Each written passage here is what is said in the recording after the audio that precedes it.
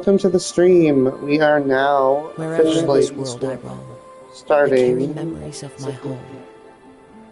This the blade, fourth. it is It the is the last last link I chapter. have to the land of my birth. Yep. So here we go. Let's do it.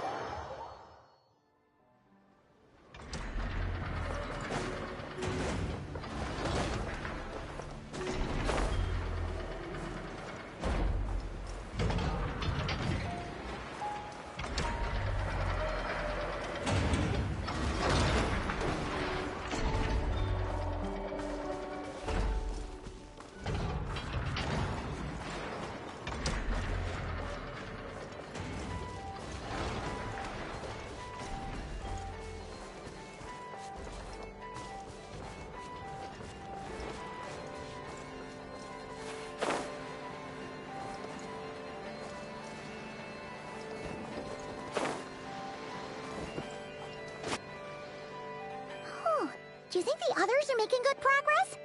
Hope it's all going smoothly. Oh, hey look! They made it back as well! Flint's, Lama! How did it all go? All is well, thank you. Nefer and Yehoda had to stay at the curatorium to wrap things up, so they won't be joining us for now. I ran into Miss Anefa and Miss Aino on the way back. Their work is still in progress, so I suspect they won't be back for a while either. You seem rather cheerful today, Mr. Flint's. I certainly am. I achieved what I set out to do and came away with more than I bargained for. Fighting alone can get quite tedious, but I had the good fortune to run into a pair of brave young warriors. We meet again. How have you been? Albedo! What are you doing here? That would be a natural assumption to make. It's also the correct one. These two courageously lent me a hand while I was fighting the wild hunt. When they told me they were Servarka's colleagues, it all made sense. And given how people of outstanding talent tend to cross paths, it's no wonder you're already acquainted. So, who's your travel buddy, Albedo? Why don't you come and introduce yourself?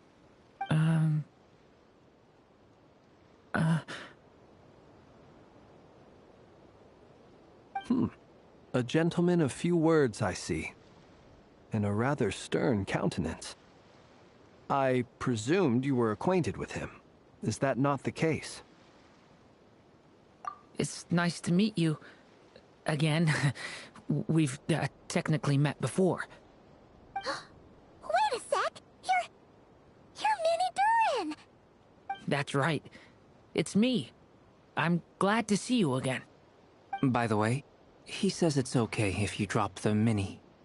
Yeah, I'm not as mini as I used to be. Interesting, isn't it? The first step towards blending into human society appears to be reflecting on whether one's name really reflects who they are. Wow! You look so different! In a good way, of course. It's great to see you looking so healthy. Thank you, Paimon. And although you're as mini as ever, I understand that diminutives don't always convey endearment. I'll be sure to simply call you Paimon, as a sign of my great respect for you. Wow! You're such a smooth talker now. Paimon could get used to this. From now on, you may refer to her as your esteemed guide, Paimon. Personally, I think our little Paimon is the perfect size. When people call her Little Paimon, it's just because she's so adorable that they can't help themselves. If that's not a sign of endearment, what is? You're absolutely right, Miss Lauma. My brother still has a long road ahead of him when it comes to understanding human relationships. Anyway, speaking of long journeys, didn't Columbina, leave with you? How come she isn't back yet? She's been catching up with old friends. Wouldn't be surprised if she stopped for a cup of tea or 10 on the way back. Uh-oh. People are talking about me. Hope it's nothing negative.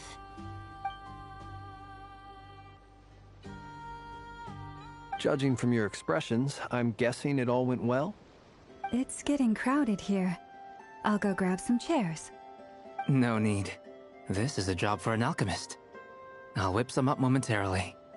Thank you for your hospitality, ladies and gentlemen, but I was merely escorting my friends back. I'll be meeting Sandrone shortly, as we still have some things to discuss. It's been a pleasure, everyone.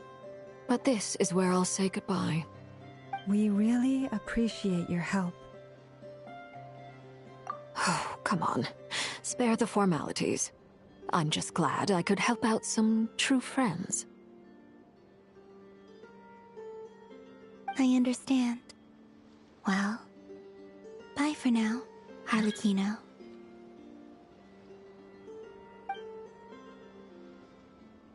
Oh, this place is hopping. It's probably a good thing one of us left.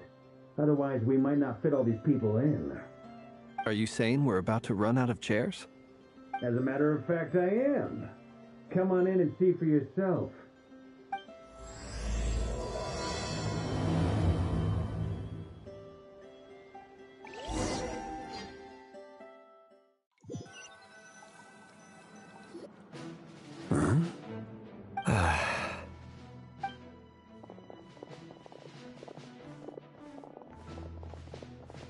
I overheard your little chit-chat outside, by the way. With Miss Columbina's colleague gone, we should be back to the original crew plus the other colleagues I brought in. Though, it looks like we have another new face. Someone else managed to rope in a colleague too? Frankly, you and Paimon are the only people I know here. This here is Zenless, colleague of Tibet's greatest guide, Paimon, and greatest adventurer, the Traveler. Well, not exactly colleagues, more sort of friends. When someone else jumps in to do the announcing, you know you're speaking to someone important. Let's hear what he has to say. Note to self. Once Paimon knows your name, the rest of the world will soon follow. When he comes looking for us, it's usually something important. Paimon's guessing you've heard about the Wild Hunt, then. From the looks of it, you're about to hold a meeting. If I were to say that the Wild Hunt is our mutual enemy, would that earn me a seat at the table? As the saying goes, the enemy of my enemy is my friend. Mr. Dainsleif, there's a seat with your name on it. Though, I can't promise the same for everyone else. Hey, Albedo, think you can rustle up a couple more chairs? After all this time apart, Grandmaster Varka's first order is to rustle up a couple more chairs. I've missed this. Is he being sarcastic? Hey, he's your brother. Why are you asking us? I've still got a lot to learn about the nuances of human conversation. Trying to decipher Albedo's way of speaking has been like jumping in at the deep end. Oh, good point. Paimon gets you now. Don't sweat it. There are people who go their whole lives without getting the hang of it. You're ahead of the game already.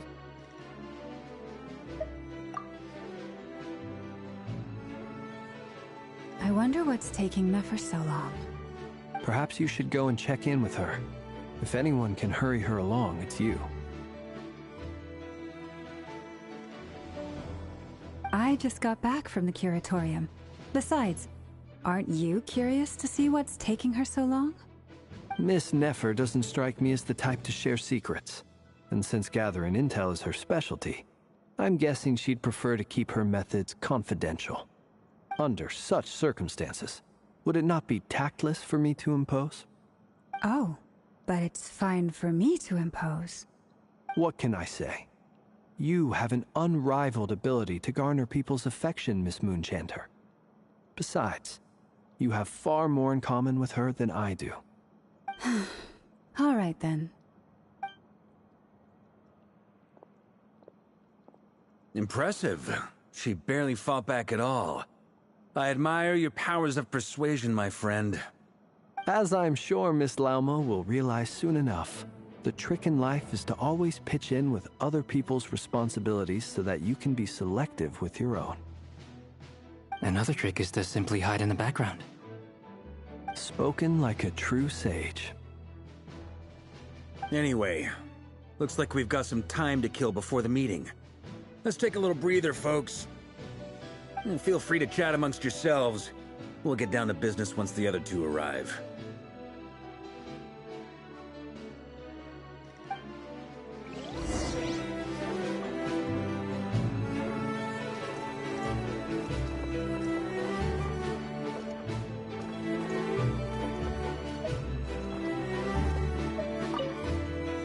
You're both awfully quiet. Why don't I start us off with an icebreaker? Much obliged. Have either of you ever had your portrait painted? If not, I'd be glad to help. That sounds like a lovely idea. You know how to paint, then? I dabble occasionally. He's an excellent painter. Tables, chairs, people, dragons, you name it. He'll paint it for you. I'm flattered. If I ever get the chance, I'd like to give it a try myself. I'll bear that in mind. Anyway, how about you, Durin? What sort of portrait would you prefer? Oh, I'd be fine with anything. Whatever style feels best to you. Very well. Then I'll play it by ear. You can replicate any style I want? I can try. If you show me a sample, I'll do my best to match it. Thank you. In that case, I'll dig up some reference material for you.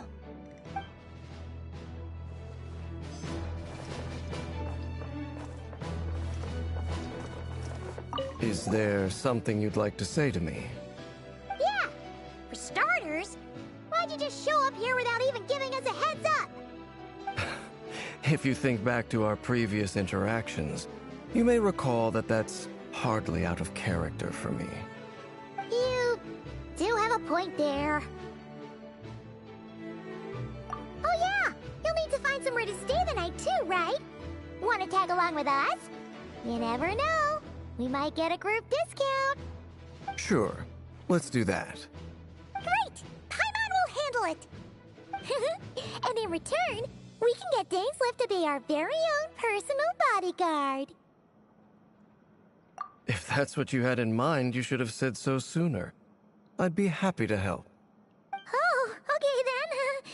Paimon was only kidding, but good to know. Anyway, since we're all here together, we might as well watch each other's backs. That's just what friends do, right? Indeed. Thank you.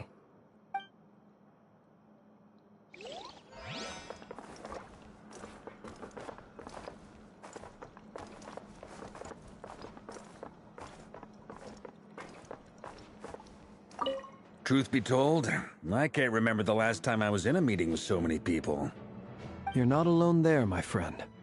The Lightkeepers also struggle to bring everyone together for a serious discussion. I don't doubt that. I've only ever met two Nikki, one being you, and the other being that young guy, Itlua. Itlua is a good apple. I'll give him that.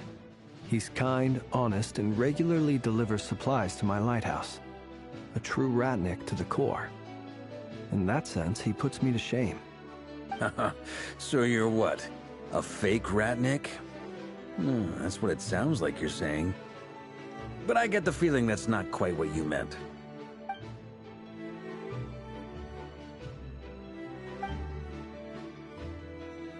Come on, why the awkward silence? Sorry. I'm not even gonna bother trying to hide it. You've known all along, haven't you, my friend?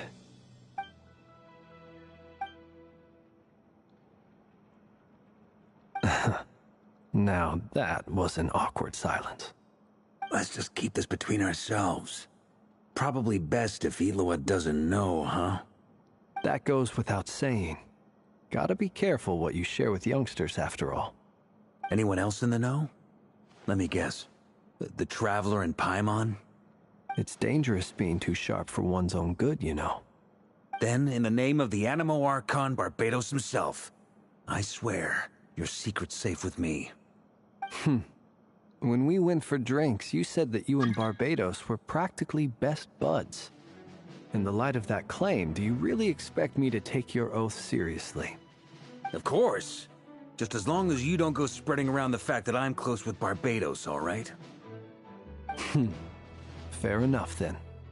Nothing like a bit of mutual leverage to seal the bonds of friendship.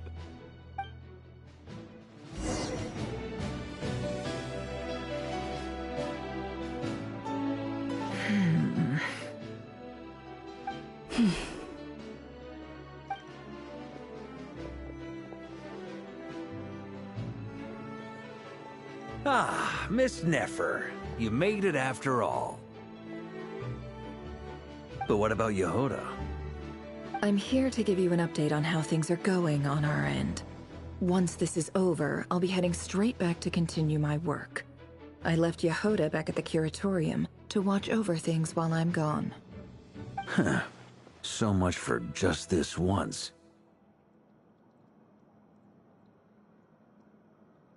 Shh! Not so loud! We're on a roll here. What if she remembers and suddenly decides to back out? Did you say something, Mr. Varka? Huh? I didn't say anything. Right, Flint's? Must have been a frog. They get so noisy around here at nighttime.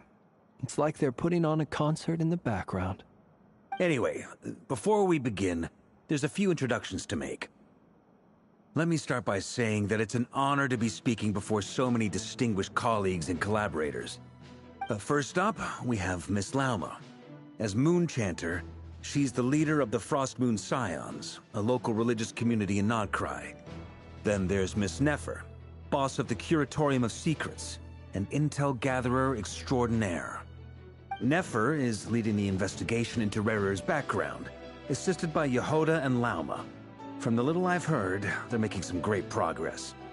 Over here, we have Mr. Flint's, a Ratnik and guardian of the abandoned lighthouse. In our last operation, he courageously distracted the Wild Hunt to buy time for the rest of us. For those of you who've never met, this is Mr. Albedo, a renowned alchemist and captain of the Knights of Favonius investigation team. By his side is a new face for us all, myself included, Mr. Durin, who has come to lend his aid. Next up, we have the Moon Maiden and former Fatui Harbinger, Miss Columbina. Then we have the Traveler, who's earned more titles than I could possibly hope to list out, so I'll spare you the rundown.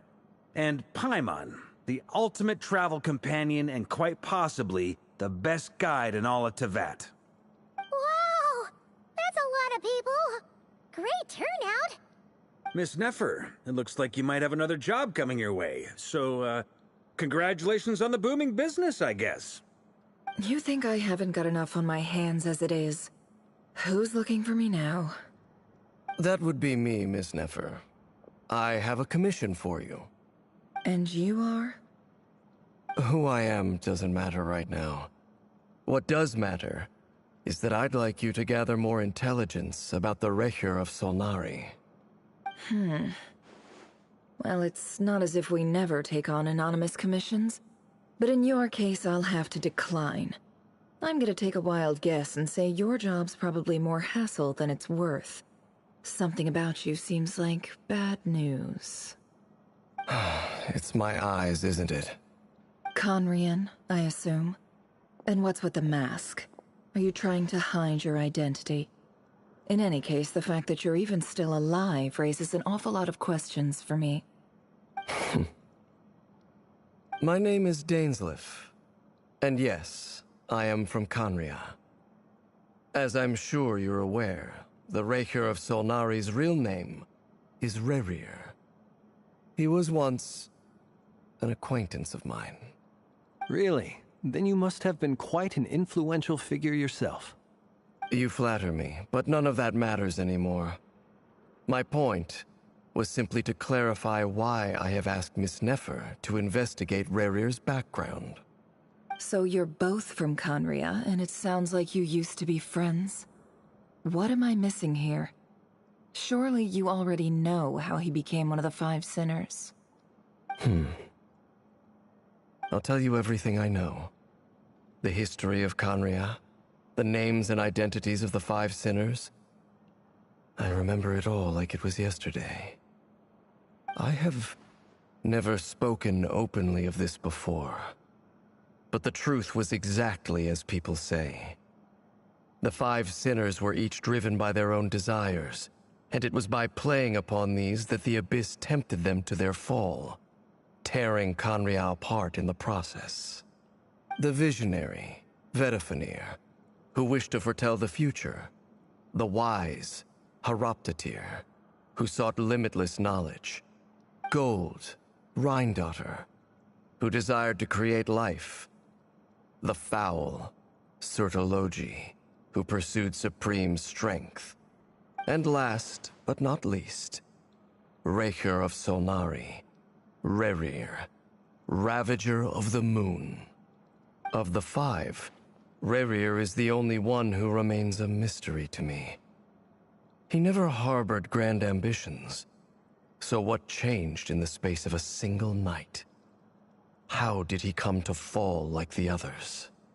In other words, you're saying that his change came as a shock to you, and you have no idea what actually happened? That's right. You mentioned how the Abyss tempted them, which led to their fall. But what did that look like in practice? And what other context can you give me about the events of that time? The more detail you can give me, the better. Strangely, now that it comes to it, I hardly know where to begin. The fateful night took place during the era of the Eclipse Dynasty. One day, my elder brother, the visionary, Vedifenir, was summoned to the palace by the Vinster King, only for the king to gouge out his eyes and cast him into the dungeons. When I came to hear of this, my fury knew no bounds. I gathered together every ally I thought I had, and together, we set a night to storm the palace and free Ved. Centuries on, the memories of that night still haunt me like a never-ending nightmare. We broke through the palace gates, just like we had planned, each striking towards our separate targets. But then, I was betrayed. Even Vedifenir, the very person I had come to rescue, abandoned me and partook of the Abyss's power. So, it's personal after all. Then tell me, Mr. Dainsleif, what price are you willing to pay?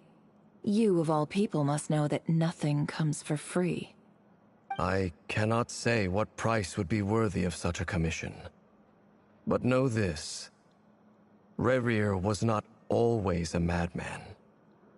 Believe it or not, there was a time when he was just an ordinary man, working for the Conrian Intelligence Service. Uncovering the truth of Rerir's past is the only way to unravel this mystery. But before you decide if you will accept my commission, I will tell you more about him. Enough, I hope, to help you plan your next move. Sounds pretty good to me. Feels like we just flagged down a random passerby, only to discover he's actually a master strategist who has a score to settle with our enemy.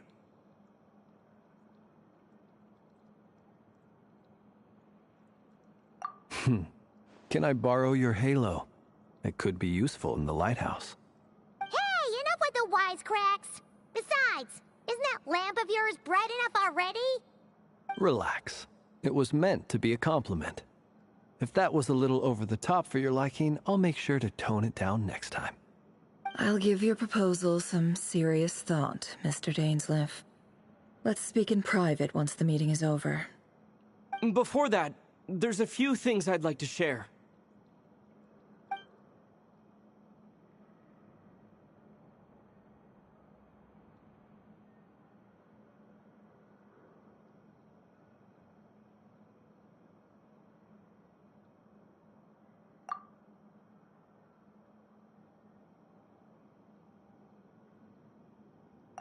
Now that we've united the hearts of the three moons, your power should be greatly enhanced.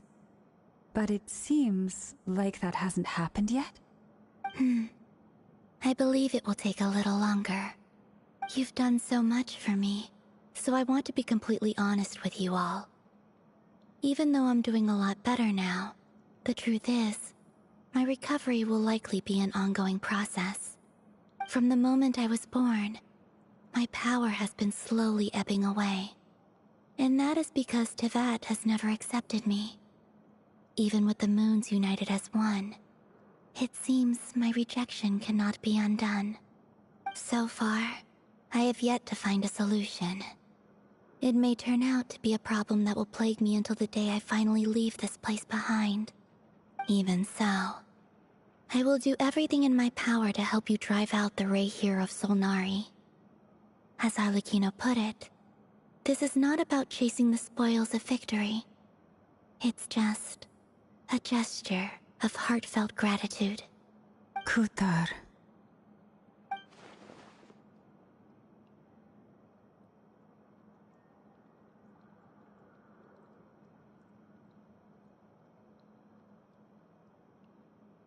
Defeating the Ray here of Solnari will be no easy task. While my strength slowly recovers, we'll also need to gather more intel. Naturally. We should take all the help we can get if we hope to defeat him. We've considered several viable plans now, but our choice hinges on the answers to a few key questions. Is it even possible to kill Rerir? What experiences shaped the person or monster he became? And what's he really after? Given Albedo's expertise in alchemy, I think we should leave him to try and answer the first of these questions. Understood. As for the other two, I'm afraid we'll have to count on you again, Miss Nefer. Believe me when I say it's not my wish to burden you. But right now, relying on your skills is our only option. So you're placing all your hopes on me, huh? We can't thank you enough for agreeing to help us. Honestly, I can hardly believe how lucky we are. You sure have a talent for changing your tune, Miss Moonchanter. Timid like Yehoda one moment, then flinches insincere flattery the next. Ladies, please. I must object to your portrayal of me. That's all. Feel free to keep bickering. Just pretend I'm not here. I almost don't want to leave this room. I'm curious to see how this plays out. I have faith in you, Miss Nefer. Something tells me you'll stand by us until the very end. Oh? And what makes you so sure of that? What if I suddenly decide that my compensation is insufficient? This isn't about the money. I can sense that you've got a deep-seated distaste for Rerir. And knowing you, that alone is motive enough. Look at them getting along so well. Like two peas in a pod. And I'm the one they accuse of insincere flattery. There is no justice. Miss Lauma, you have to understand something. Unlike you, I don't actually enjoy having everyone's hopes on my shoulders. Is that right? Well, maybe the fact that I'm willing to put my hopes in other people says more about me than you. But the fact is, I also trust you. And that's because I know that you're someone we can count on. Anyway, we've got our plan, so let's get moving. Mr. Dainsleif, let's talk. And Traveler, once we're finished, if you've nothing else planned, I'd like you to come with me. This whole experience is teaching me a lot. For instance, I now know that when other issues come up in the future, I'll have far more luck getting Lauma to convince Miss Nefer than trying to do it myself. Hate to say it, friend, but that's one of the funniest things I've heard in a while. Why? You think I've got it wrong? Quite the opposite. But what makes it so hilarious is how long it's taken you to realize.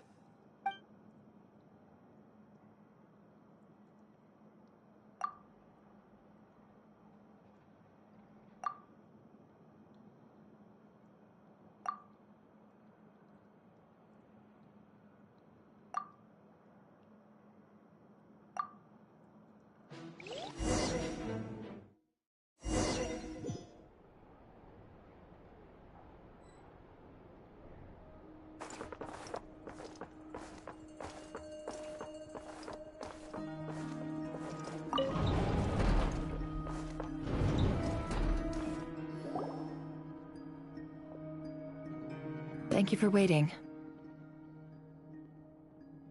It's okay.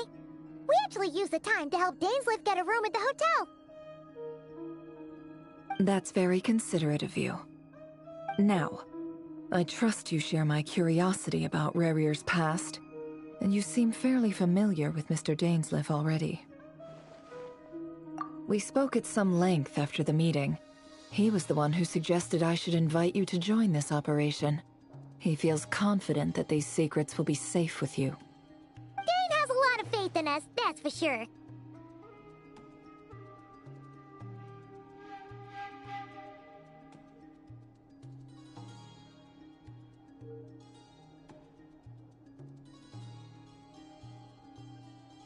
Likewise. I appreciate that you got right on board without interrogating me about why I invited you. It shows that you trust me to explain everything in due course. That's because we know what you're capable of. We appreciate you too, Nefer. You might have been forced to help in the beginning, but this time, it was your choice. That's one way to put it. Another is this, that once a decision's been made, it's set in stone.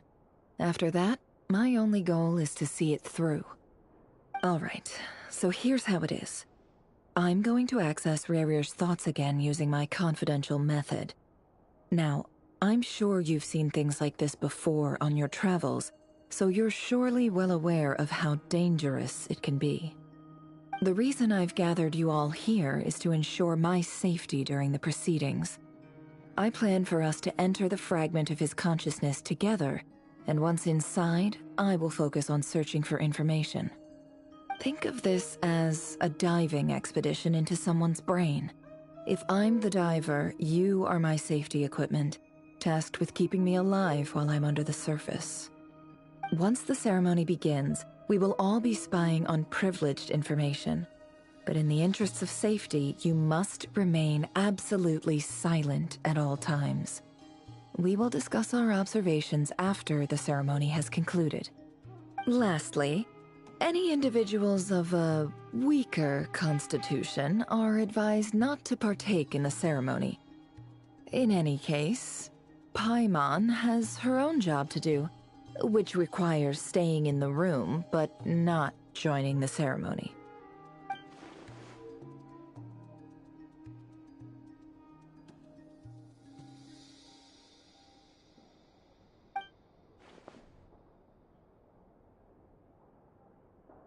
Well, good luck, everyone.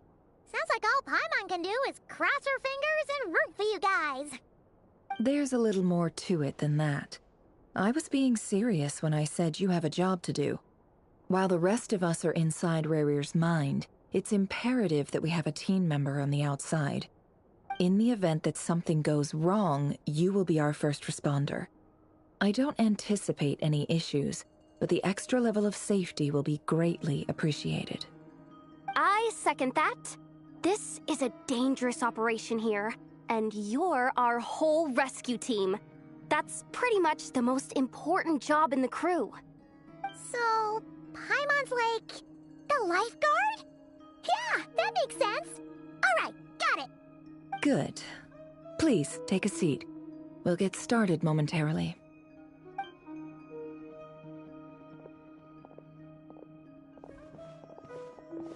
So, did Mr. Dainsleif tell you anything else? He told me that he believes Rarier kept some big secrets in his life.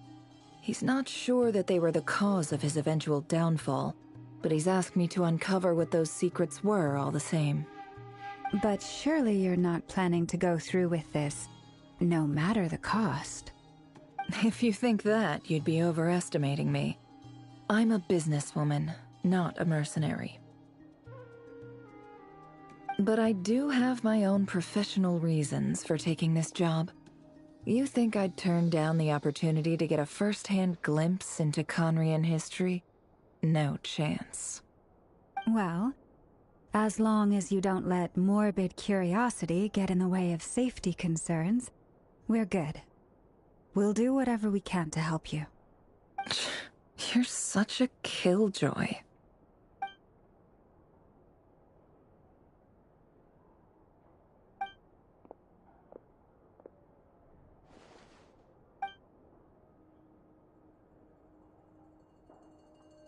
All right, I'm good to go.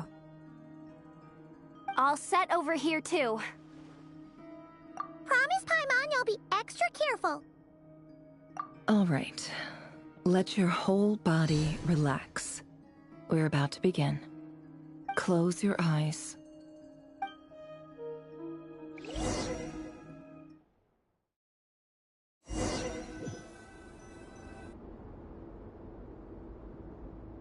Phew.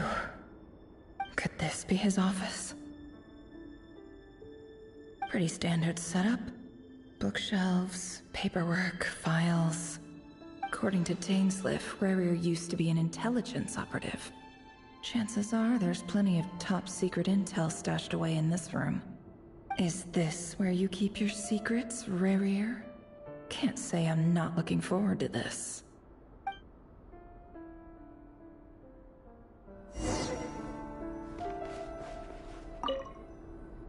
A file tucked inside a folder. The title reads, Dear Breakfast Shop Owner. It's a list of names. But at this stage, I have no idea who any of them even are.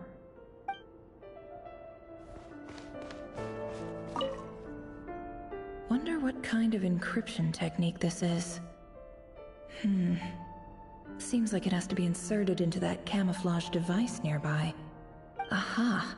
It's an audio recording. Please, hear me out. I can't shake this feeling that someone's been spying on our house. No, I'm not being paranoid. It's true. I saw someone dressed in all black. It was a couple of days back, but that was on another street, not near my house. I swear, I know what I saw. There's a note in the margin. Surveillance of the Runfather residence has concluded. We apprehended the target and filed the mission report last night. Could the voice in the recording belong to one of Rarier's targets?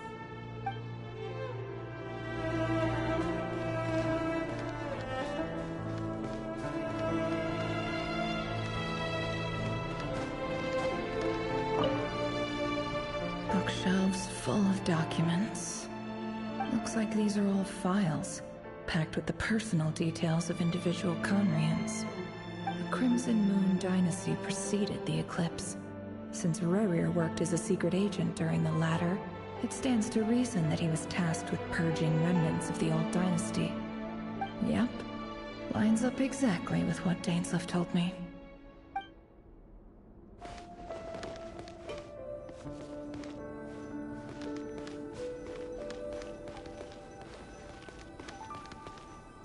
He looks even gloomier than last time. I wonder what's changed.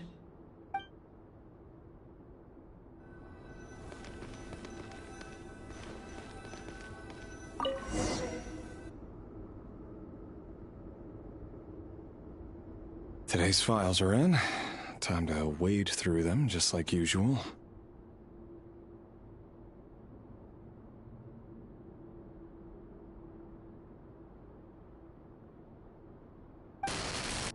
Male, 51. Occupation, cook.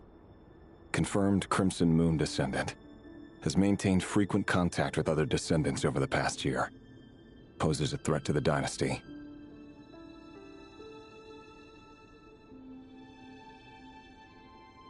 Neutralized.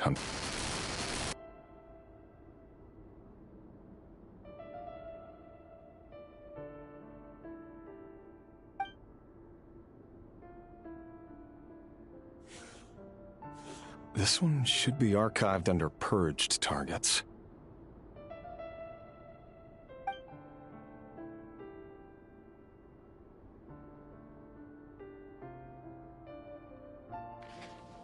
Female, 23. Occupation, office clerk. Confirmed Crimson Moon descendant. Has maintained frequent contact with other descendants over the past year. Poses a threat to the dynasty. Neutralized.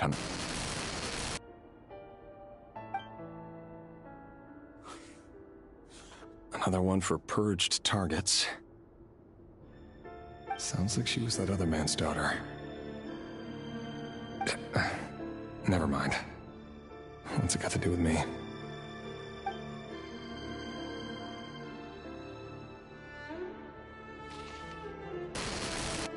male, 40. Occupation, teacher. Confirmed Crimson Moon descendant. Has been observed making contact with other descendants during the past year. Poses a threat to the dynasty. Neutralized on...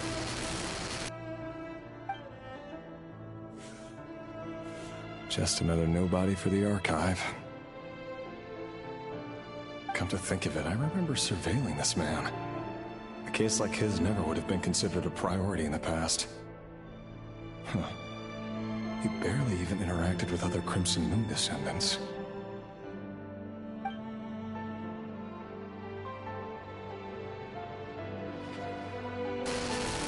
Female, 16. Occupation, none. Orphan and confirmed Crimson Moon descendant. Has been observed making contact with other descendants during the past year. Poses a threat to the dynasty. Neutralized on...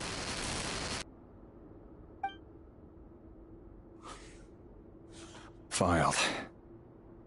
I have no recollection of this girl. None whatsoever. She doesn't seem to be anyone important, but then again, how many of them really are?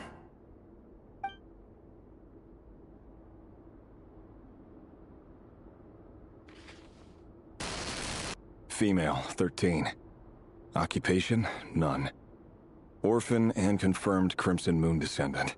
Has been observed making contact with other descendants during the past year.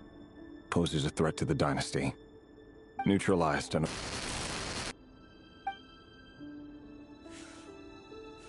Filed.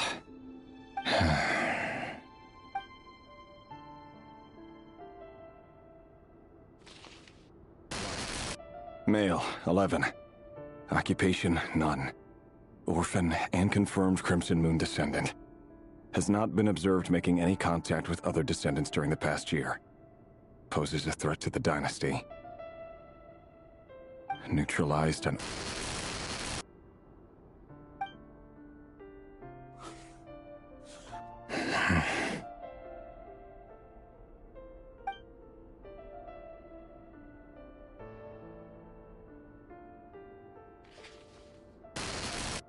Male. 6. Occupation, none. Orphan and confirmed Crimson Moon descendant. Poses a threat to the dynasty.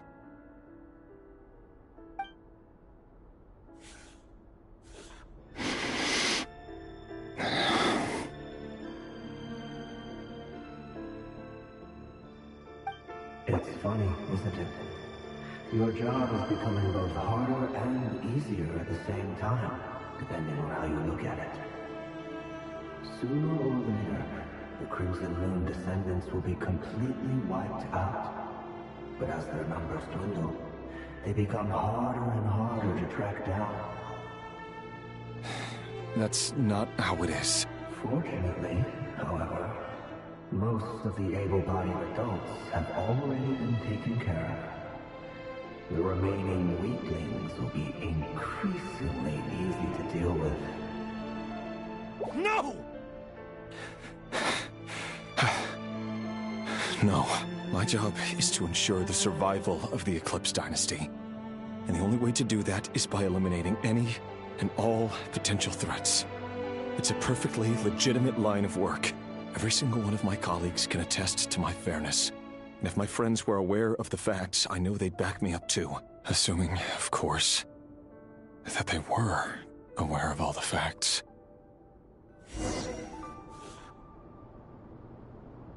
He looks even gloomier than last time. I wonder what's changed.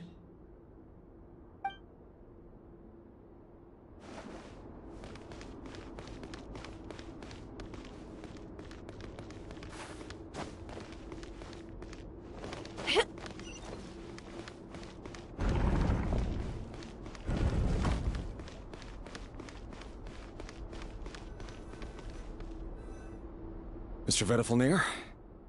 It's been quite some time since we last met. Revier, I trust you're here because you have something important to discuss. Forgive me.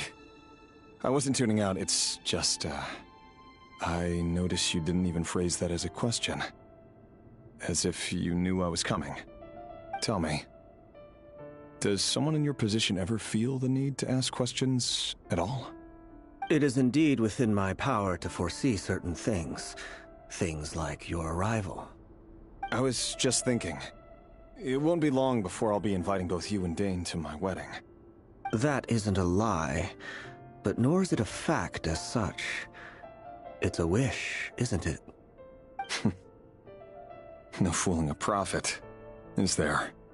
Ever since that day we met for drinks, I knew it was only a matter of time before you came looking for me. Does it feel good? Knowing how the future will unfold.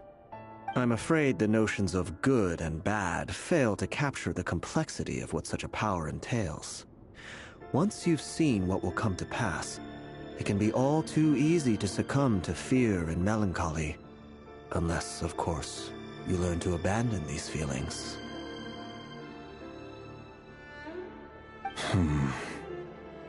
You fear my silence, and long to hear the words I left unspoken that day. That's right. You must have noticed my reluctance to broach the subject. And the reason is simple. Because the truth could never have lived up to your hopes. For both our sakes, such words are better left unsaid. The burden of prophecy was never meant for your shoulders. So who exactly do you deem worthy to hear your prophecies? None but our exalted king? Or rather, our king as he once was. You're closer to his majesty than I am.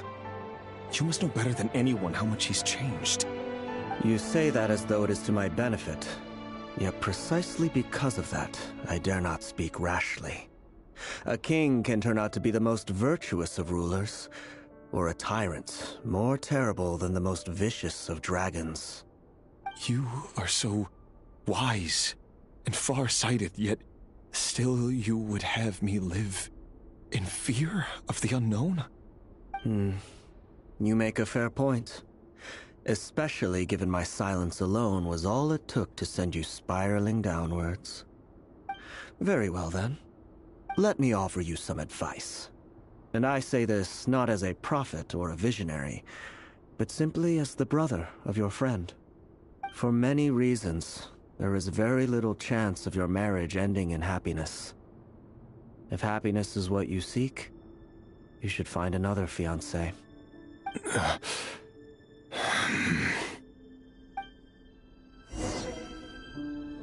Hold on. There's that same black fog again. Could this memory belong to Thelindis? Guess I'd better tread carefully.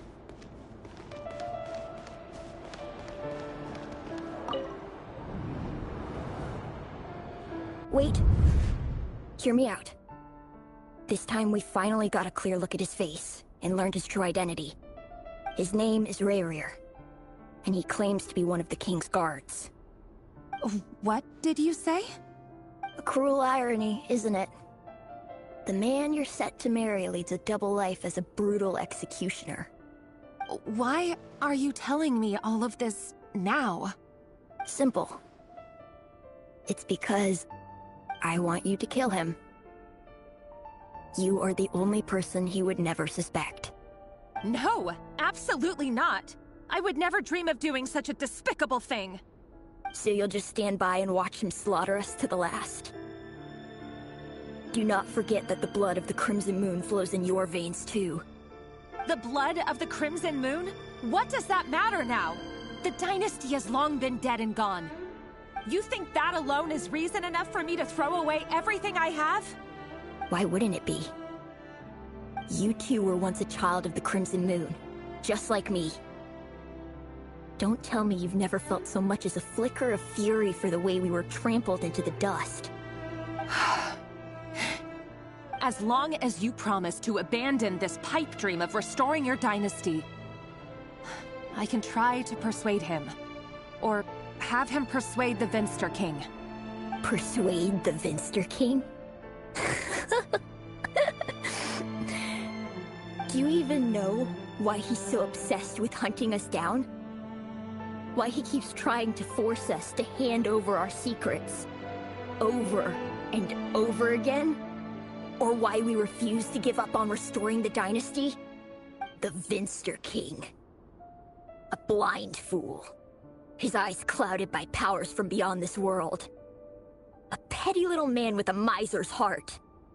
And he dares to sit upon the throne? Mark my words. Sooner or later, Conria will fall. And it will be his doing. If you can't bring yourself to do it, so be it. Just you watch. It won't be long before calamity descends upon us all. The Rehir of Solnari. That really is quite a secret you've been keeping from me, Rerir. But who am I to talk? Am I really any better? I've kept my own past a secret this whole time, too. Love should be built on honesty. But ours was born from lies. And yet... is it really so wrong to hide things that would only make life harder? If we don't cover up the parts that no one else should see, how can we go on pretending to be normal? Vedifulnir must have known all this. And that's why he made his prophecy. In the end, nothing stays hidden forever.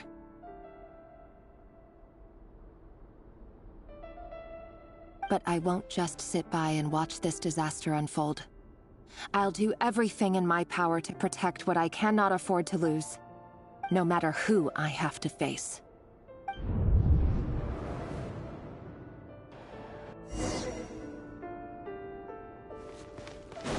Huh? Was that Rerir who just walked past the window? Doesn't it give you the chills that he still takes the same road to work every day? As if nothing ever happened. Those people at the deli. Enough already. They're clearly pretty taken by their own disguises, so just smile and play along. Pull the rug from under beasts like that, and you'll risk having your throat torn out. Deli? Huh.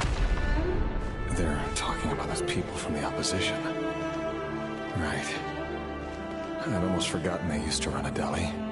People of no consequence always vanish so easily. And no one even remembers them.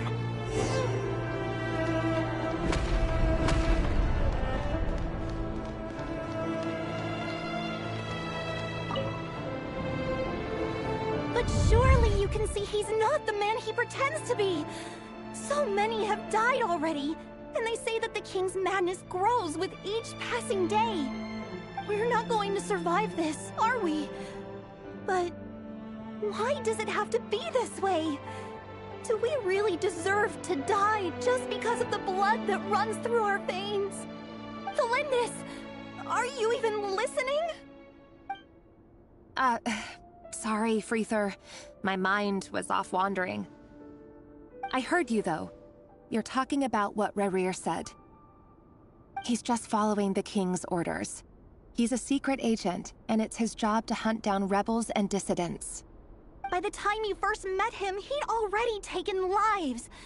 Maybe he was using you from the very beginning. No. Rerir has no idea I have anything to do with the Crimson Moon.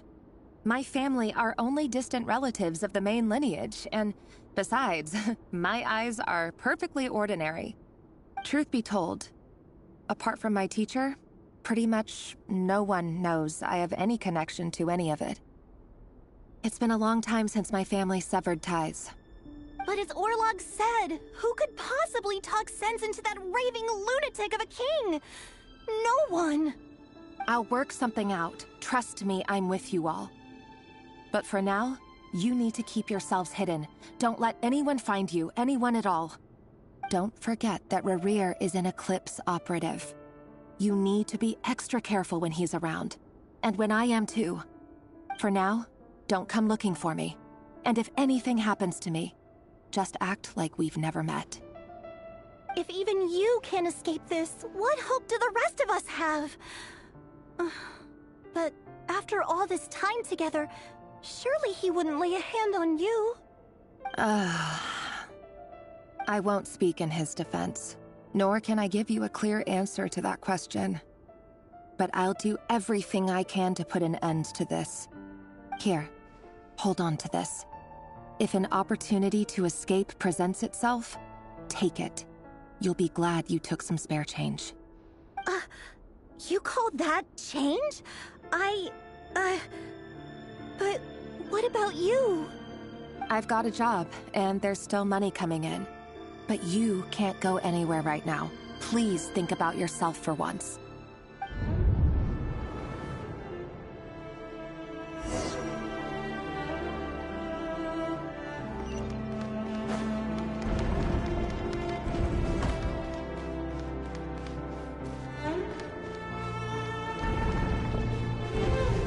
Another day, another round of assassination training. Training ground is just beyond this hidden passageway.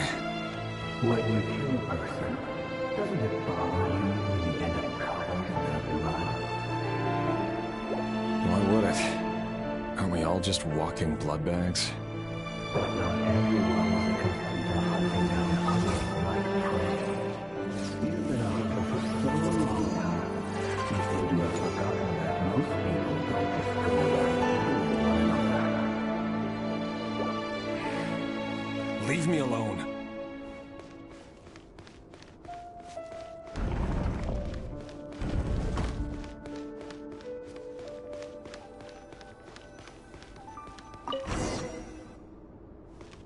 Make sure you have a firm grip on the handle.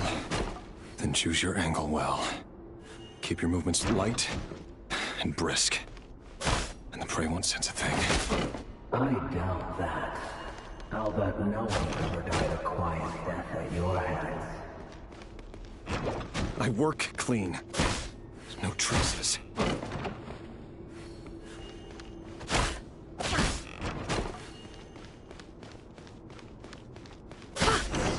That doesn't make it open and above board, though. The king just happens to need you right now. What if he doesn't? That won't happen. He's changed. Ever since he showed the spell of that power. In the beginning, he only had you take out a handful of the guilty. But now... The ones I've dealt with have always been guilty. And I've carried out my work flawlessly.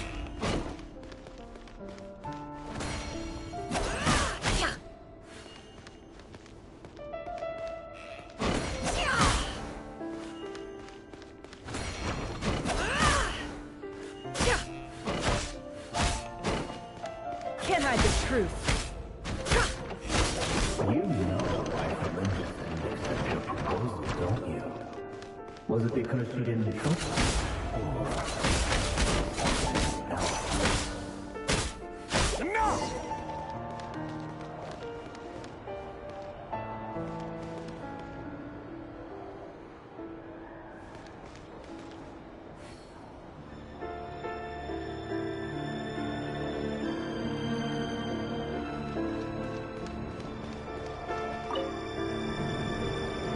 Delindis, do you still remember Orlog? Orlog? The boy who was pretending to sell flowers. You spoke for quite a while, didn't you? Yes, we did. What about him? He was arrested 2 days ago. Chances are he's already dead. He... I just don't get it! After everything he's done, why do you still stand by him? Or does it mean nothing to you that people keep dying? No, that's not... Just hear me out. I need to go now, Thelindis. They're looking for us. You take care too. If you ever need a place to hide, come find us.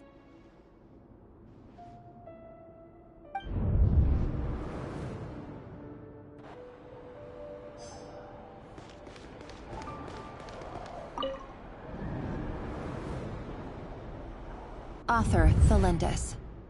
Over the course of this week, the research object was subjected to interference for a total of 47 hours for experimental purposes. The results are as follows. All subjects of observation that were sent inside have now... The situation within is proving more problematic than anticipated. No progress whatsoever. What now? Won't you give me even a glimmer of hope? Things are getting worse by the day. I have to find a way or we'll all be in danger.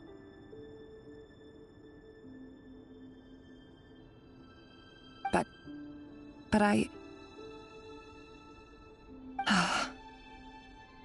If all this research comes to nothing, what then? Sooner or later, it'll be my neck on the line.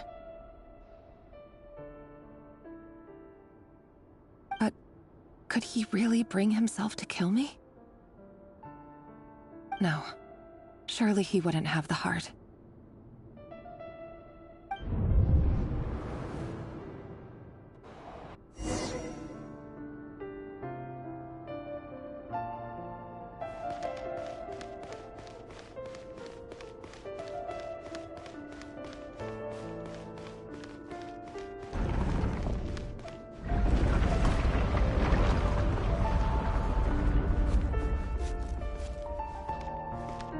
Why won't you just let us go?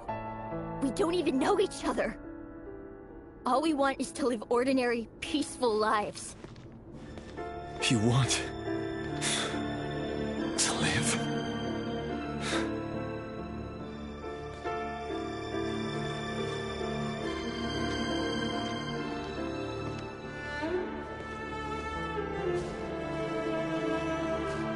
Yes.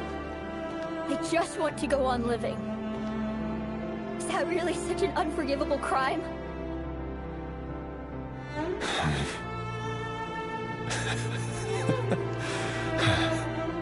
You want to go on living. I want to keep living too. To keep living forever. That's why I have no choice but to continue on the path I'm on. If only some savior would suddenly swoop down and change the way the world is.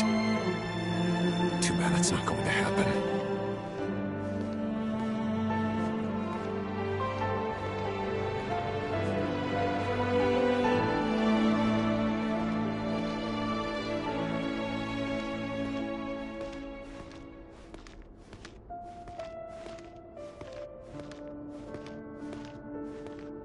Imagine that.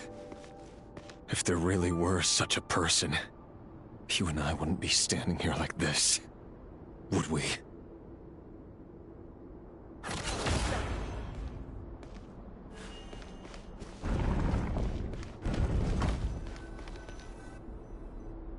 Today's files are in. Time to wade through them just like usual. No, I don't get tired of it. It's my job. And not only am I lucky to have it, I'm good at it too.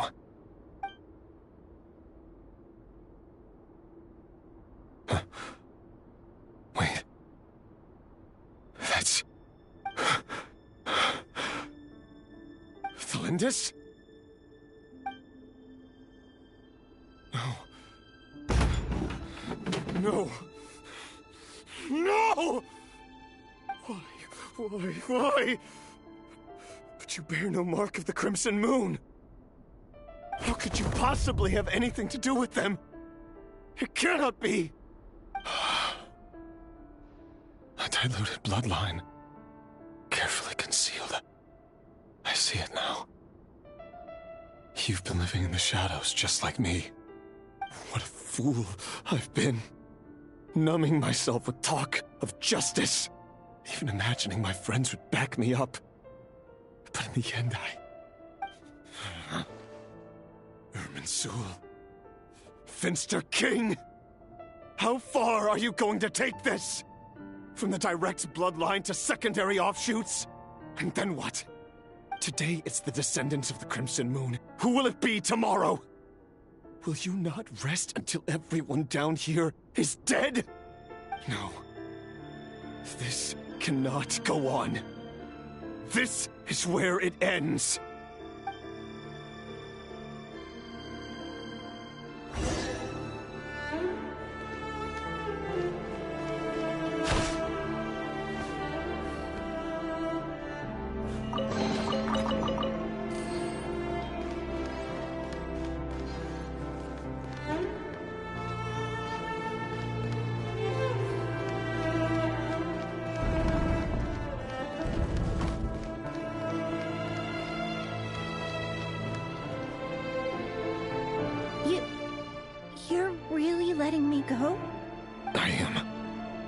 As long as you can guarantee that no one will find you. Don't worry, I'll be extra careful. No one will know I was here. But what about you? Me? If you let me go, you won't be able to complete your mission, will you? Good point. In that case, maybe you should stay. No, please! I just want to see the outside world again. To... Go on living? Yes. I know you're a man of your word. So please, just let me go. If I let you leave, what will become of me? Just kidding. Go, now. But remember, don't let anyone know you were caught. We'll be seeing each other again very soon if you do. Even shadows in the dark must live by a code. But you can't save everyone. You've been whispering in my ear for days now, Vedifalnir. What are you trying to do? Break me down? I only say this because you long for an answer to your problems. Let her go, Rerir, or you risk losing everything. I will not abandon Thelindis. Then you'll need a little more vigilance and a lot more power. The world is changing, Rerir. Keep your eyes peeled for your moment of opportunity. That voice used to be so unclear. But now I know exactly whose it is. It's Vedifalnir.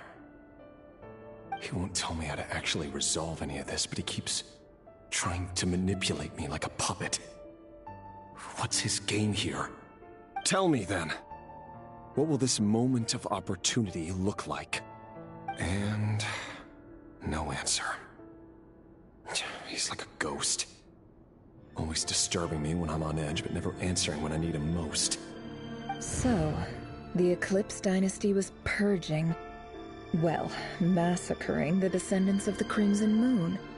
And it seems like it was all connected to the Vinster King's research. The King's obsession with abyssal power left the future of Conria hanging in the balance. No wonder every aspect of Rerir's life was so unstable. And it looks like this Thelindis, Rerir's would-be fiancée, herself belonged to a sub-branch of the Crimson Moon Dynasty's descendants. It almost defies belief that a couple like them could hide the truth from each other for so long. If the Vinster King hadn't intervened in such a drastic way, they might have gone on deceiving each other for the rest of their lives. And why does Vedifalnir, Daneslif's older brother, keep talking in Rerir's head? This guy kept more secrets than I ever imagined. The human mind is like a vast desert of shifting sands. When you follow the flow of someone's memories, you only ever see the parts they're willing to let surface. Time for something a bit more creative. We've been inside Rerir's mind this whole time, building up a picture of his psyche. There's already enough clues on the board to start reading between the lines and mapping out the rest. Now, we can finally begin to put the pieces together.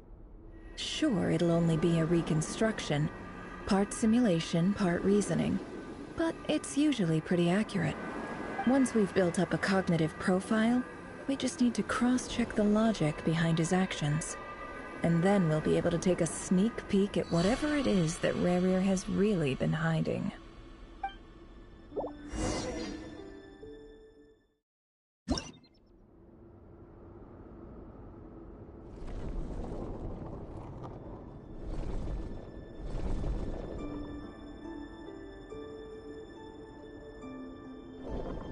Rerir, are you there?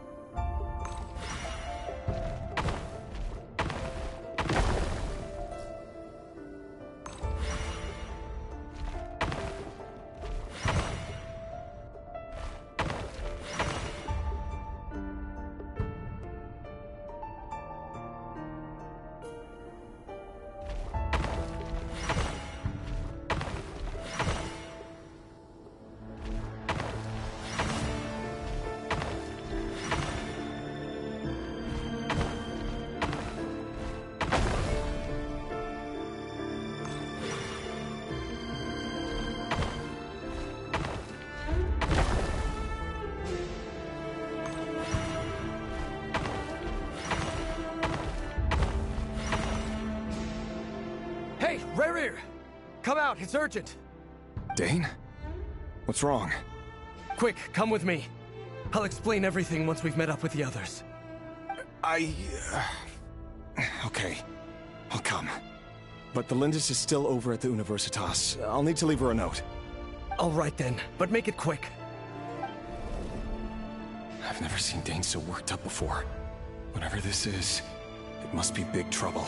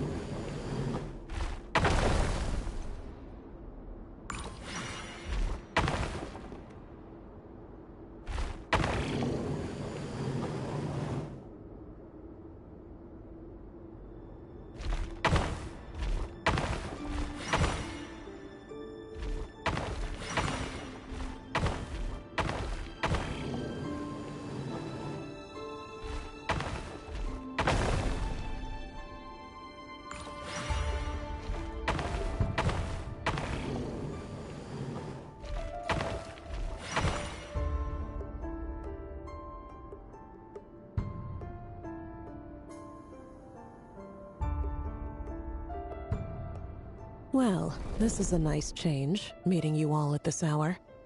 When men and women of ambition can speak face to face in broad daylight, I say that's a big step forward for our dear Conria. Don't be ridiculous. We do not fear the day. Why would we seek refuge in the night? You might ask your blade that same question. I'm told it prefers the cover of darkness. The word on the street is that Sertologi only strikes when he has an unfair advantage.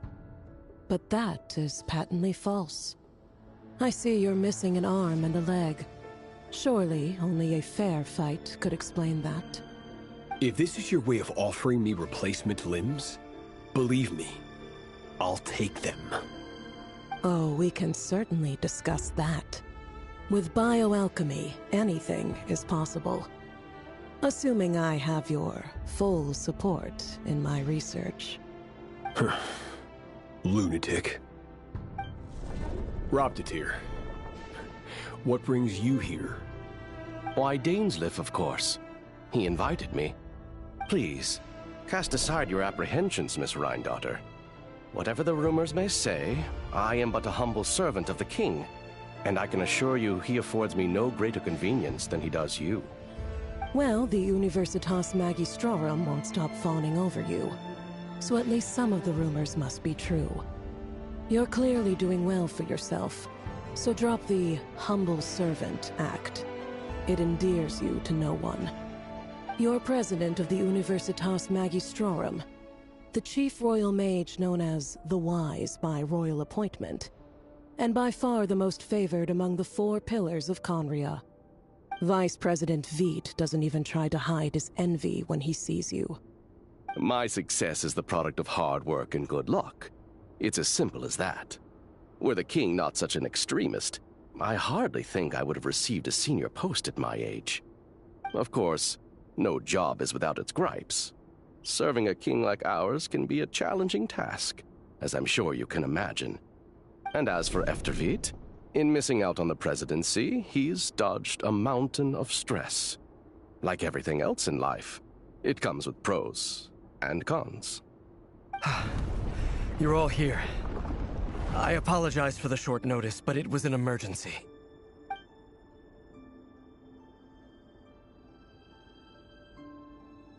You must be Rarir. Mr. Sertologi. Yes, I handled your case file during your sentencing. Nothing personal, of course. I'm pleasantly surprised that you remember me. You're clearly a person of substance if you've been invited here. But Dainsleif, you'd better have a very good reason for convening this little gathering. It's my brother, Vedofenir. After he spoke at the court this morning, the king was so infuriated by his words that he had him blinded in both eyes and thrown in prison. Vedofenir in prison? Strange. I thought the king trusted him and Horoptatyr more than anyone else in the world. Does this mean the king's circle of trust just got even smaller? It has nothing to do with trust. It's about what the king wants, which is as clear as day to anyone paying attention. I simply appease him, because it's in the best interests of the Universitas Magistrorum. And also because you're slimy. Vedofenir, perhaps less so. But still, a visionless visionary?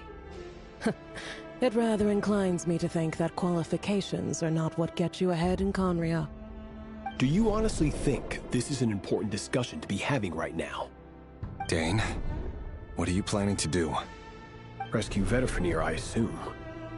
Correct. It will mean storming the palace by force. Tonight. I need all of you on my side. That's far too dangerous. And don't forget, Dainsleif, you're captain of the Royal Guard. You swore an oath to the throne. You've been planning this for a while, haven't you?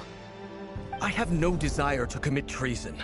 But whatever critique the king may have of Vedofenir, disfiguring your most loyal subject for putting the best interests of his court and nation first, this is not the conduct of a wise ruler. My blade will force the king to see the error of his ways. So, Vedofenir's prophecy enraged the king. I'm sure it wasn't what he wanted to hear, but if he won't take counsel even from the visionary, that is deeply troubling news. The extent of His Majesty's madness is now all too clear. The question is, how does a man like me get out of this situation unscathed? You have noble ambitions, Dane, but I'm afraid they don't do much for a guy like me. I'm not interested in saving the world. All I want is a letter of pardon. A letter of pardon? For whom? Thelindis? The chances of the Vinster King issuing a pardon for anyone connected to the Crimson Moon seem vanishingly slim.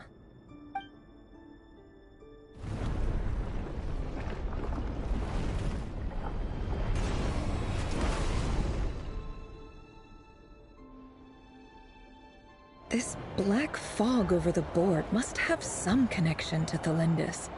But why is it taking this form? Does it have something to do with Revir's past? Another mystery I'll need to unravel.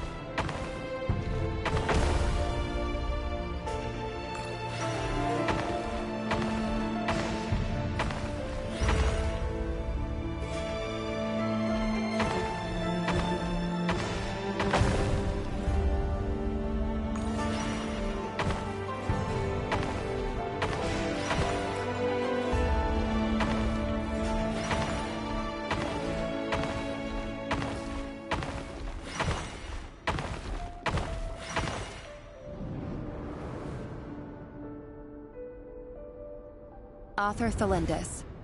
Over the course of this week, the research object was subjected to interference for a total of 60 hours for experimental purposes. The results are as follows. Research dating back to the Crimson Moon Dynasty has established 2 points regarding moon marrow. Firstly, its origins have something to do with a god's power. Secondly, it serves as a portal to an as-yet indeterminate location. Moon marrow can thus be defined as a spatial gateway. However, there are a number of hurdles to overcome before we can answer the question of where it leads to. To start with, opening the gateway requires a specific power source, which the relevant literature indicates. An enormous amount of power is then required to keep the gate open. Currently, the total power output of our instruments remains in the single digits. To make matters worse, I am now the only staff member remaining in the Moon Marrow lab. The Universitas Magistrorum recently decided to move most of its personnel into abyssal energy research, which has stymied all Crimson Moon-related projects. This is not a wise move. I have always maintained that placing all our hopes in a single source of power is risky, especially one as poorly understood as this. As well as making ourselves overly reliant on a single resource, we are neglecting other promising technologies. I apologize if this comes across as disrespectful. But as a Moon Marrow researcher, I desperately want to see the world beyond the gateway. If we really made it there one day, what would we find? And how would we go about taming the unknown? My imagination is endlessly fueled by questions such as these.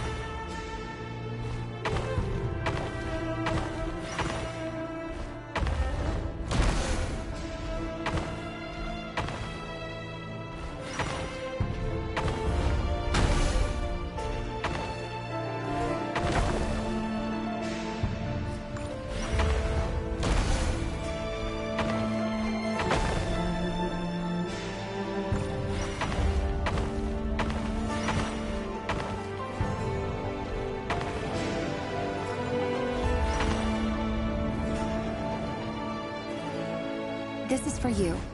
I heard you're gonna leave the city with your parents. Thelindis, did you hear about what happened? I've heard nothing. Rerir got back very late last Friday, and he was acting a little unusual, but he slept pretty well, so I'm guessing whatever he did was a good deed. You never saw him, and I don't know what he did. And this conversation never happened. You understand? What if he finds out that you pried into his secrets? Don't be silly. I don't know what secrets he does or doesn't have. All I know is he's just a normal guy who happens to run some errands for the king. Are you scared of him? I don't know. The Rerir I know doesn't match the person you all describe. Logically, I should be scared of him. And yet, I don't want to lose him. But enough about that. You should get going, and be careful with the package I gave you. Keep it secret. Keep it safe. What's in it? A piece of the moon. All you need to know is that as long as you keep it safe, then in the future, everyone will be able to see a red moon. A red moon? You mean our moon? That's right. Our moon. Promise me you'll look after it. I promise, Thelindis. The Crimson Moon bloodline will never die out. Its light, the color of blood, will become like a fire that flows in our veins, no matter how long it takes.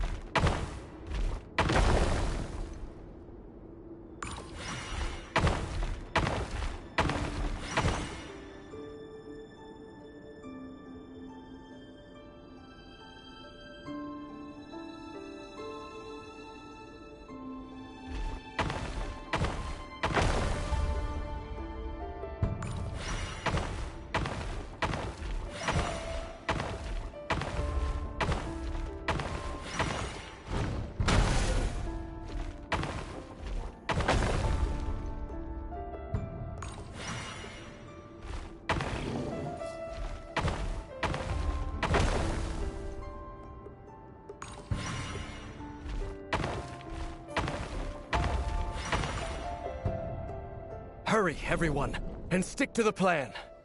Sir Dainsleif, what are you? Is this treason? You know what happens to those who betray the throne. Please, don't do this! It is the king himself who has betrayed the throne. He has betrayed all of Conria. If you have any love left for justice in your heart, you should join me. It's showtime. Dane and his group will handle the troops in the palace. Then Hraptatir and Rheindotter will disarm the security measures. My job is to enter the prison and rescue Vedafilnir. Stay safe. Wish me luck. Look after my brother. Draw your blade. It is time for justice to prevail.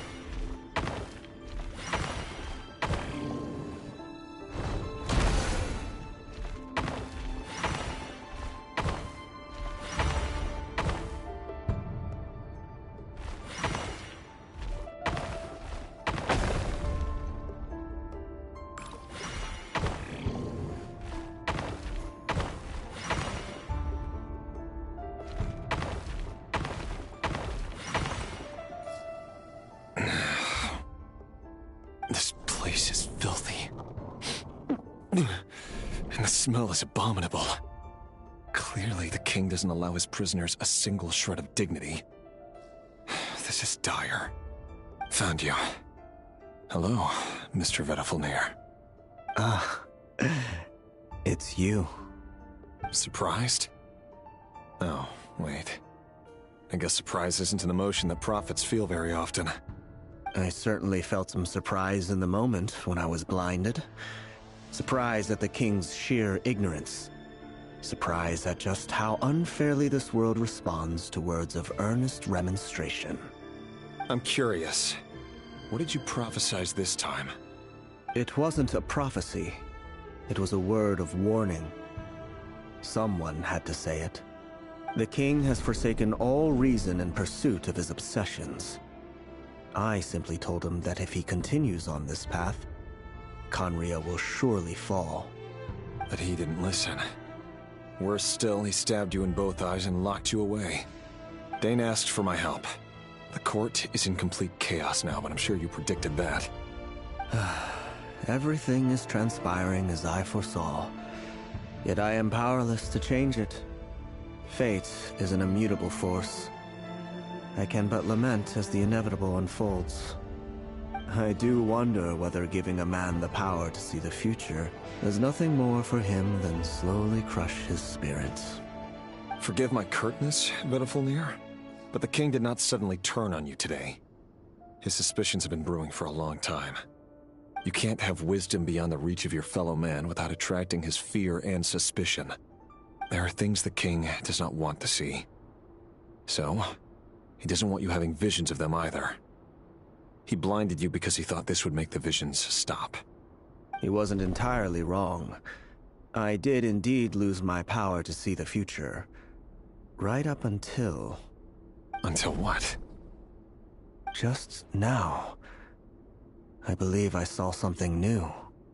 Well, tonight could go a lot of different ways. 5 of us banded together to storm the palace, also we could rescue you.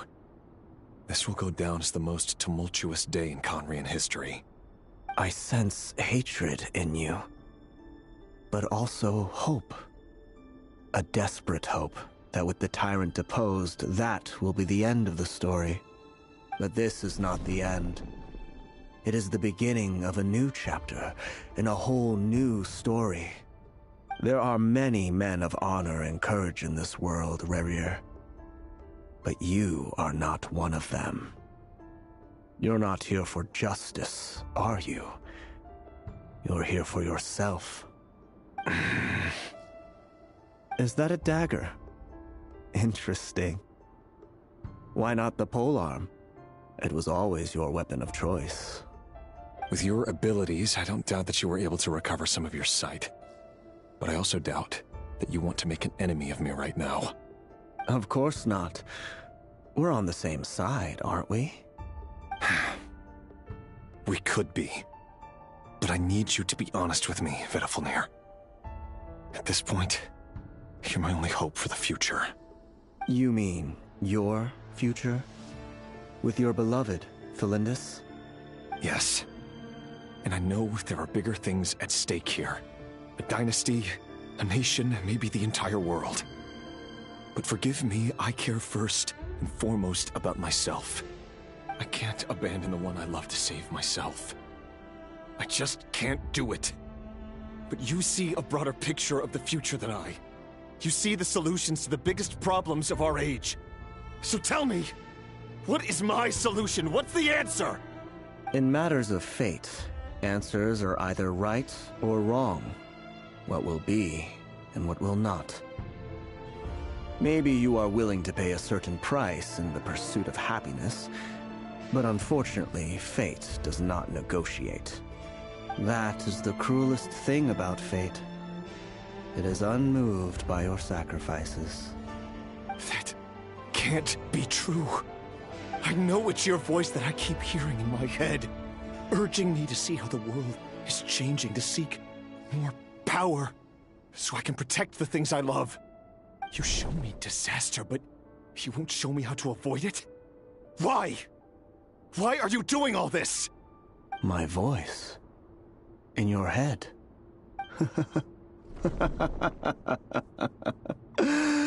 So, you hear it too? The voice that steals your mind, gains your trust, and drives you crazy. It turns out that we are not so different, you and I.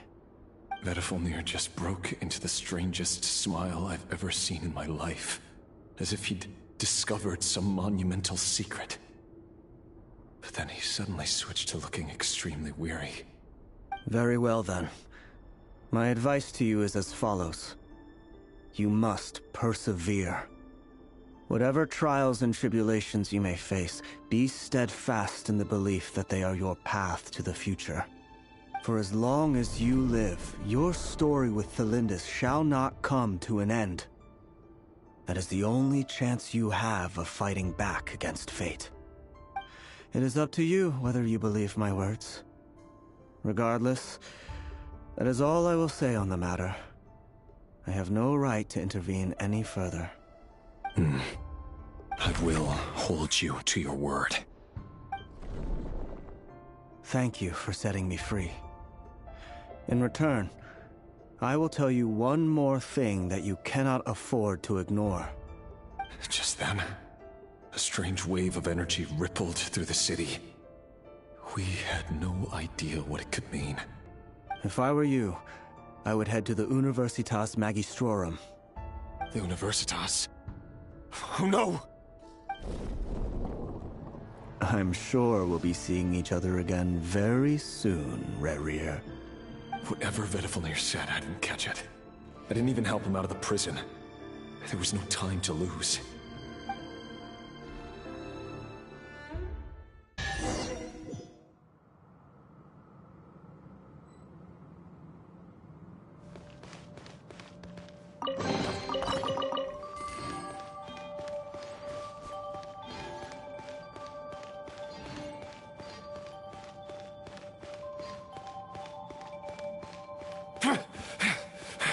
Monsters?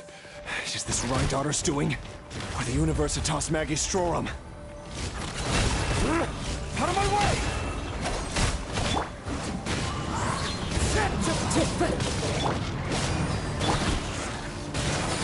Everybody stand back! Fallen leaves, adorn my night!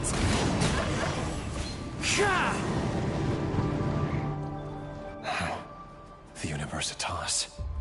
That reminds me of a rumor I once heard. Allegedly, the king installed secret mechanisms in the palace and around the city. No one knows where they are or what kind of power they hold. But if they were ever gonna activate, it would probably be on a night like tonight. Help! Help! Hold on! Don't let them anywhere near you! Save me! I can't! Ah! That sounded like an explosion.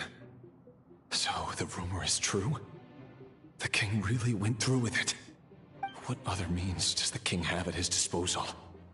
They must run on power from the Abyss.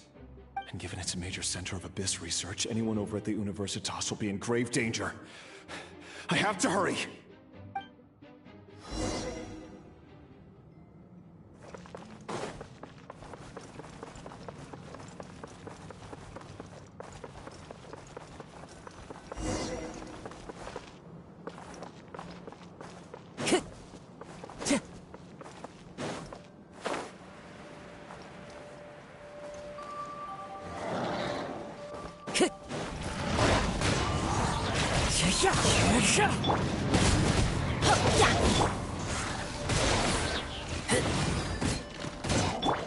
Into the wind!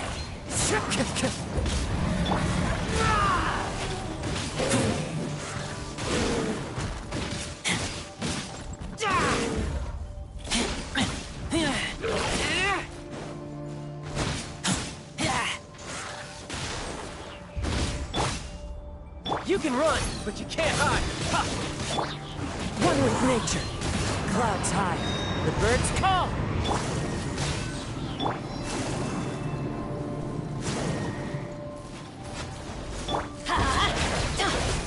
Teamwork is dreamwork! The wind knows me. Get out of here!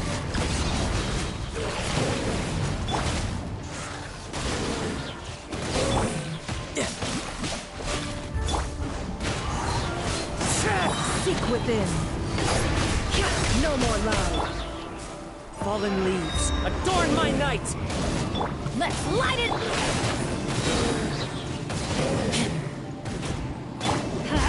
I'm going in! It all adds up. Ha!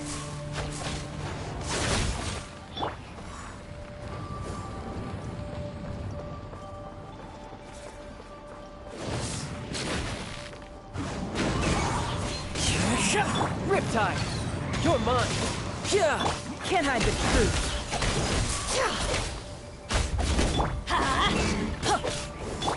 Into the wind!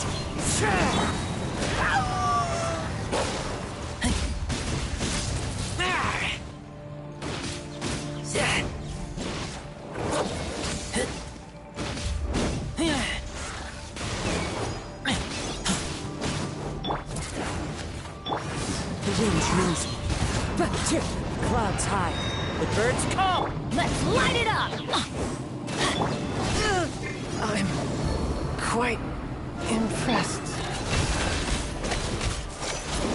It ends here. Can't hide the truth. Absurd. No more lies.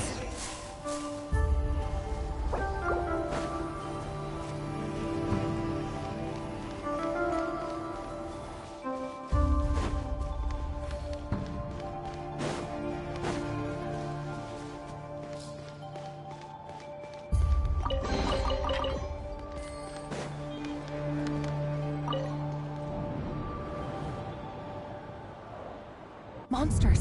At the Universitas Magistrorum? Why now? Oh no! They're coming! It's no use. The table won't hold out much longer. The weapons. Where are the weapons? Of course. All the lab equipment was upgraded after the inspection last week, but the new weapons haven't been allocated yet. I'm done for. Is anyone there? I need help! Ah!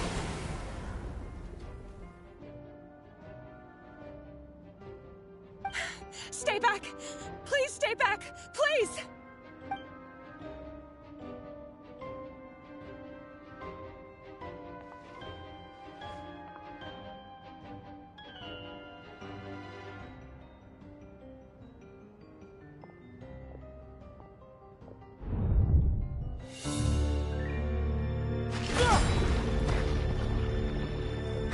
What's that? Rear. So the rumors about your work are true. What? No! Listen, something happened at the palace tonight. We have to leave! You don't need to lie to me anymore. What do you mean? I know why you're worried, and I will respect the decision you've made. But it's okay, because I found a solution. I know how to end all this. You can have it back. The normal life you so desire. But until then, I'm afraid our wedding will have to wait. Cylinders? No, don't do it! Cylinders! Cylinders!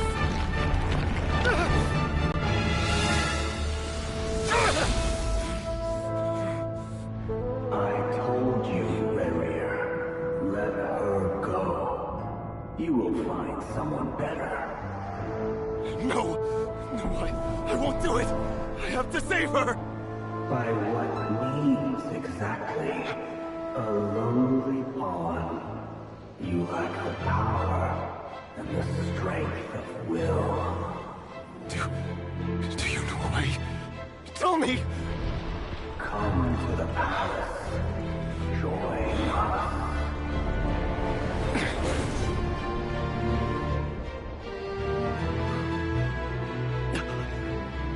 Rerir, thank goodness we... Step forth and take your share. You made it. Not you too.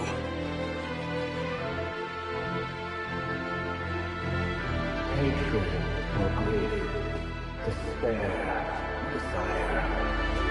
We all have our own.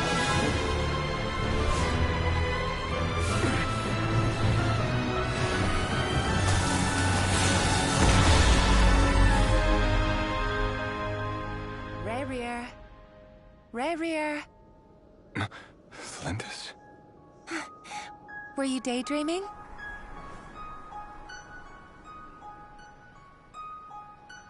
You still remember, Rerir? That question you asked me a couple of weeks ago? Oh. You mean the proposal? Yeah. I'm wondering, where do you think would be a good place to discuss it? Maybe in the garden? Or were you thinking a fancy restaurant? It's your choice.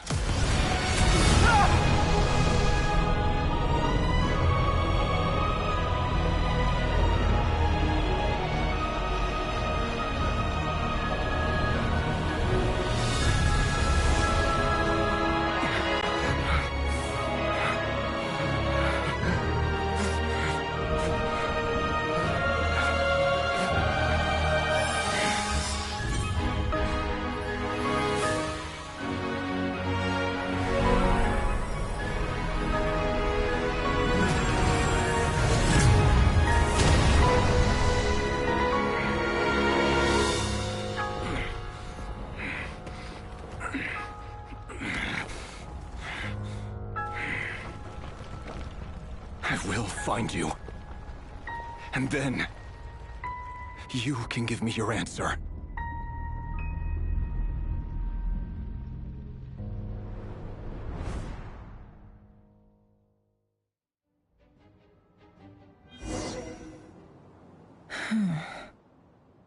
So that's how the Raker of Solnari was born. A monster created by circumstance is a monster all the same. Viewing other people's thoughts for too long can get uncomfortable. Right now, I'm feeling a strong sense of loathing. In a nutshell, the story of Conria is what happens when the truth falls by the wayside. Everyone tells little white lies, and before long, you have a huge pack of lies that destroys everything. Phew. Time to get back. His past is filled with sorrow, but the tale of any fallen civilization is one of endless tragedy. Cruel as it may be, that was Conria's fate.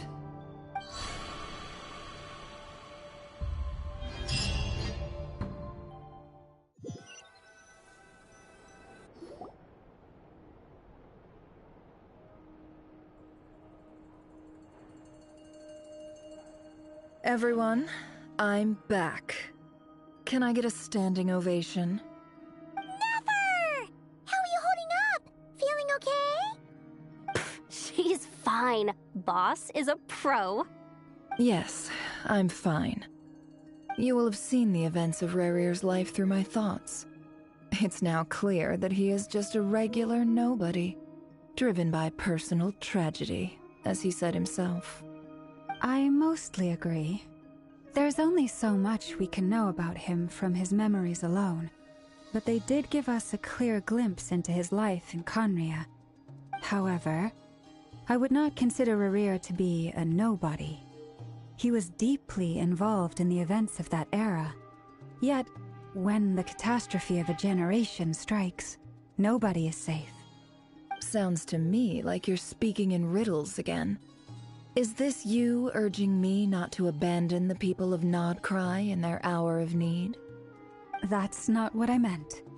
Although I do hope you choose to remain a part of the plan. Without you, the mission ahead will be all but impossible. Then try to remember that I respond better to the carrot than the stick. And I don't appreciate being bossed around. Now, as for you, Missy, you were excellent. You stuck to the rules of the ceremony and kept your mouth shut the entire time. Bravo. Cool. So, can you fill me in on the deets now? Most of what I saw went right over my head. Patience. You'll hear the whole story, don't you worry. But let's meet up with the others first. It will save me narrating it twice. Yehoda? Yes, boss! Let me get that door for ya. That's more like it. For a moment there, I was worried you'd forgotten about the first clause of your employment contract.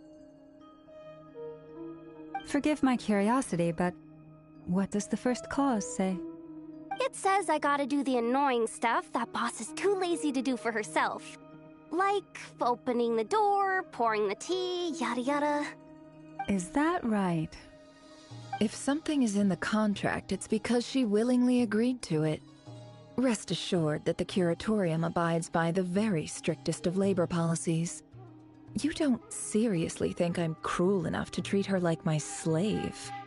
In any case, I've hardly shied away from my share of the work today. Hope I don't catch Flintz and Varka lounging about in their chairs, enjoying a leisurely cup of tea. There's nothing I dislike more than other people enjoying themselves while I'm hard at work.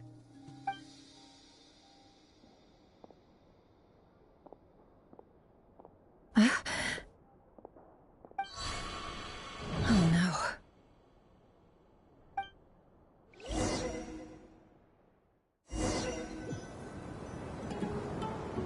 Sorry to disturb you, but we seem to have run into some trouble.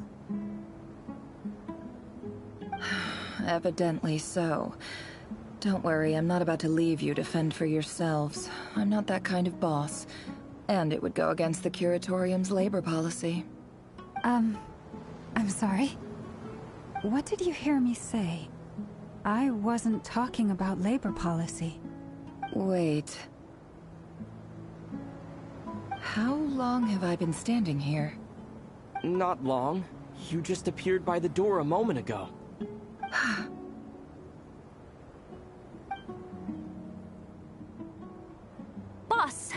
What's wrong? You look like you've seen a ghost. We've been tricked. We never left at all. Somehow I hallucinated that whole scene back inside the office. Hallucinated? But how? How indeed. This place should heed my will alone. All thoughts and actions that occur in here are just a result of pawns moving across the chessboard in a carefully calculated manner. And nobody has access to this chess set but me. So you control everything in here? More or less. But yes, it's a special technique of mine. Has anything like this ever happened before? Only once. It was the first time I used the chess set. Is there any similarity between what happened then and what's happening now? I suppose my thoughts are a little turbulent, which was also the case my first time. Is there anything I can do to help? The first clause of your contract clearly states that I only need your help with things that I'm too lazy to do myself. Meaning, you're not feeling lazy right now? Meaning, this is not something Yehoda can help with. The chess set is a personal treasure that I alone understand. I must be the one to find our way out of here. Boss, it's fine. Really. Let me do something useful. Oh, listen to you. Whatever would I do without you, Yehoda? What? Really? Yes, really. Where would I ever find another employee as obedient and servile as you? God forbid anything ever happens to you. Oh, okay. Well, anyway, I was thinking of fetching some water. There's gotta be a source around here somewhere. I suggest everyone finds someplace comfortable to take a rest. We gotta conserve our energy. Even though all this chess malarkey doesn't exist in a physical sense, mentally speaking, it's all real. And so is our tiredness and fatigue. You don't want to dismiss mental fatigue. Just because it isn't physical doesn't mean it's any less serious. But anyway, I got your backs, so don't worry about a thing. Don't I have the best employees? Jealous much? If we can find a suitable time, I'd love to borrow Yehoda for a day to help out at the Frost Moon Scions. Would you be amenable to that, Boss Nefer? Oh, Lauma. Have I ever told you just how pretty you are? Beauty runs from the tips of your antlers to the depths of your imagination. Time to rally, everyone. Follow me. As we continue our journey, the same rules will apply. That means stay focused and no talking no matter what we encounter. And don't disturb the chess pieces. You have my word that I will get us all out of here.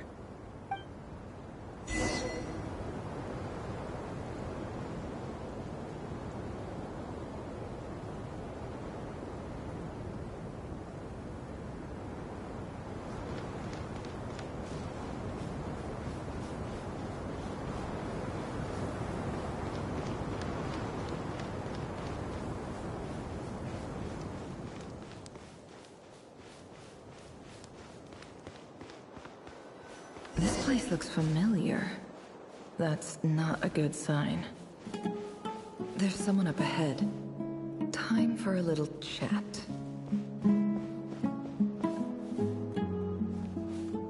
I wasn't expecting visitors at this hour. Wait, is that? Oh, it's him. There you are! Sinue's been looking for you all day. I think he has some news for you. Oh yeah? What were you doing just now, Uncle Retinue? Hiding away some more loose change? I know I saw some Mora. What do you mean loose change? Oh, come on, I'm too old for this. Just pretend you saw nothing.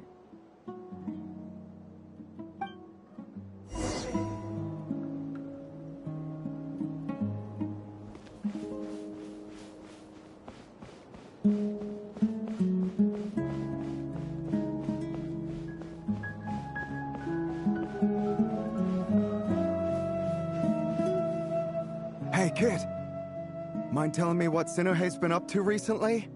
I'm trying to get in his good books and I need a way in. Get in his good books? Why? What do you want with my dad, Uncle Apepe?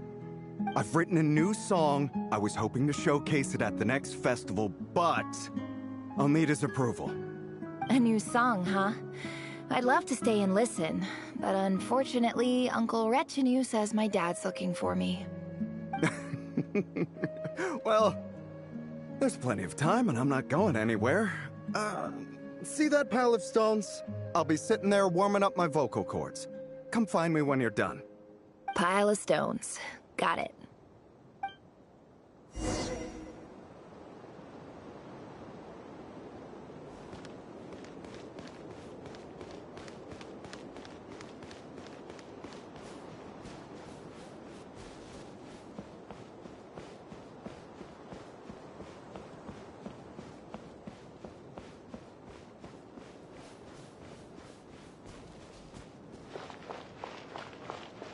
Hi, Dad. Uncle Retinue said you were looking for me. Ah, there's my little princess. If you'd gotten back just a little sooner, you could have shared the spoils of war with me. Spoils of war? Who were you fighting against, Dad? It was just a figure of speech. The aftermath of a sandstorm is no time to be waging war. I was talking about our war against thirst. I went out to fix our water supply problem, and now I'm back. Which means... We have a well again! That's right. I found a new one and brought back as much water as I could carry. It should last us for a good while. If it wasn't for these blasted sandstorms, our wells wouldn't be caving in. You wouldn't be spending all your time out searching for new water sources. As the chief of our tribe, I'm supposed to be leading us out of hardship and poverty, onto better things. You know how prosperous our ancestors were. I've told you all the stories. And look at us now, squeezed into these hovels. No one would choose this, if it wasn't for the endless wars over the years. But things are looking up. I started working with some folks from the academia a few months back. They gave me some contacts in return for my assistance in the desert. So you're the academia's helper now? Special ambassador, they call it. Think of it as a partnership. It's nothing bad, okay? We've been isolated here in the desert for too long.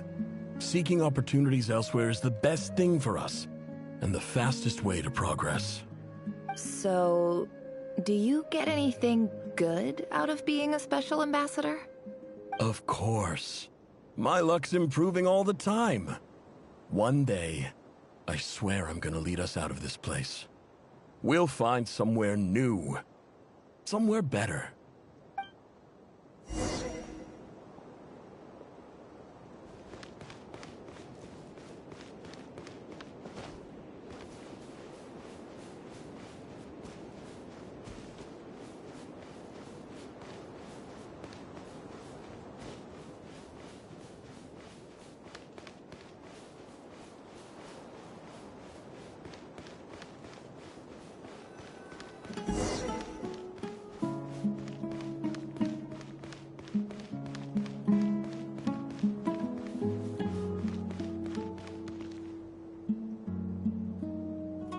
That's our well, and you know it.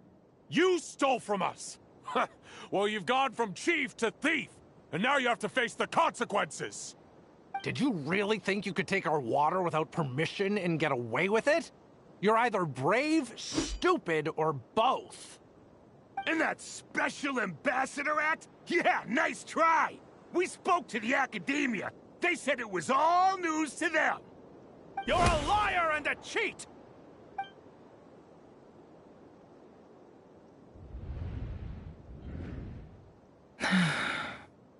I heard Yehuda gasp, but I don't blame her.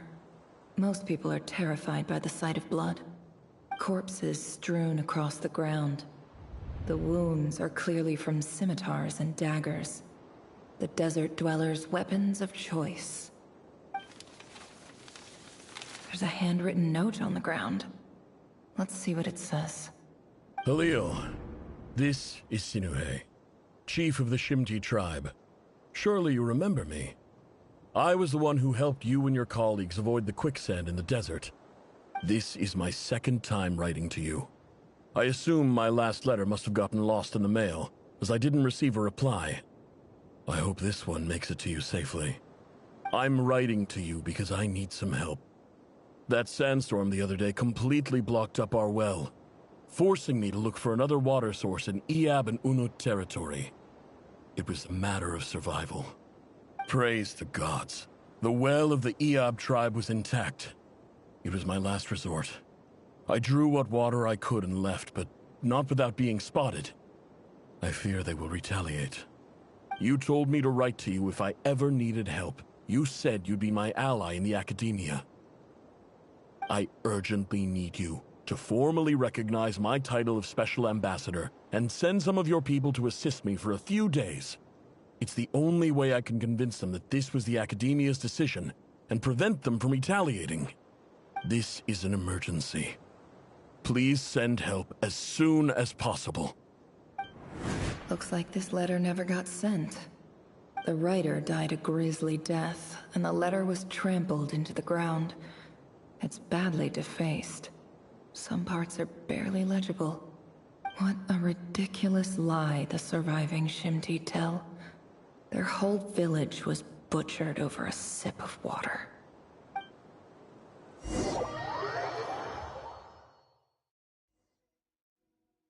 Ah, officer. Welcome. Welcome to our humble village. I thought you would at least have the courtesy to provide some respectable libations. This is the finest wine Aru village has to offer. I promise.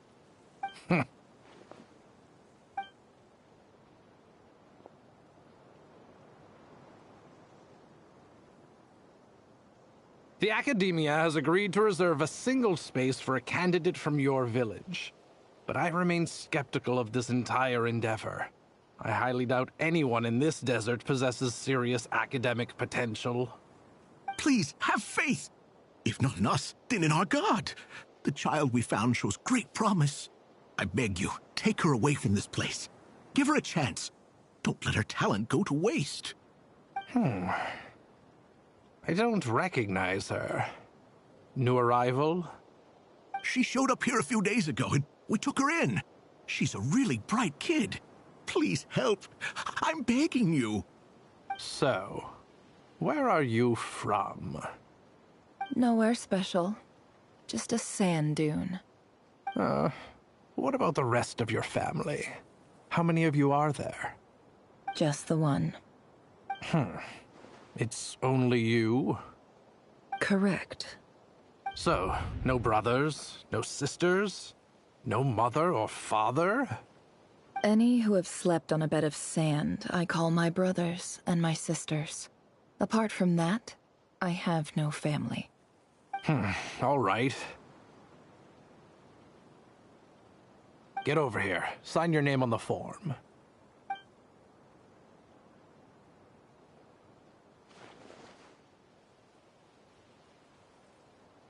Never?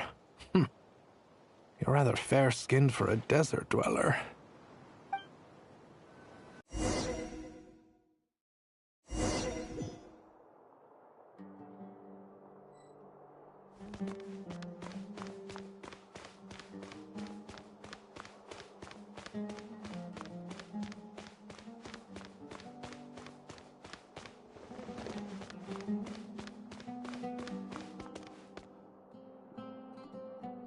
Nefer, this term's assignments have been issued already. Please read through the materials thoroughly, conduct your own additional research, and then write an essay on the topic. Yes, Professor, I'm aware. I just had a couple more questions I wanted to get your perspective on. Oh? Please ask away. Well, I saw the other students' problem sheets, and I couldn't help but notice that my assignment is much easier than theirs. Do you really think I'm a weak student? A weak student? Goodness, no. Quite the opposite. You have a sharp mind. Almost too sharp. I think what you're saying is, A weak student wouldn't have noticed the discrepancy. And if they did, they certainly wouldn't complain about the lighter workload. You see, sharp as they come. You see things the way they are, and I'm sure you know why they're like that. Because of where I come from. Because I'm different. I'm sorry, Nefer. I don't like it any more than you do. It's just... Anyway, you said you had a couple of questions. What's the other one? I wanted to check. If someone sent me a letter to the academia, where do I go to collect it? Ah, your family wrote to you. Well, as long as they put your name on the envelope, someone should hand it right to you. Not exactly. It's not even a recent letter. I was just curious where the mail would end up if no one collects it. The House of Dana, I expect. I know there's a box for unclaimed mail somewhere in there, probably sitting on a shelf. Whatever you're looking for, that'd be the place to start. Okay, got it. Thank you, Professor. Oh, don't mention it. Honestly, I feel like I failed you. I'm supposed to be your teacher, but I haven't taught you anything. Hey, don't say that. You're a great teacher, and you do your best for all your students. But the rules are the rules. You're not allowed to teach students like me. It's not just the academia either. The whole world bends over backwards for the successful, and leaves the losers to suffer and die. Oh, my dear child. Don't tell me you've given up on life already. I haven't. I just think that if you want to make it in this world, you have to find a way to become successful.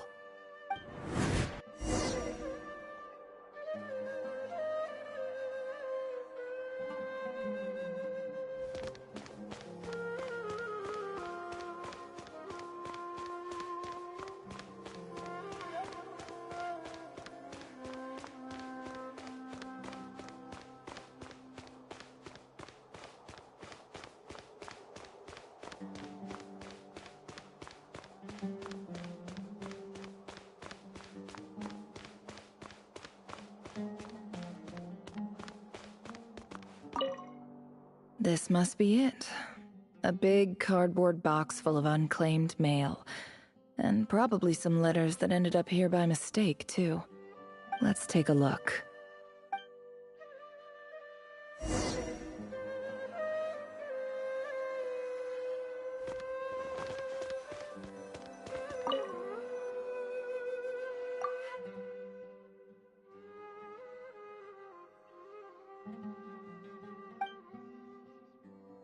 A dilapidation survey from Port Ormos. Looks like it's from a Core of 30 representative. What a strange thought. A bunch of mercs losing sleep over rundown buildings. This one was never even opened. I guess the recipient didn't care what the Core of 30 had to say about anything. Who was it addressed to? I don't recognize the name, but it must have been a Kasharawar professor.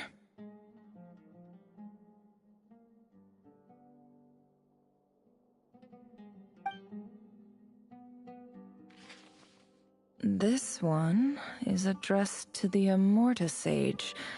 The title is Changes Observed in Satyavada Life Symptoms. Why do all these letters read like full-blown dissertations?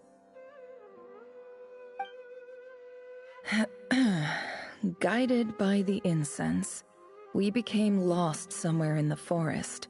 All the barriers between levels of consciousness disappeared as our minds soared around in circles, looking for a branch to seek refuge on. In clinical terms, these symptoms fit the description of incense poisoning. The Immorta Darshan strictly prohibits the use of hallucinogenic substances, but I believe there are still people getting away with it.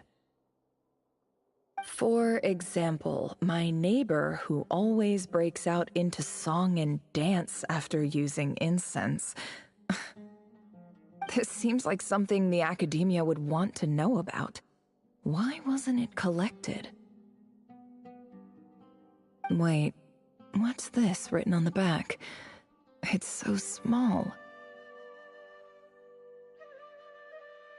The note says, "The sender authored this letter while under the influence of mushrooms. I would send it back, but no return address was provided. Stamped by the Grand Conservator of the House of Dana."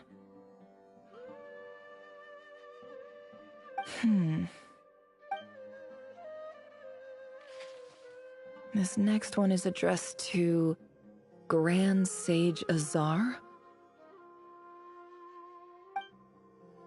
A few words of protest regarding recent changes in Sumeru's educational policy. In recent years, the academia has taken on a small number of students from the desert region, as per the policy to this effect.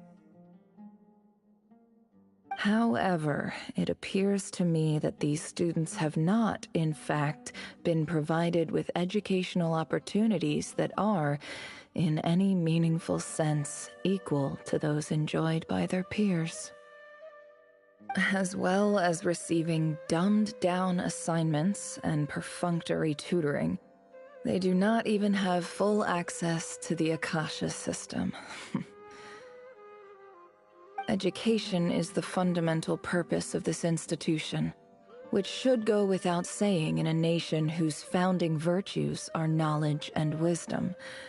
I ask you, is the lip service we pay to the policy of education for desert students truly the standard of pedagogy to which the academia aspires? As Grand Sage, policy decisions are your prerogative, but do not forget your roots. You and I were once students too, as was everyone else in this institution. I do hope you will give some serious attention to this matter. I encourage you to discuss issues like this with myself and others, and listen to some alternative opinions. Great letter. Shame it didn't get to where it needed to go. And the sender is... Sage Cyrus of Spantamad. I didn't realize anyone else even knew how bad students like me have it in this place. So this is where letters from the Sage of Spantamad end up? Nice one, Grand Sage. Really enlightened leadership. Whatever. This isn't what I came here for.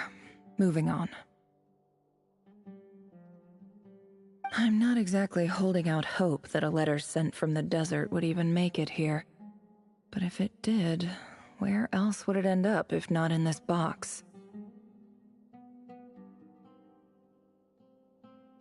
I can't believe how much discarded mail there is. Must have been years since someone last went through it all. And this is just one box. The whole House of Dana is boxes on shelves.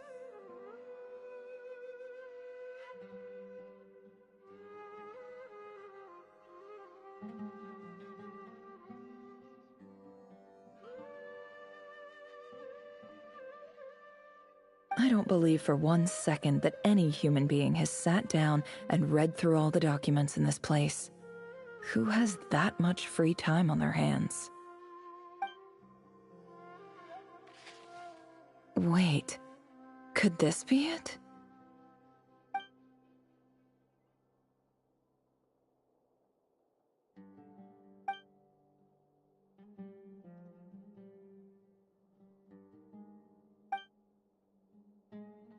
Greetings, Halil. My name is Sinue, chief of the Shimti tribe. I was the one who came to you and your colleague Zaid when you ran into trouble in the Great Red Sand. I don't know how well you remember it now, but I brought you to safety and gave you some water and other supplies. You seemed very pleased. and told me your name. In my tribe, learning a person's true name is serious business, and I therefore see you all as friends. You were kind enough to leave your contact details, so we could stay in touch. The Shimti tribe lives a harsh, nomadic existence in the desert. You were sympathetic towards my plight, promising to make me a special ambassador of the Academia and help us find a way to make a better living. This brings me to my reason for writing. Our tribe has fallen on particularly hard times, and I would like to ask for your assistance. There was a terrible sandstorm a few days ago, which blocked up the well in our land. To ensure my people's survival, I had no choice but to venture into Iyab and Unut territory in search of an alternate water source. The Iyab and Unut are descended from the Thamudians, while we trace our ancestry to Tulatala. We worship the Lord of Flowers and have had relatively good relations with our fellow tribes up until now. I found a well belonging to the Iyab tribe. They declined to help us, but I really had no other option, so I took some water to keep me and my tribe alive. My actions are certain to incur their wrath. When we met, you assured me that you would be my ally in the Academia. I would like to take you up on that offer, because I really need your help. I wonder if you could send an Academia representative to meet with me. That aside, the last time you were here, you mentioned that the Academia had started accepting students from the desert, and I told you a little about my daughter, Nefer. We have next to no resources here in the desert, and my power and influence are limited. Would you consider enrolling my daughter at the Academia? She is a smart girl. I know she won't disappoint you. From the outset, the Academia never took you seriously. Those things they promised were just empty words. I doubt they even remember the name Sinuhe. And you were so emphatic that your luck had finally changed for the better. You swore you'd lead us to a better place one day. You spoke with such conviction, like you were the most powerful chief in the whole desert. You liar. You lied about everything. You promised the world and delivered on none of it. And who fell for it? Just me, by the looks of it. Despite your best efforts. Which makes you a pathetic liar. You weren't even any good at it. I think I'll take over from here. Let me show you how it's done.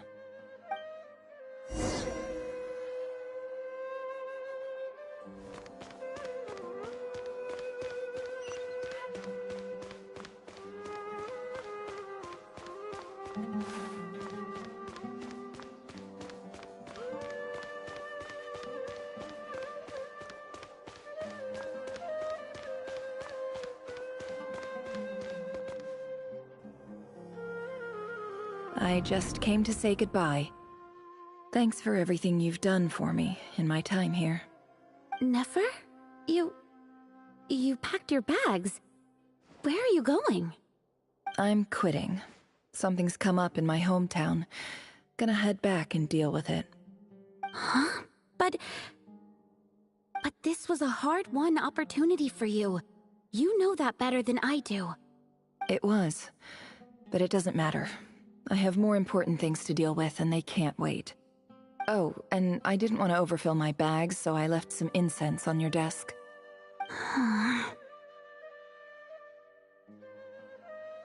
What's wrong? I thought you liked incense. Although, I did read somewhere in the House of Dana that it has hallucinogenic effects. Don't use it all at once, all right? Isn't this the stuff you brought from your hometown? You're just letting me have it? But you said it's a rare and valuable commodity. Yeah, about that. I lied. It's not rare at all. There's this bunch of ruins near my hometown that are practically overgrown with this plant. It's not worth much. Keep it, it's fine. But never... All right, that's all from me. You take care.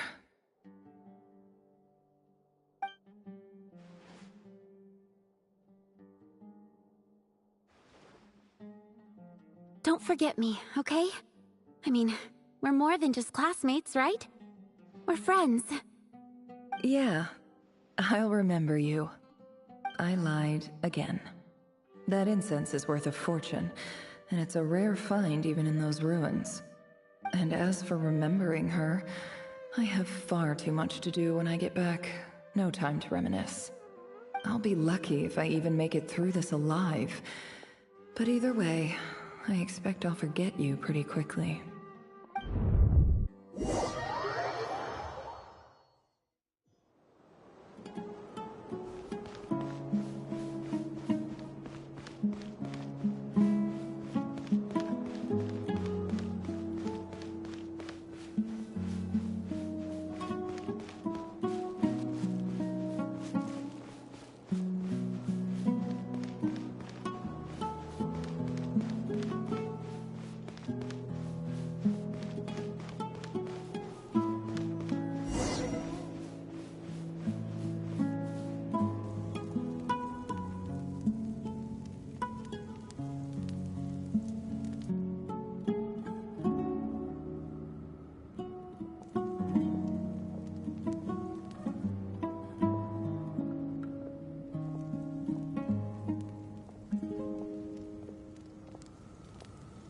It's a pleasure to meet you, Mr. Arif. So, what does the Academia want? Since they've sent their special ambassador, I assume there's a big business deal to be made. If not, I'd be very disappointed. Please, sir, lower your blade. You're lucky I'm the one they sent. Not all special ambassadors share my admiration for the Iab people. The ever-shifting balance of power in the desert reduced the once great civilizations of this region to rubble and sand. But the story of the Iab has a very different trajectory. Others grew weak, but you grew strong, beginning in obscurity and moving to prosperity. You're the only ones who defied the trend. Huh. So, you do know who you're dealing with? This well is the perfect symbol of your strength, is it not? It used to belong to the Unut, but it looks like you have control over it now. You're not wrong. But I'm sure you didn't come all this way just to flatter us. Of course not. I came to bring you some very good news. Some information that recently came to light, which might just be your ticket to freedom. Records uncovered by the Vahumana Darshan show that a certain well currently under Iab control is built on top of some ancient ruins. These ruins are of great archaeological interest to the Academia. I checked the map carefully on my way over here, and I'm confident that this is the well in question. The Academia is offering 50 million mora in return for excavation rights. 50 million? No, wait. If these ruins are as important as you say, 50 million's a little low, don't you think? Don't get greedy, Iab. We know far more than you think. We know that you seized this well by force. Wasn't that the first step in your rise to power? To drive away the Unut and steal their water supply? So what if it was?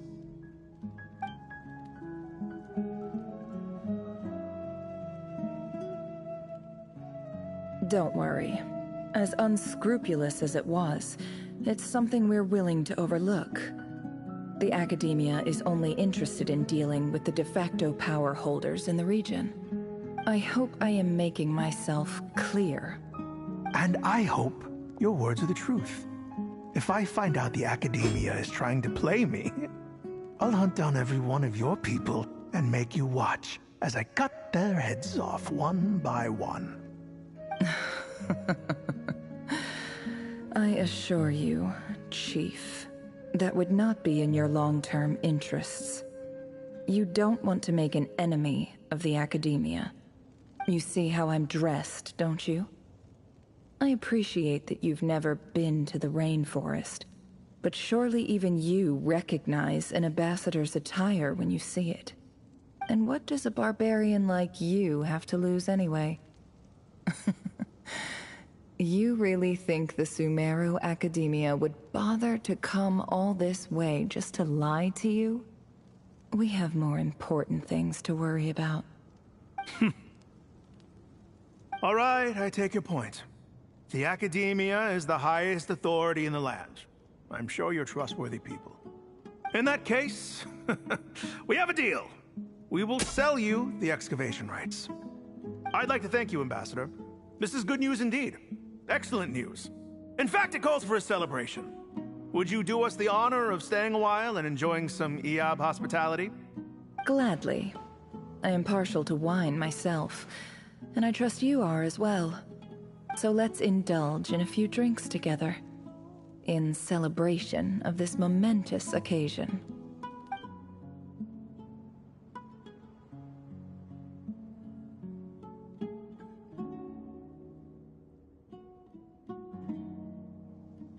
Chief!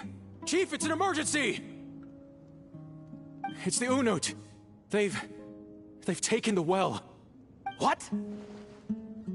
Well, don't just stand there. Take it back. Yes, Chief. I have every confidence in the Eab's military superiority, and yet... Well, what is it? The Unut's response was alarmingly fast. The day after we reach a deal, they seize the well. This can't be a coincidence. Perhaps there is a traitor in your midst. I don't think so. I am obliged to remind you, Chief, that the Academia will only deal with the de facto power holders. If you cannot regain control over the well, I'm afraid you won't see a single mora of that 50 million. No! Please, Ambassador, just give me some time. I swear the Unut will not get away with this. That well is ours, and so is the Mora. Glad to hear it. I will wait here for an update. If there is a traitor, I will find them. In the meantime, make yourself at home. I'll report back as soon as I have an update. Much obliged. Wow. All it took was a few words and I've got him wrapped around my finger. What an amazing feeling. So, in summary, Ambassador, the Academia would rather negotiate with our tribe instead of the Eab, yes? The Eab are ruthless murderers who don't listen to reason. And now they have the gall to interfere in our research projects in the desert region. So let me ask you, Chief. If you were the Academia, what would you do? Kill them all, of course. Precisely. The Academia does not tolerate those who stand in our way. The Eab have held back our academic pursuits for too long, and our patience is wearing thin. At the same time, there is simply no way that the Academia can be seen to be intervening in desert affairs. I'm sure you understand where I'm coming from. We have our own rules out here. If the rainforest dwellers raised arms against a desert tribe, it'd start a bloody war. Right. We can't confront them ourselves, but we can support their enemies. The Unut have always had strained relations with the Eab, which makes you our natural allies. Natural allies. Weren't the Eab your allies once? You were quick to send them after us to protect your interests back when we stole that water. And now look at you. You're at each other's throats. Let me be clear. The Academia wishes to collaborate with the legally recognized rulers of the desert in this matter. We are asking for excavation rights to that well, and our offer is 50 million mora. Say no more. I believe we have an understanding. Good. Then I suggest you get to work. Get us access to that well, and the mora's yours. You see, Dad? Lying is easy when you know how. People will believe anything.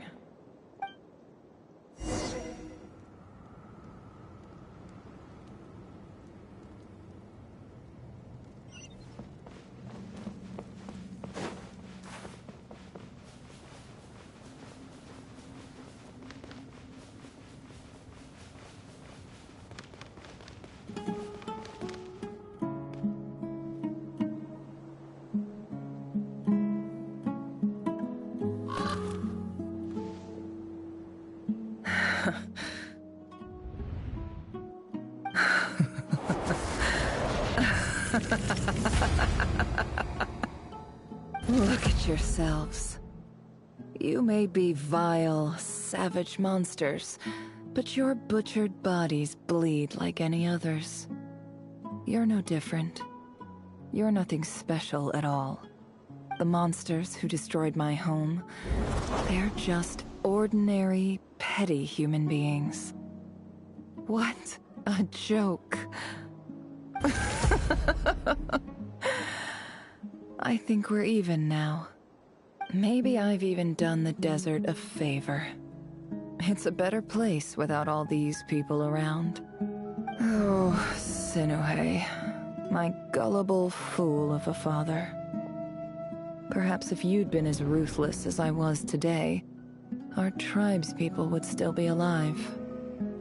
In this dog-eat-dog world, a chief needs to be tough to survive. But you couldn't do what had to be done. So I did it for you. Nefer, it's okay. All of this is in the past now. I believe I remember you promising to remain silent. Yeah, but even so... Yehoda, is there anything you can do to ease the tension? Alright, time for a sharp turn onto a completely different topic. So, anyway, that's enough of that. When are we getting out of this place? Feels like we've been walking forever. I'm getting pretty tired. Oh, Alma, you tired? Yes. If we can find somewhere to sit down, I could certainly do with a rest. It's not far now. There should be a temple just up ahead. Yes. Really? A temple? That's where this story ends? I guess that's how things go in the desert.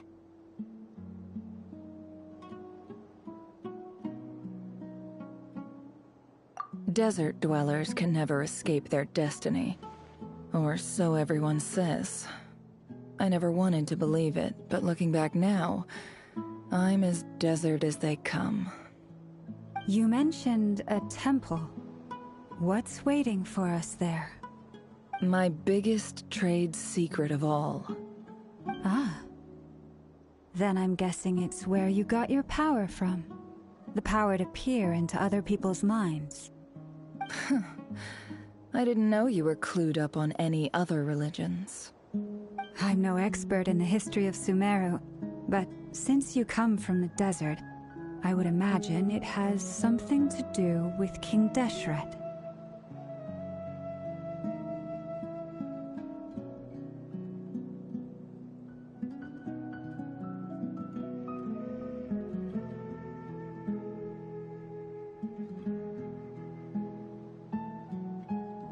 Sounds impressive. Ah, I know who you mean.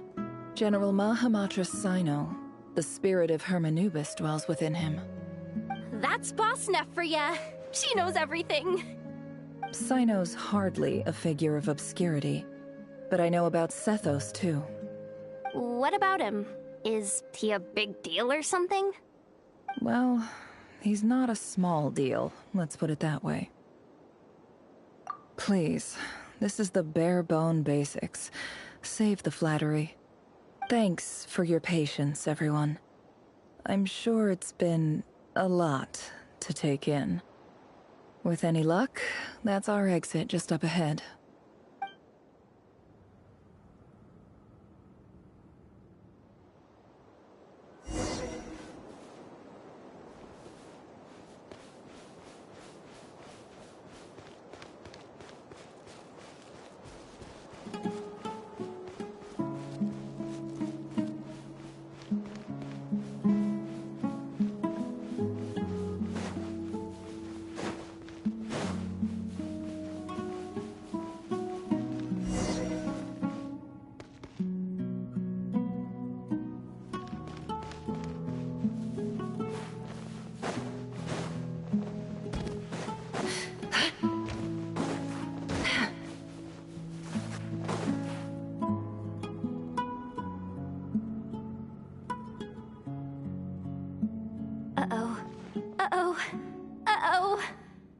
I'm totally out of my depth here. I don't have anything to add about any of this stuff. Like, look at that statue, for instance. I want to do the whole name-dropping, this girl knows her stuff thing too, but I've never seen anything like it before. A statue with the head of a bird. That's Thoth, the Ibis King, one of the 7 pillars of King Deshret. The legends say that he, the Crocodile King, and the Goat King were the 3 retainers of King Deshret. Let's take a look.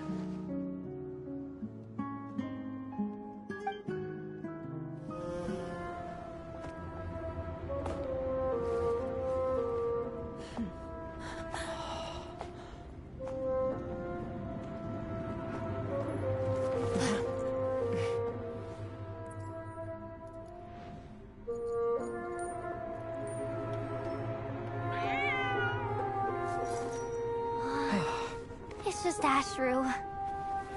So, all is well?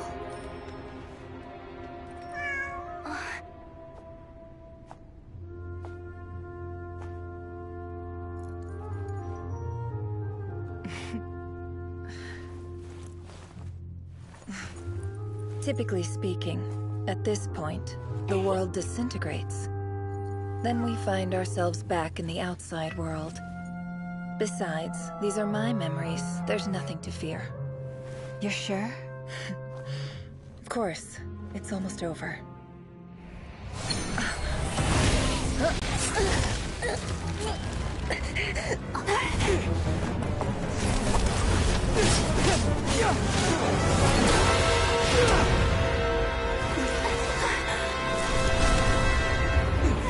Never! Hold on!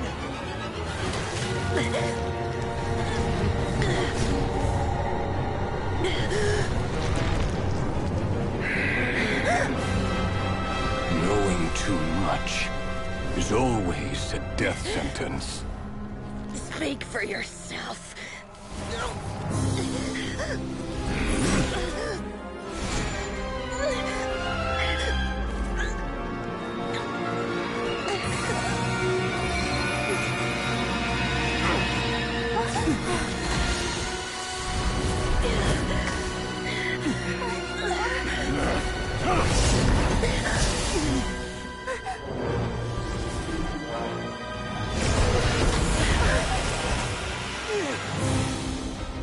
How repulsive.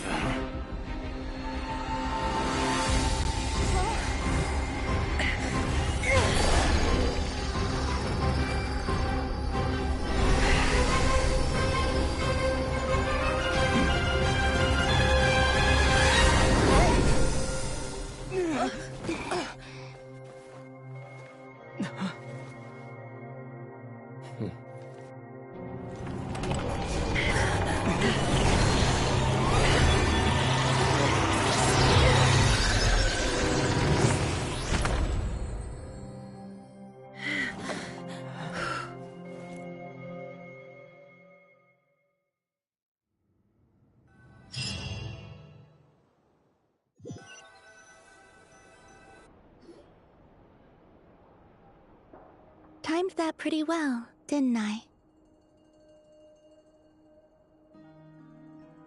It's okay. I'm just glad no one was hurt. Paimon noticed you doing something too, Dainsleif. Were you helping get them out? Of course. When I asked Nefer to conduct this investigation, I was not naive to the dangers involved. I had a duty to ensure your safety. Good to know your sense of justice is still intact after all these years. I take that to mean that you saw the truth.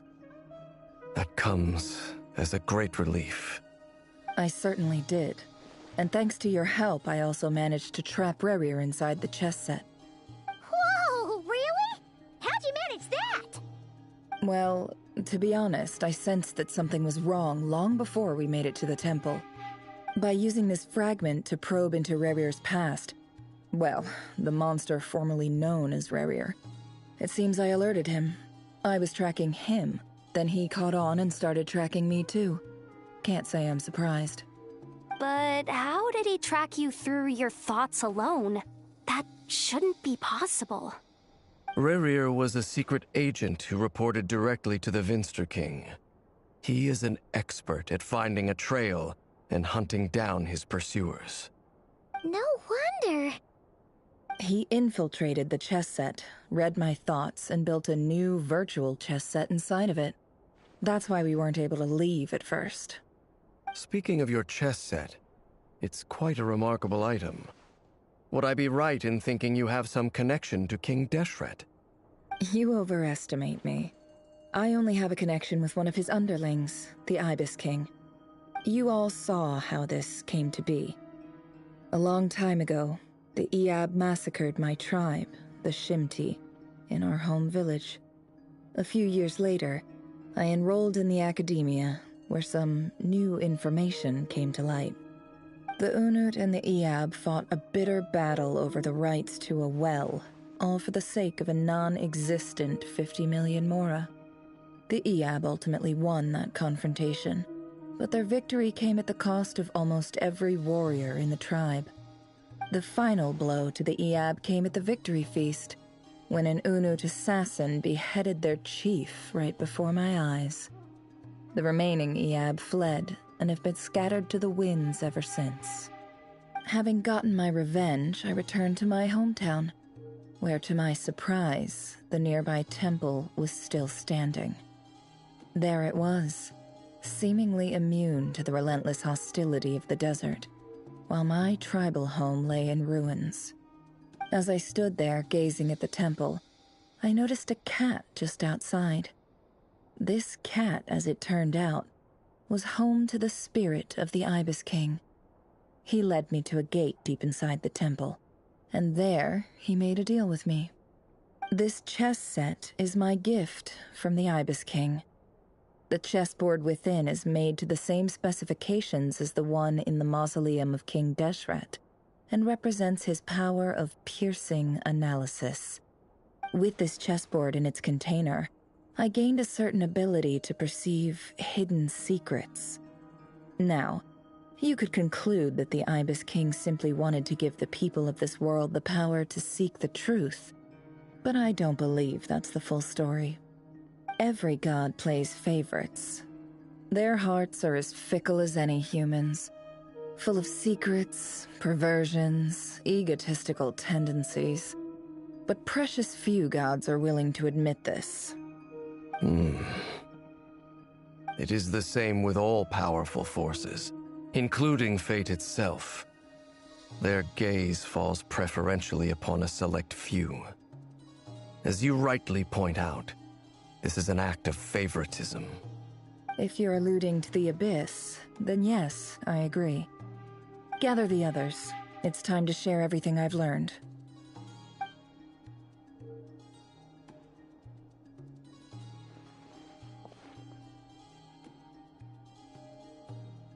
Thank you all for being here. As promised, I did some further investigating into the Raker of Solnari's background. I am pleased to report that the investigation has been most fruitful indeed. The Raker of Solnari, real name Rerir, was once a Conrian subject who served the Vinster King. I will now share the important details of his story. Please save any questions or comments for the end.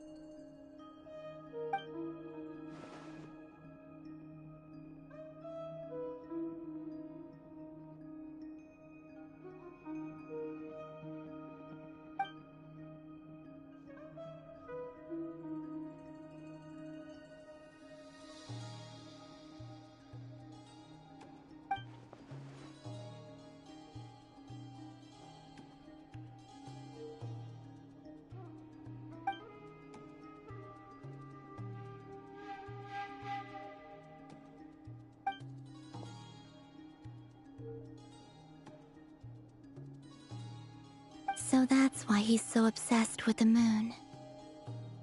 A tragic tale, to be sure. But it does not excuse his many transgressions.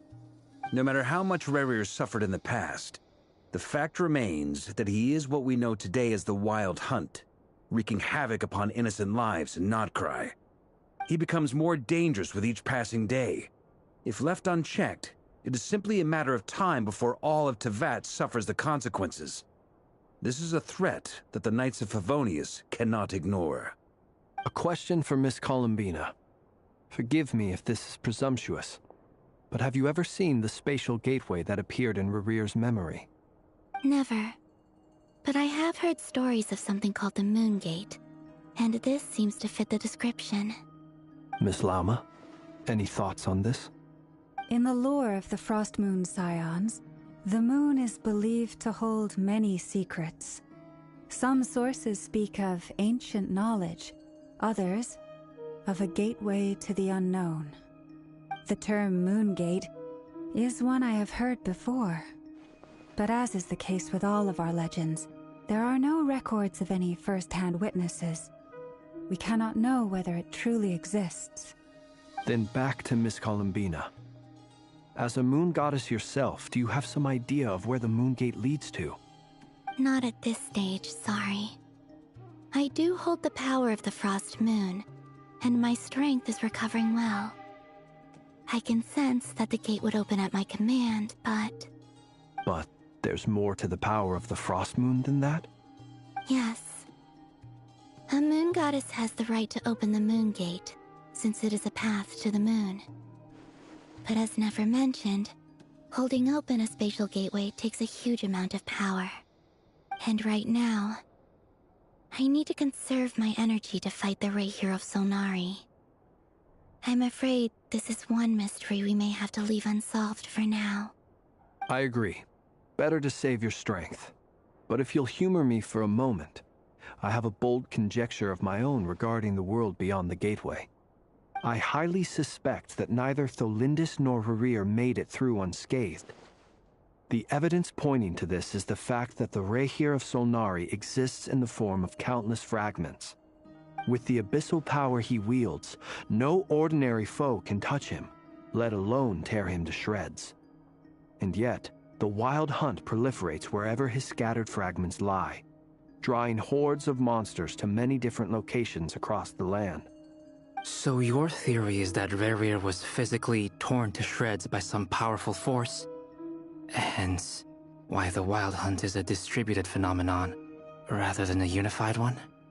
Makes sense to me. Explains why the Wild Hunt is so pervasive, and why he's been trying to piece himself back together. He was whole to begin with, and he wants to be whole again. Without the power of the Abyss on his side, he almost certainly would have perished the moment he was torn apart. But the Abyss, much like a curse, has kept him alive. I could not agree more. The power of the Abyss is most surely a curse.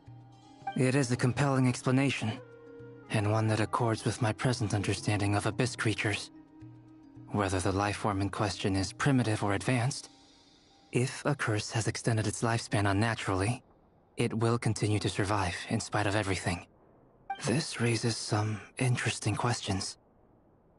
I will run some experiments and see if there is any validity to my suspicions. That being said, regardless of whether my research bears fruit, I would like to thank Miss Nefer for conducting such a thorough investigation. Already, it has greatly enriched my understanding of the entity we face. My pleasure, Mr. Albedo. I too hope that the information I have shared today proves useful as we look to formulate the next stage of our plan. Hey! What is it, Dainsleif? You look really upset! It's just... when I think of the man I once knew as Rerir, I struggle to understand why things had to turn out like this. The two of you used to be friends, didn't you? I don't know if these words will bring any comfort, but my heart goes out to you. Mine too. We can never know all the hows and whys of the way things are. The moon and stars are full of untold secrets and lies, and the skies are host to many more mysteries than these alone. Yet, none of that can begin to compare with the complexity of human life.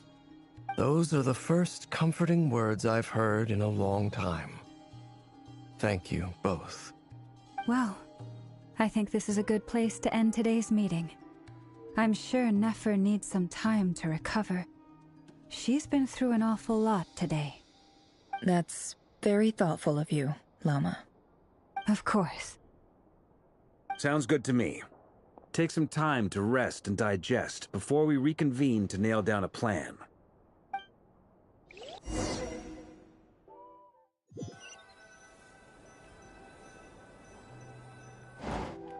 Hey, is this a bad time? Hope I didn't kill the conversation. No need. Come on, let's talk outside.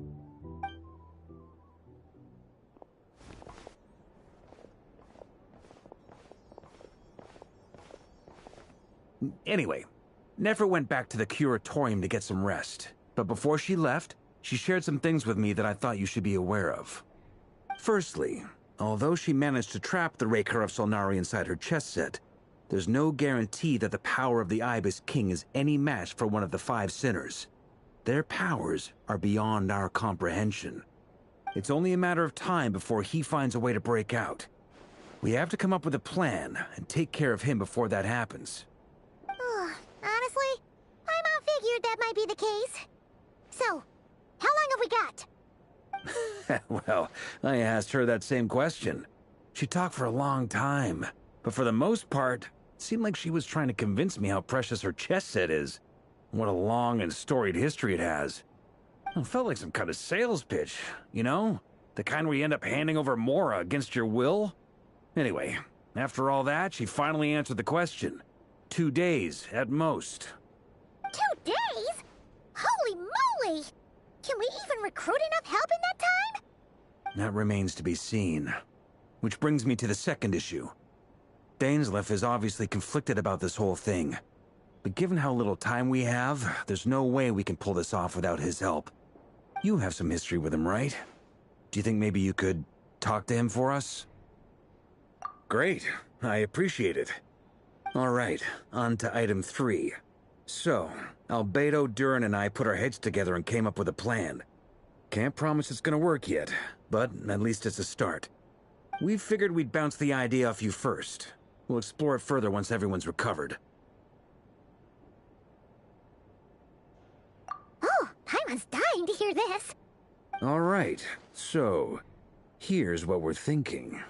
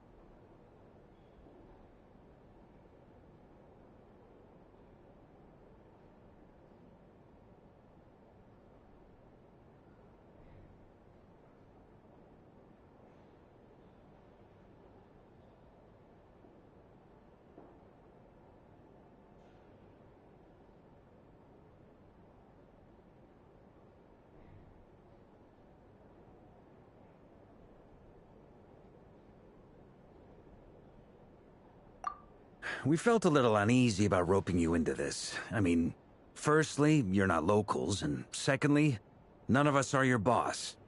You're well within your rights to refuse if you so choose. Roping us in? Why would you even say that? We know the stakes here. It's all of us against the Rayher of Solnari, or none of us stand a chance. I choose my words very intentionally, I'll have you know. I like to think there's an art to striking a down-to-earth tone even when the stakes are through the roof.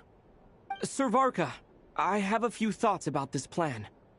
I'm all ears. I think we can be more flexible with how the roles are allocated. In my view, the most sensible lineup would be like this.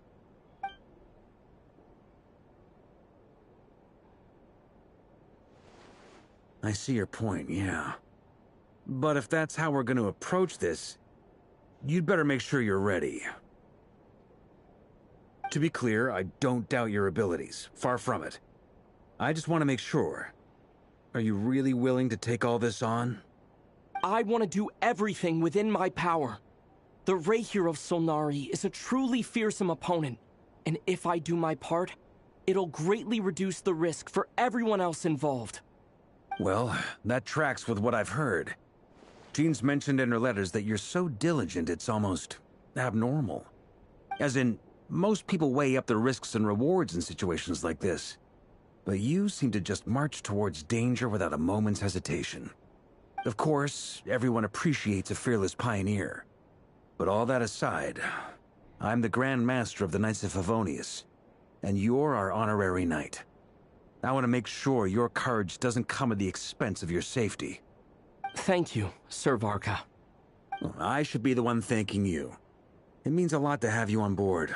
I'll give some serious thought to your suggestions.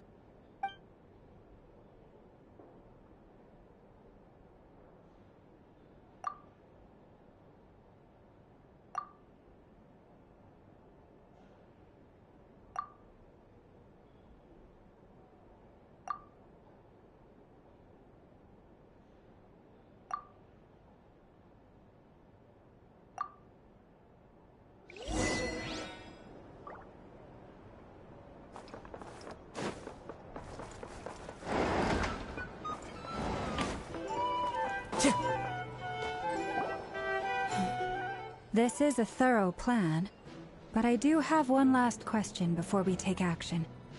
How can we be sure that our enemy won't leave the designated area? Great question. Albedo's been hard at work analyzing Rayher and the Wild Hunt's behavioral patterns. His conclusions are as follows. Firstly, from the earliest known confrontation until now, Rayher has never displayed any ability to manipulate the dimension of space. So it's unlikely he has any power in that domain.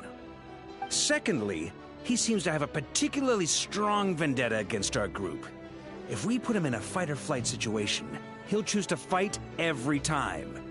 Thirdly, finally, and most importantly, he is consumed by hatred, both for the moon and for his enemies. Turns out, we tick both of those boxes.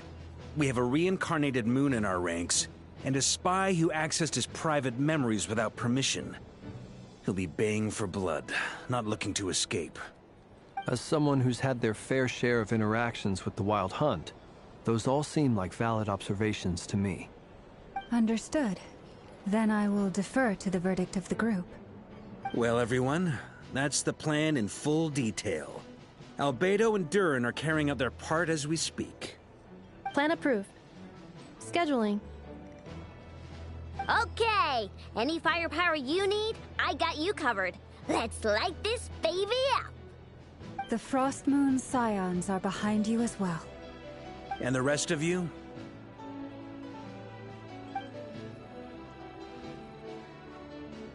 No objections? All right, then it's settled. This is the plan we're going with. Next up, an old tradition of mine. Anyone who wants to back out, now's your chance. Wait, we can still back out of this? Everyone says things they regret, right? I don't want anyone feeling trapped because their mouth said yes before their brain had time to think things through. A very people-first approach. I hear that's common practice in the Knights of Favonius. Heh. Who'd you hear it from? D-Luke? Shh. We don't use people's real names at work. This contact will be known only as Owl, please and thank you. This plan can only work if everyone does their part. Flint's and I will absolutely support it. We shall indeed.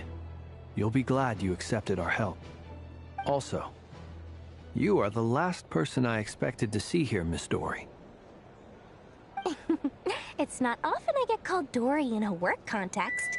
My peers usually call me Lord Sangama Bay. So, the longer your name, the higher your net worth. Is that the idea here? In that case, Mr. Flint's here must be worth a fortune. That's right, I know your full name. It's... The walls are thin here. I'd appreciate you keeping that a secret. Okay, fine. I'm actually only here as a favor for someone else. Do you have any idea how much it would cost to hire me otherwise? Oh! Does this mean someone out there actually has the power to boss Dory around? It most certainly does not. We have a long-standing and mutually beneficial business partnership. She's actually the mom of a friend of yours. Said mom supplied me with a great little trinket, but now that lady's ruined everything. If I don't start building a little goodwill now, my whole business in Nakai is gonna go down the drain! Okay. So what exactly is so special about this pendant? It's a lucky charm that a great mage made for me.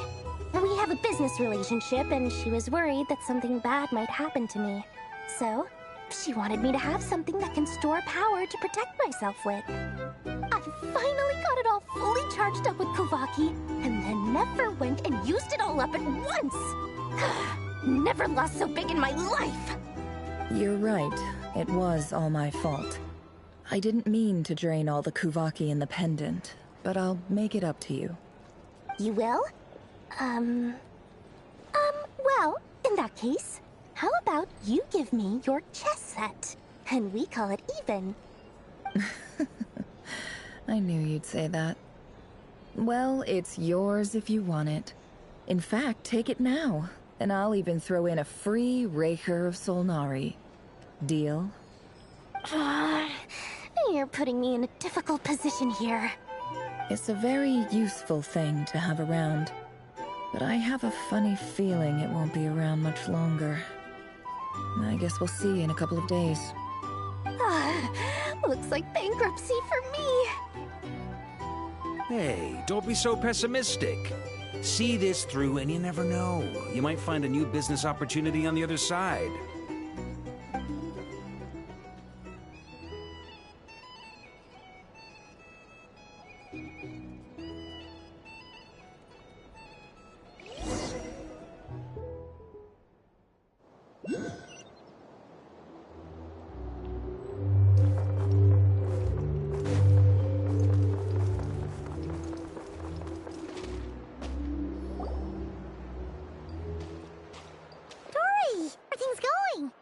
Ready?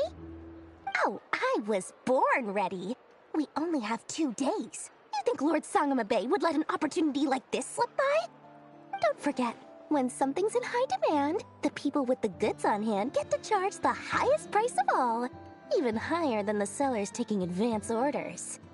Ta-da! See? It's right here! Ah, it's so pretty! Did you make it? No, I have a supplier. We go way back, so he made me a very attractive offer. Aha! No wonder you were talking about lucky charms at the meeting. You've been getting Kave to make them for you. That's not the full story. It actually started a while back as a project between me and the Dendro Archon. I'll be right back. I'm gonna go quickly preheat the oven. I'll be right back.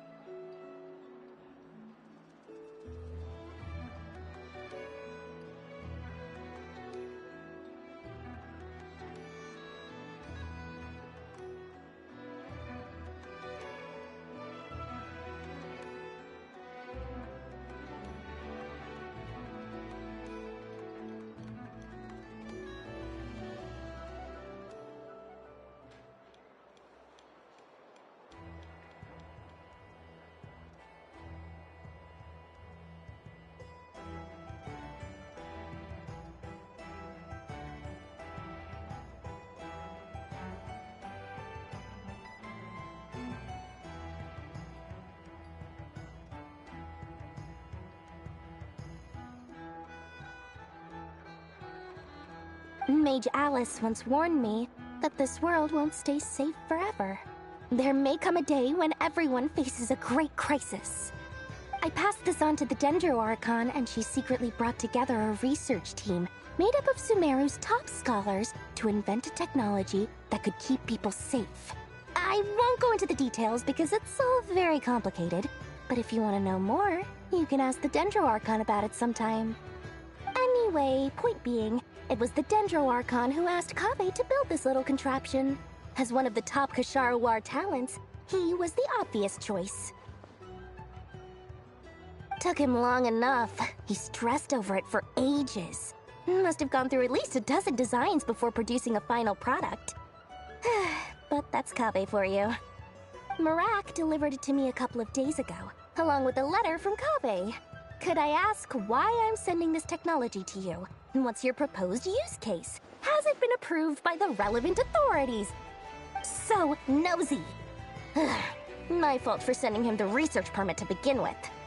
Surely Nahida must have told him you were involved in this project. He was probably just nervous because you're always so secretive about your business. Could be. Anyway, I just replied, let's hope there never has to be a use case, because it would involve grave danger. Fair enough. But it sounds like he was just being cautious. He probably felt responsible as the one who made it.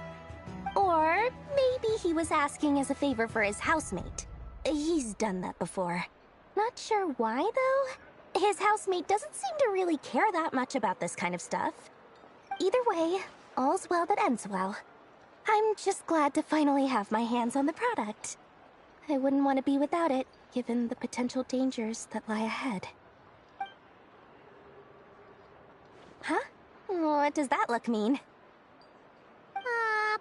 Paimon's just super surprised. This must be the first time we've ever seen you actually get serious about something. Well, a long time ago, I made a promise to myself. I promised that I was gonna live every day of my life with a big beaming smile. Obviously, Mora plays a big part in that. But there are always gonna be times in life when you have to give something back. That could mean paying back a debt, returning a favor, or showing some kindness. Alice has been a huge help to me over the years. She was the first investor I ever had. And I want my investors to know that Lord Sangamabe is the best in the business. And more than that, no one knows what the future will bring. Whatever happens, I want to make sure the Dendro Archon and all of Sumeru is prepared to face whatever comes. Oh, that? I was just making sure Nefer and I are square. Don't be thinking it was some sort of benevolent act. I'm no saint, so don't treat me like something I'm not. My priority is doing the business that I want to do, so long as my conscience lets me, but it usually does. That's the Lord Sangamabe business model. Alright, if you say so. I do say so, and that's the whole point. I'm a businesswoman. Don't go trying to figure out what kind of person I am. You'll exhaust yourself. Much easier for everyone involved if you just take my word for it. Oh, and could you two help me get this stuff where it needs to be? Thanks so much. You're my favorite assistants.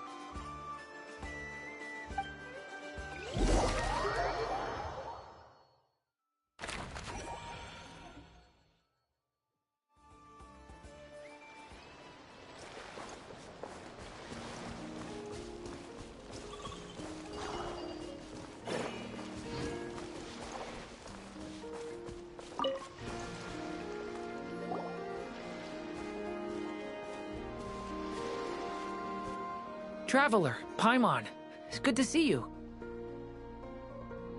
Everything going smoothly over here? Sort of. As you're probably aware, Varka, Diren, and I captured some abyssal creatures from the Wild Hunt. Per the plan, we dissected and analyzed some samples of these creatures. The process went very smoothly. The findings, however, come with some troubling implications. What? You can actually dissect the Wild Hunt? That depends on your definition of wild hunt and dissection. Harmless, lifeless. These words are accurate descriptions. The wild hunt is an interesting phenomenon.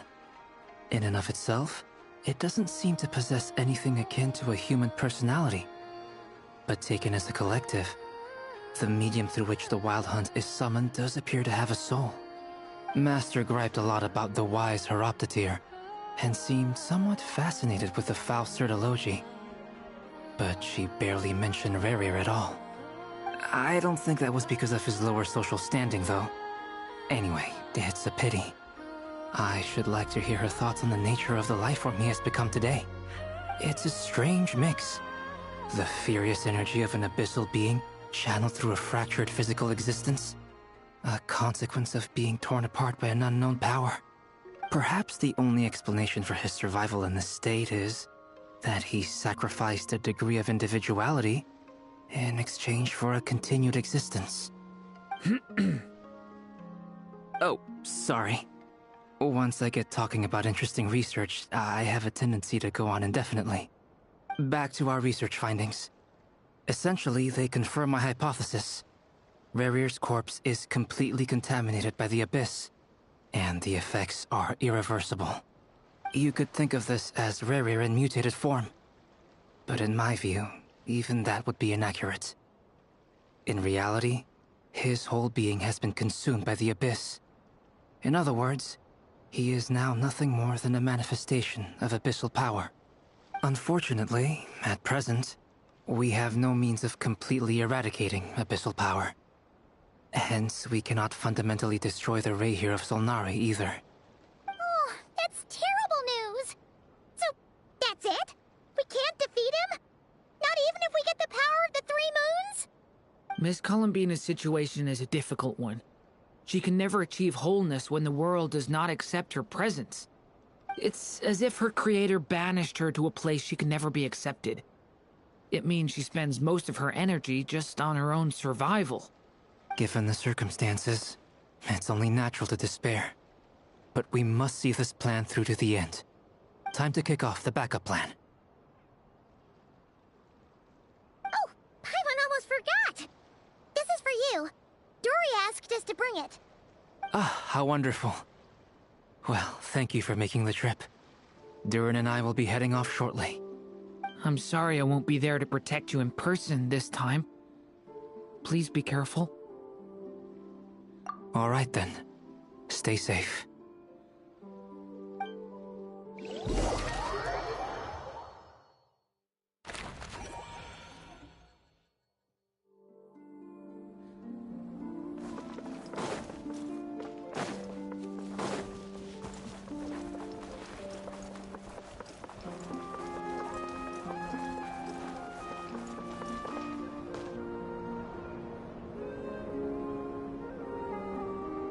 Miss Lauma, is everyone here? Yes. The fate of my flock is in your hands, Grandmaster Varka. Please keep them safe. My lady, what are you saying? Within the next 24 hours, we will face the biggest crisis the world has ever seen. This is not a burden that we deserve to bear, but I believe that we reap what we sow in this life. So I intend to act. I must do what I think is right. For me, that means fighting for the future of Nodcry. This gentleman is the Grand Master of the Knights of Favonius, Varka, Knight of Boreas. In my absence, please follow his lead. Hey, everyone. Guess I should introduce myself. Well, to start with, I know my way around a battlefield. Biggest strengths are honesty and hard-workingness. Anyway, point is, I don't intend to let Lauma down. I'm gonna do everything in my power to keep every last one of you safe and sound.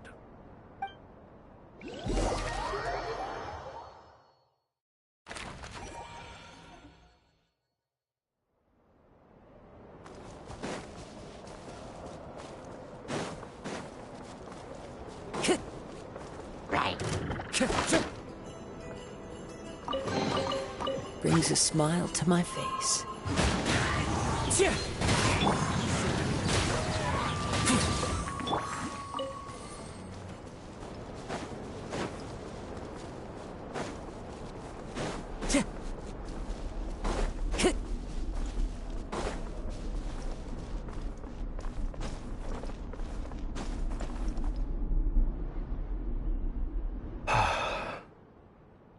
Something on your mind? Miss Columbina, was it? I believe that's how the others addressed you. That's right. Names are funny things. Have you always been called Dainsleif? Yes. I take it your own name has a more complicated history. Hold on, I'm gonna put food in the oven. I thought this was almost over. Guess we still got more to go. That's fine, at least my food will be cooking.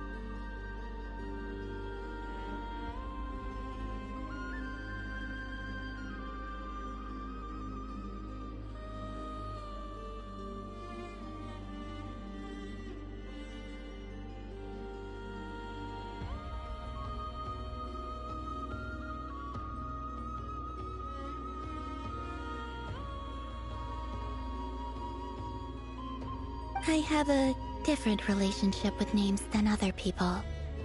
To be honest, I'm not even sure that Columbina is my name. At least, not in the same way that Dainsleif is yours. But it's what everyone calls me, and I go along with it. A lot of my life has been that way. I get so used to things that I forget to question why they are so. I never used to think much about where names come from, or what they mean to people. Maybe something's wrong with me. You're different from other people.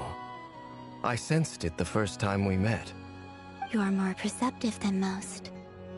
I'm sure your long life and rich range of experience explains that. Do you ever find yourself missing Conria, Mr. Dainsleif? Difficult to answer. I have dreamed of the past many, many times.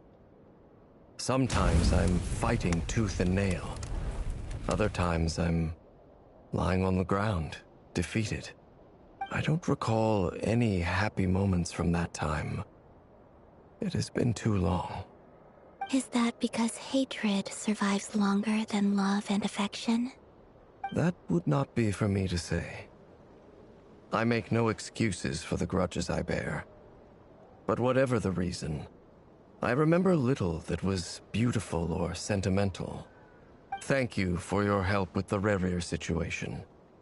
Without your efforts, I never could have learned the hidden truth of his story. You're welcome. I know he's your friend. Friend? He betrayed me. And I never really understood what he was going through in life. Some friendship, that is. Okay. So, do you plan to fight him with us? You see, you're torn. Now you know what really happened. You see the things he's done in a new light. I need some time. Of course. I completely understand. Anyone else in your position would feel conflicted too. Actually, I went through something similar myself recently. Something happened that changed my perspective on a situation. A situation I took for granted at the time, but now I feel very grateful for it.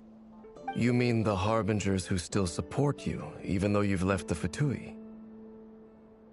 Yes. I always thought they were only helping me because Harbingers are forced to work together. But then I abandoned them. A warrant was even put out for my arrest. Yet even now, they support me. Which means I was wrong about them all along. Clearly, they view you as a friend.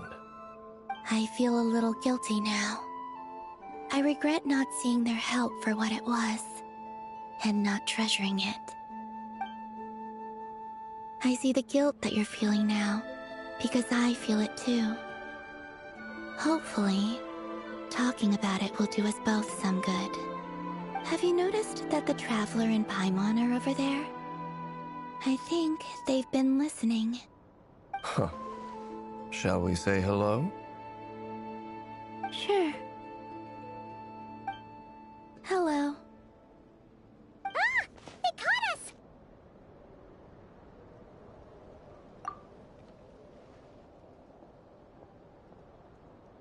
I apologize for making you worry. No doubt you wish to know where I stand on the plan to take down the Recher of Solnari. I'm afraid I need a little time, but I will seriously consider joining you. You will? Oh, thank you so much! Everyone will be so grateful to hear that! They needn't be. This was something that I was going to have to face up to eventually. That doesn't matter to them. They're grateful to you regardless. You can't control their gratitude, so just accept it. And then, have a think about whether you're willing to join us.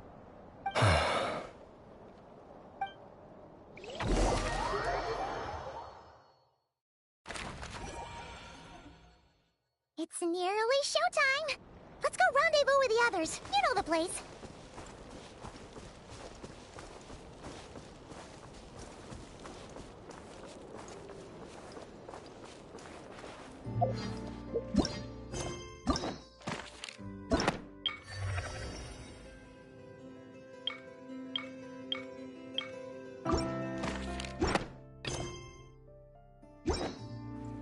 Time to go.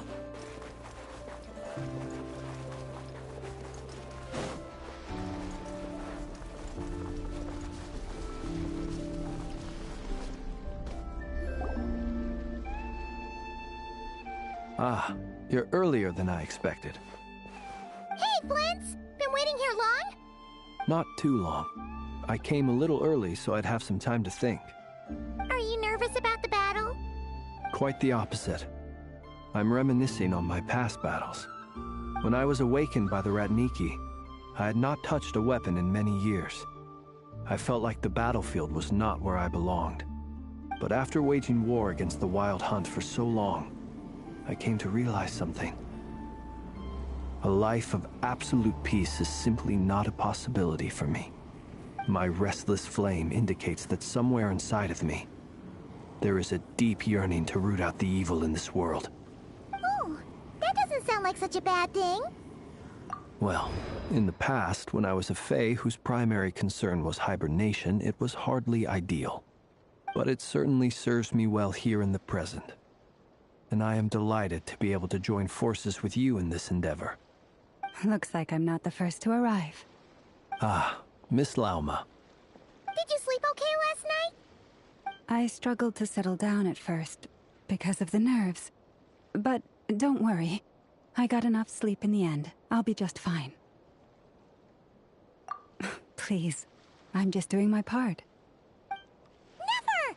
Over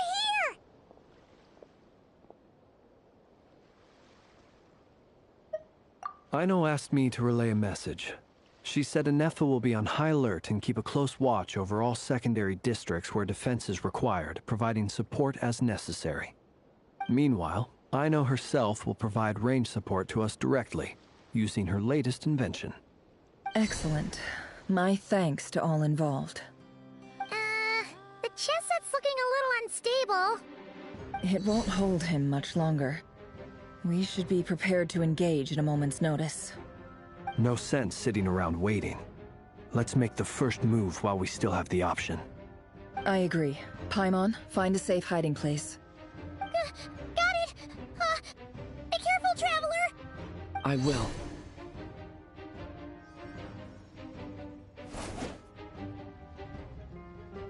Everyone, take your positions as soon as the battle starts. Every ounce of strength we have in our bones, let us bring to this fight. Ready? Let's go.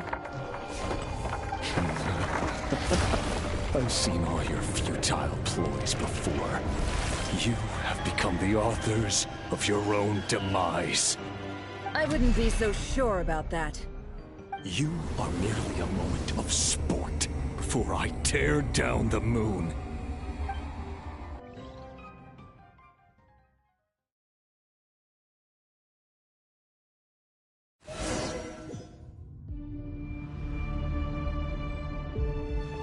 Stay on your toes.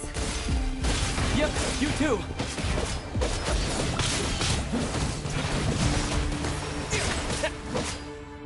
It all adds up. Observe. Moonlight. Let me help you guys. Hunt them down.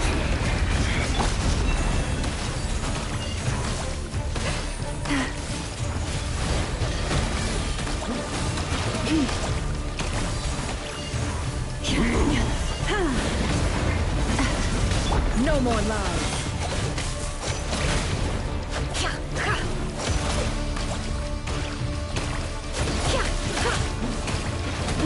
Shameless.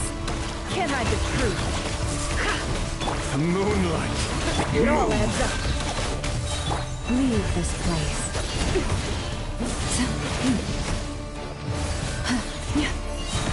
It's all futile. For the everlasting forest. The mystery unravels.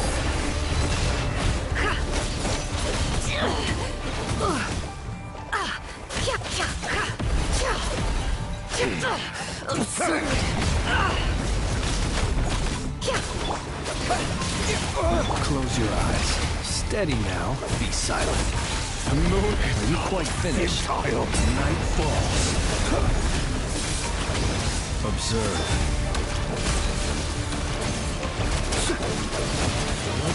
Keep your distance. Can't hide the truth. Hunt them down. Be silent. Beware the creatures of the night. It began with the moon, and so shall it end. The moon will protect you.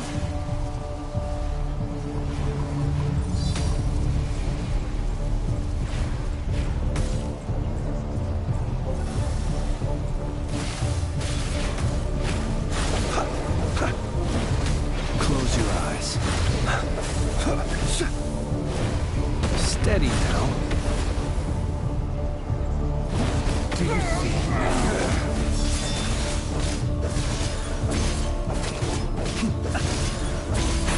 Here.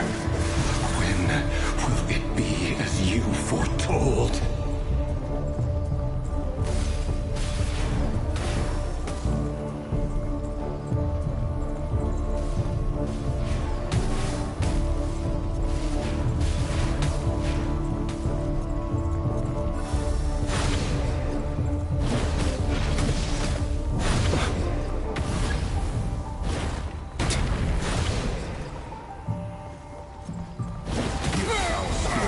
welcome here. Long sleep beckons. By the frost moon of old, you poor lost lamb. Seek within. No more lies. The moonlight betrays you. Observe.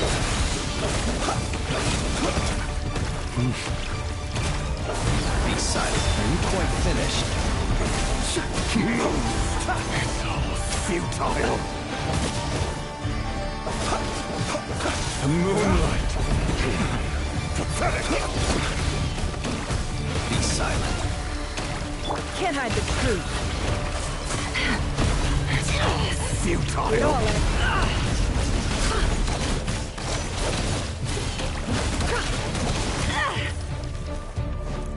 Move. No more lies. The deception ends here.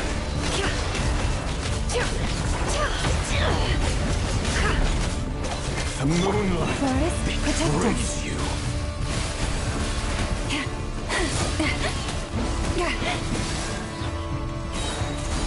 With one heart, we pray. Futile. Can't hide the truth. Hunt them down.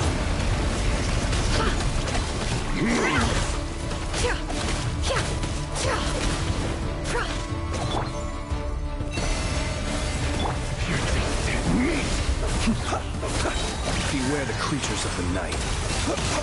Close your eyes. Hunt them down. Steady now.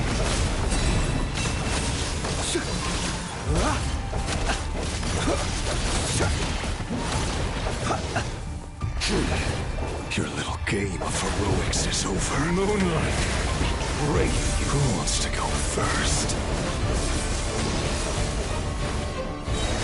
No. Get out of my sight! No! We've been separated! Will it take? You okay? Never! Where are the others? Stuck outside the barrier. I guess he really doesn't like us. I told you before, knowing too much is always a death sentence. Be careful what you wish for.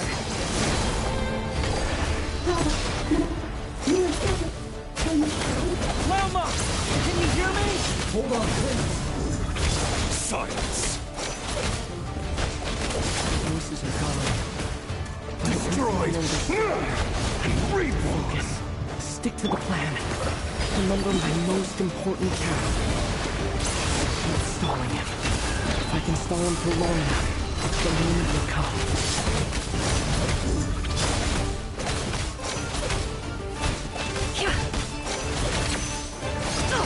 Absurd! Can't hide the truth.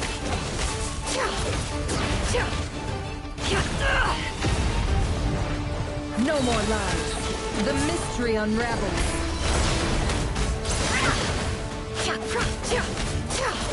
Can't hide the truth. Wipe out!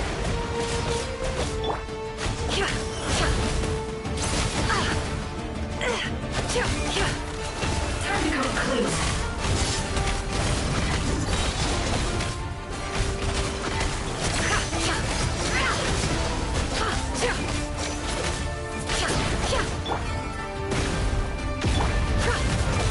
The deception ends here. Shameless.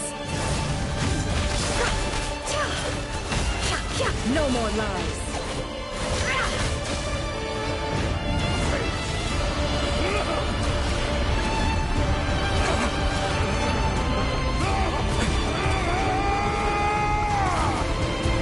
Water jet!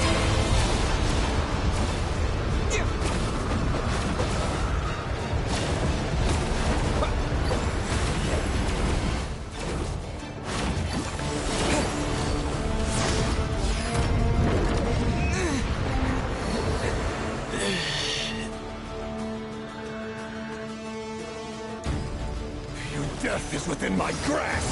Can't hide. The mystery mystery unravels. No more lies.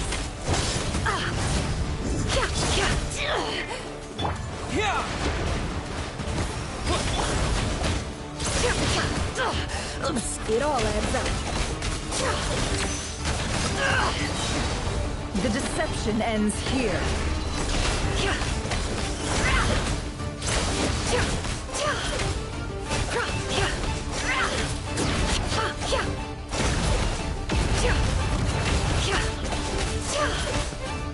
Bombs away! Can't hide the truth.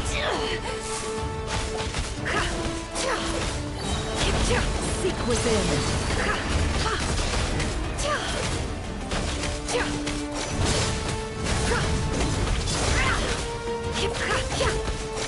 No more lies. Can't hide the truth.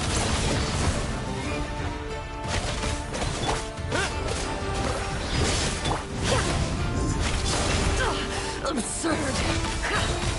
The mystery unravels.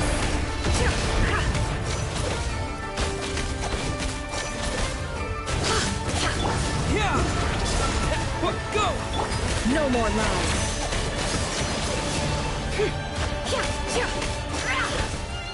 It all adds up.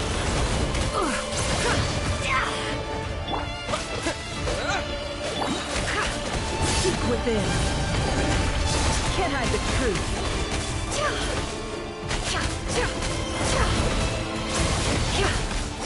No more lies. Wipe out! It all adds up.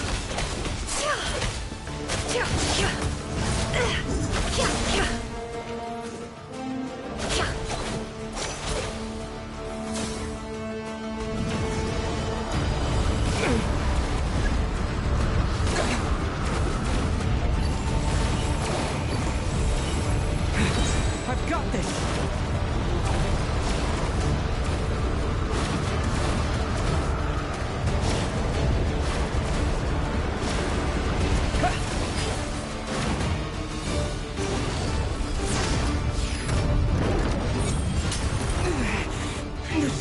Within my grasp! I can't keep this up!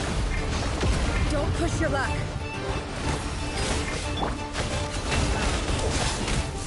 Can't hide the truth. Destroyed!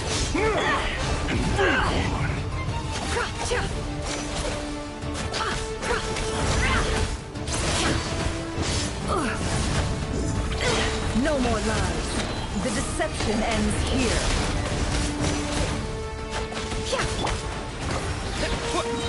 It all adds up.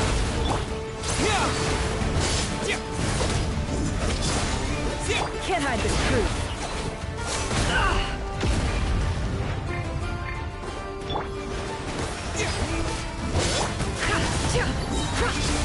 The mystery unravels.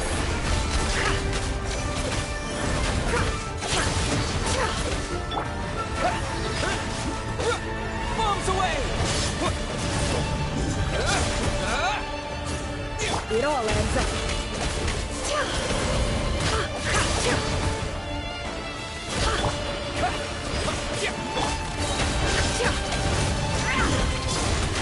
The deception ends here.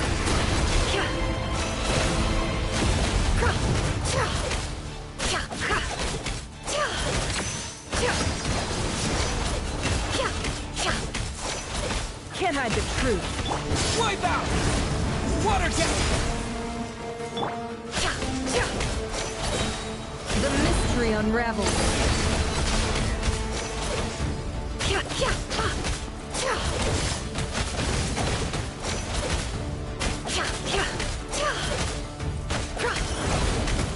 No more lies. It all adds up.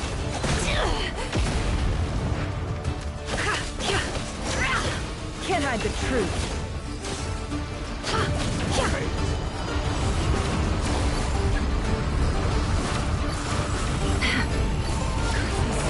There's no other way.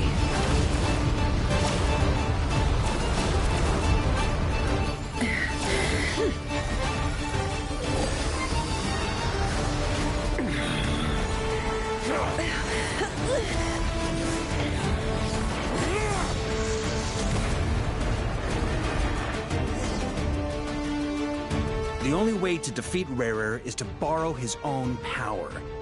That means Columbina will have to disappear while you two bear the brunt of his attacks. You have to hold on.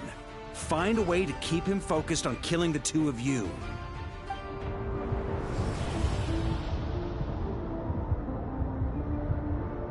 Never! Your eyes are bleeding! Soon you will be powerless to resist. And then, I will reduce you to dust. But that dust will plague your memories. Come on, keep holding on. Any other tricks up your sleeve? Let's see them. As entertaining as they are, you've backed yourself into a corner. You don't fool me. I see your fear clear as day. I have to stoke his rage. Make him unleash everything.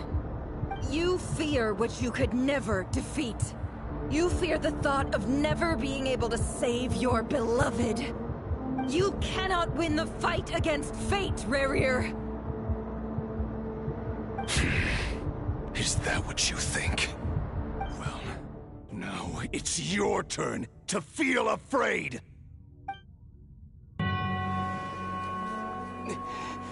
You fear the sound of your own name? Is it us you hate? Or is it what you've become? Let's see what becomes of you!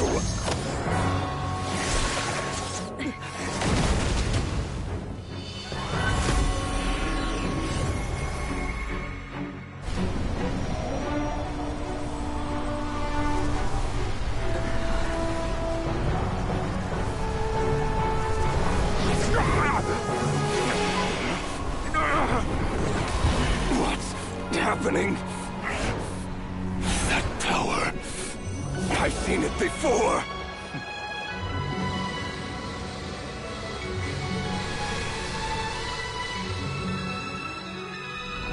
His power is on another level. We'll need to use an alchemical array to convert his power into a usable form. Then quickly channel it into Columbina, rendering her powerful enough to compete with him. I'll join you. I can help. If I release enough abyssal energy into a confined space, it'll create a potential difference, allowing us to extract a huge amount of elemental energy. Next, I'll synchronize with everyone's minds using Pyro, then give you temporary access to their abilities and fields of view. But it won't last long. Can you see? Well enough.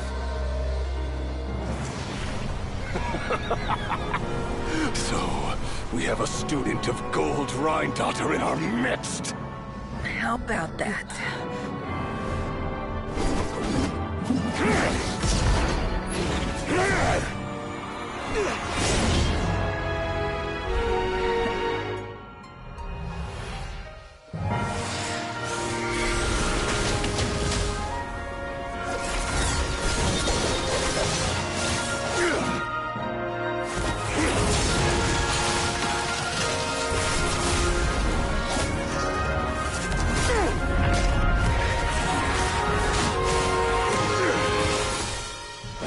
You use my own power against me? Just like how you stole Kuvaki. Look familiar?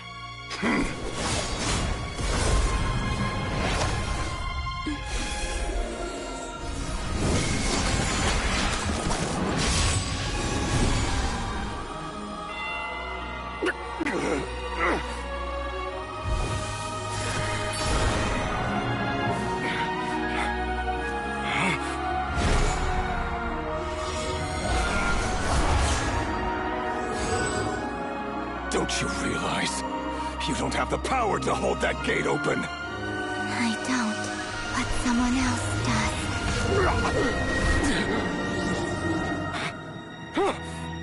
Goodbye, Rarir.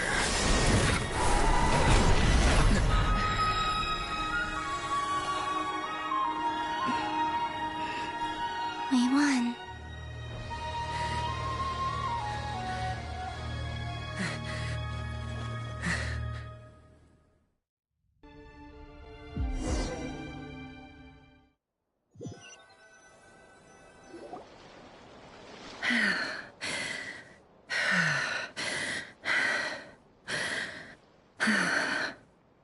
Nefer, how are your eyes? They're fine. Apart from the blindness, of course. It's not too late. Let me handle it.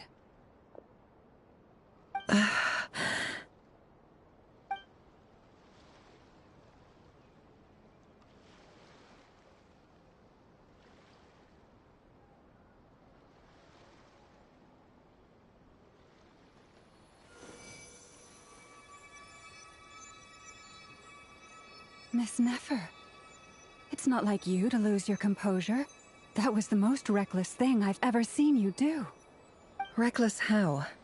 The situation was critical. Our lives were at stake. We had to do something. Even so. Okay. I guess you're right. Under the circumstances, it was a wise decision. You traded your eyes for an incredible victory. In business terms, I suppose that's a huge return on investment. I'd be hard-pressed to argue otherwise. Still, I don't like this outcome, and I don't want you to lose your sight for good. People suffer when they make sacrifices they shouldn't have to make, whether that means faith, strength, or in this case, your ability to even see. I had hoped you could win without sacrificing so much as a single hair on your head. Thank you. Really. All done. Don't try and open your eyes just yet. We'll see how you're doing in a couple of days. Until then, please follow your recovery plan to the letter. I'll send full details through Yehoda. For now, just get yourself home, relax, and rest. My dear friends, we have fought bravely and achieved a spectacular victory. A dark cloud has been lifted from the skies of Nodcry. All in this land will be grateful for what you have done. The moon will remember this day. Thank you both.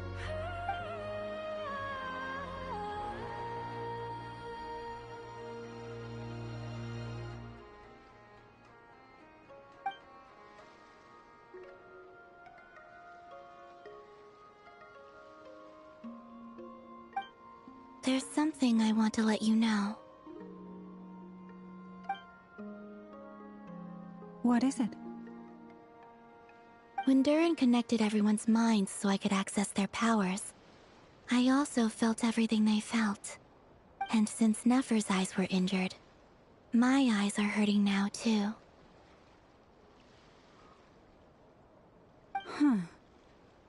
Hold on. Let me try. I only feel the pain. There's no actual damage. I just thought I should tell you. You're right. There's no damage. That's a relief. But I must say, I'm surprised to hear the Kuthar share something like this with me. In the past, you never used to open up about yourself. Things are a little different now from how they were. I'm learning to share how I truly feel with my friends. Friends? You have no idea how glad I am to hear that.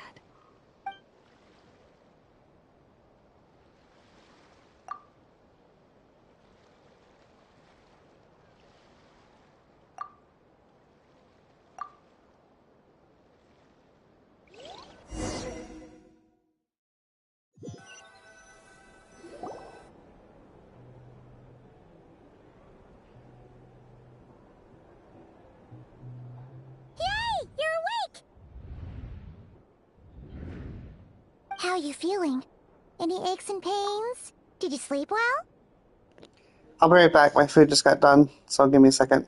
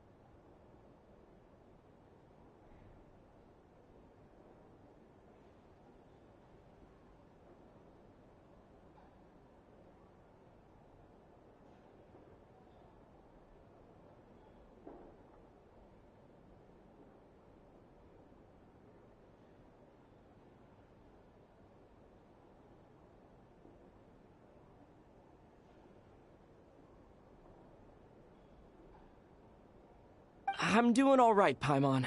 No need to worry about me. Phew. Well, that's good. Paimon's been sitting on the edge of the bed worrying about you for ages. You slept a whole day and night.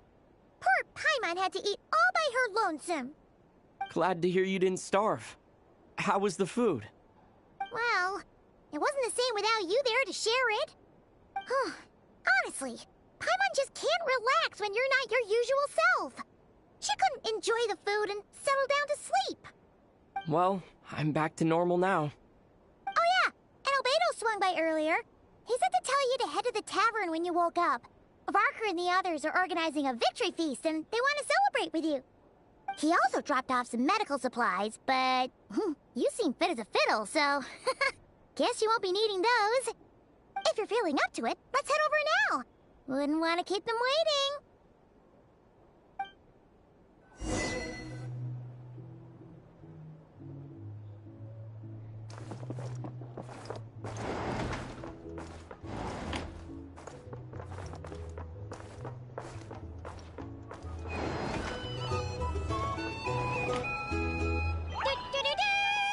We're here! Traveler and Paimon! Perfect timing! We were literally just saying how there's no way we're holding this victory feast without you any longer, and we would have postponed it till tomorrow. How are you feeling today? Much better. Thanks. Don't worry about me. Relieved to hear it. If that changes, just let me know. Happy to check you over at any time. Yep, we're here for you.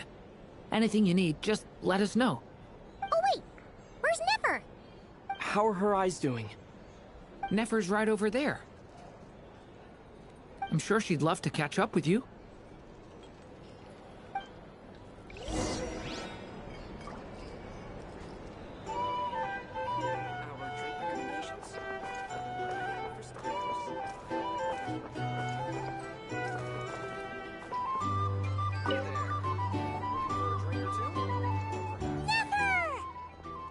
Traveler, Paimon, are you recovering well? Turns out that moon chanter has some real talent after all. My eyes were mostly recovered after just a couple days rest. I can actually open them again now. Yeah, but you gotta be careful. Lauma says not to strain your eyes while they're still healing. Yes, thank you. I'm well aware. Yehoda, could I borrow you for a moment? I could do with an extra pair of hands.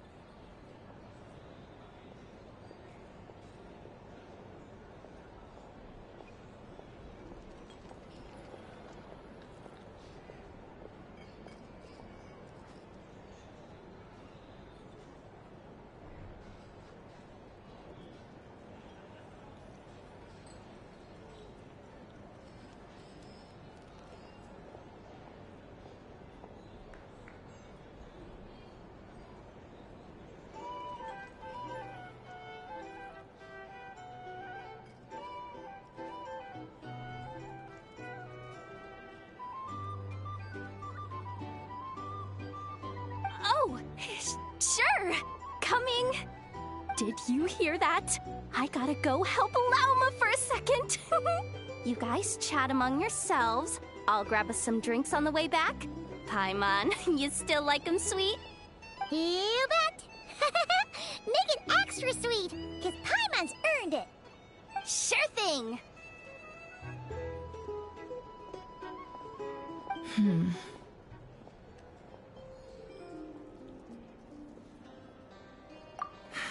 The Raker of Solnari. Kind of a snake, don't you think?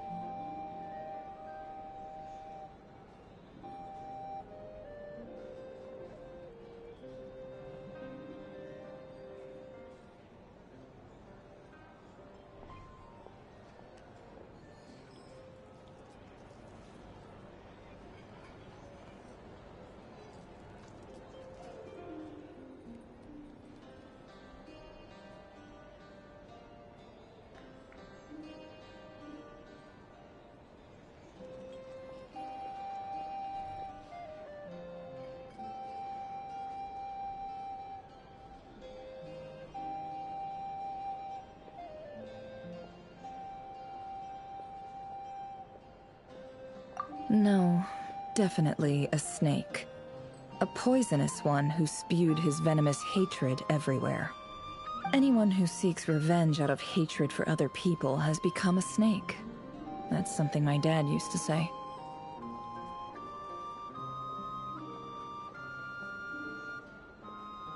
Perhaps. I'm sure it sounds like a very wise and open-hearted perspective to your ears. But me? I think hatred is a perfectly justifiable emotion. What else is left when everything you depended on in life gets stripped away? Something's gotta fuel that drive to keep on living.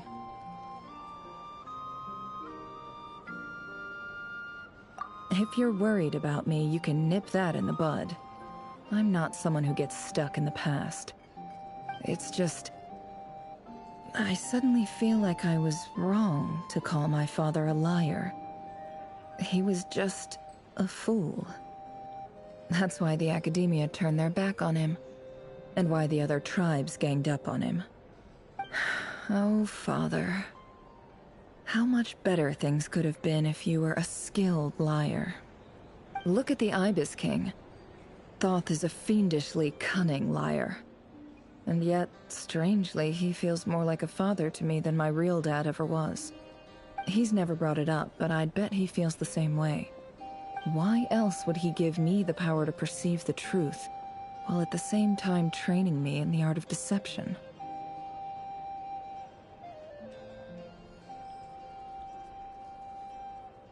Well, King Deshret banished him to Aru, which is essentially a prison, and posed 3 questions to him. He promised that he'd have his freedom if he could find the answers. His response was to take on a physical form and approach me, hoping that I could become his envoy and search for one of the answers on his behalf. Did he really think I'd fall for that? He's stuck there.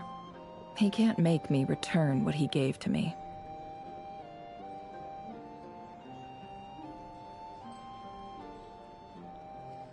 So that's enough for you to decide he's nice, is it? He's a prisoner, and he was scared.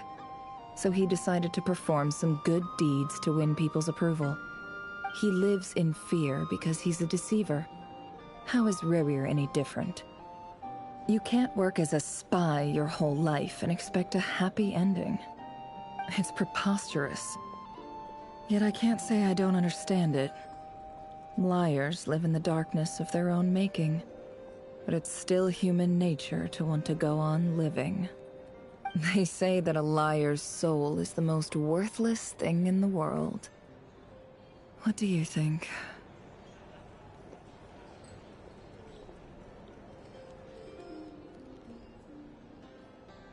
Good.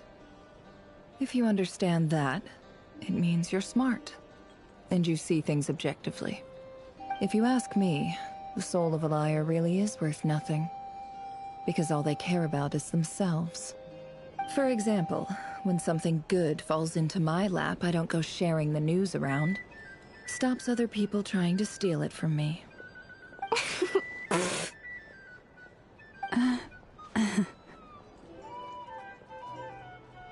So be it.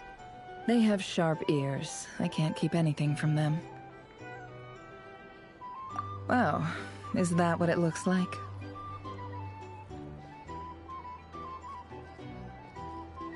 Well, you all know my past now, and I can't simply eliminate everyone who knows too much. So I guess I just have to put up with you, for the foreseeable future at least. When you find yourself in a situation you can't control, the safest play is to keep calm and start monitoring everyone involved like a hawk. In the intelligence world, you need to have a sense of perspective and play your hand accordingly. If you understand what's at stake, please ensure my secret is safe with you. I trust you'll respect my wishes as a friend. But don't forget, I will also be watching you like a hawk. Very good. Oh wait! Now that the panic's over and we've all calmed down, Paimon suddenly remembered something.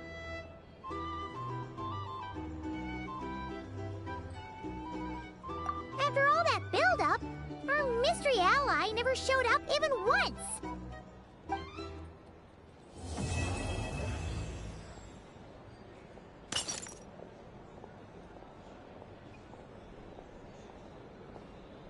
Huh? Am I imagining things?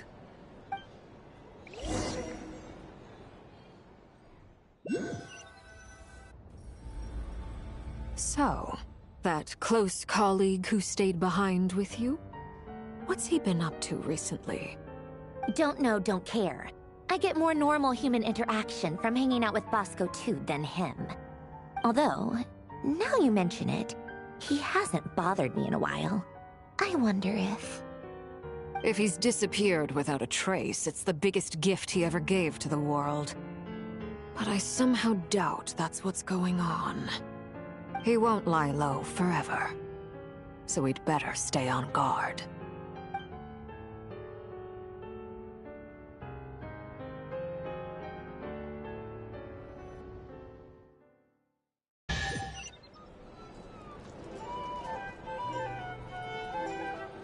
Okay, guys, we are going to take a much-needed break. We got a shit ton done.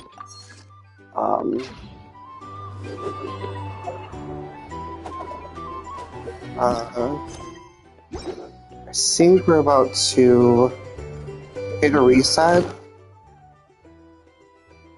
No, we already did. What time is it?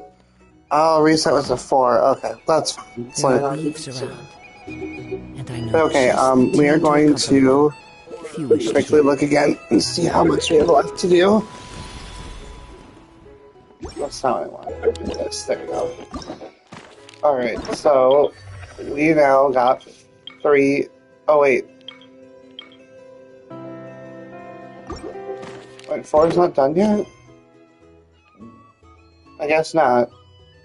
Even though it said it was, but I guess not. Keep going. Ah, Lord Sangama Bay. How lovely to see you. I must thank you for the device you provided. It was an enormous help. Would I be right in thinking that it was developed by the Academia? Why come and ask me when you clearly know already? I mostly came to thank you. That's more like it. A little gratitude goes a long way with Lord Sangama Bay. Play your cards right, and you might even stand a chance of becoming my long-term supplier. The chance to work with such a kind and charitable investor as yourself would be a great honor for the Curatorium. Huh? Charitable? Who said anything about charity? First time hearing about it.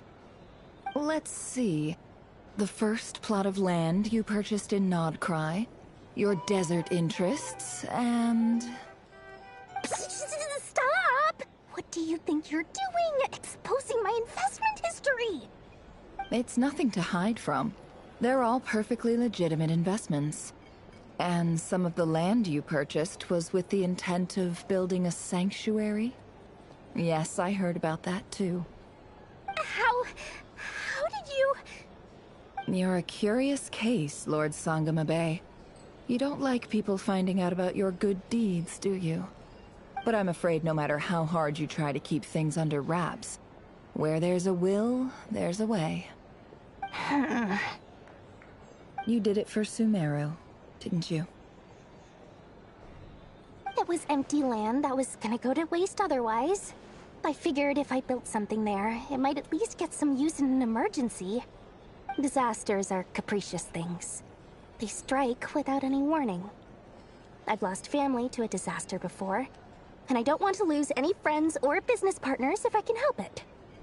My elder sister used to dream of finding a sanctuary.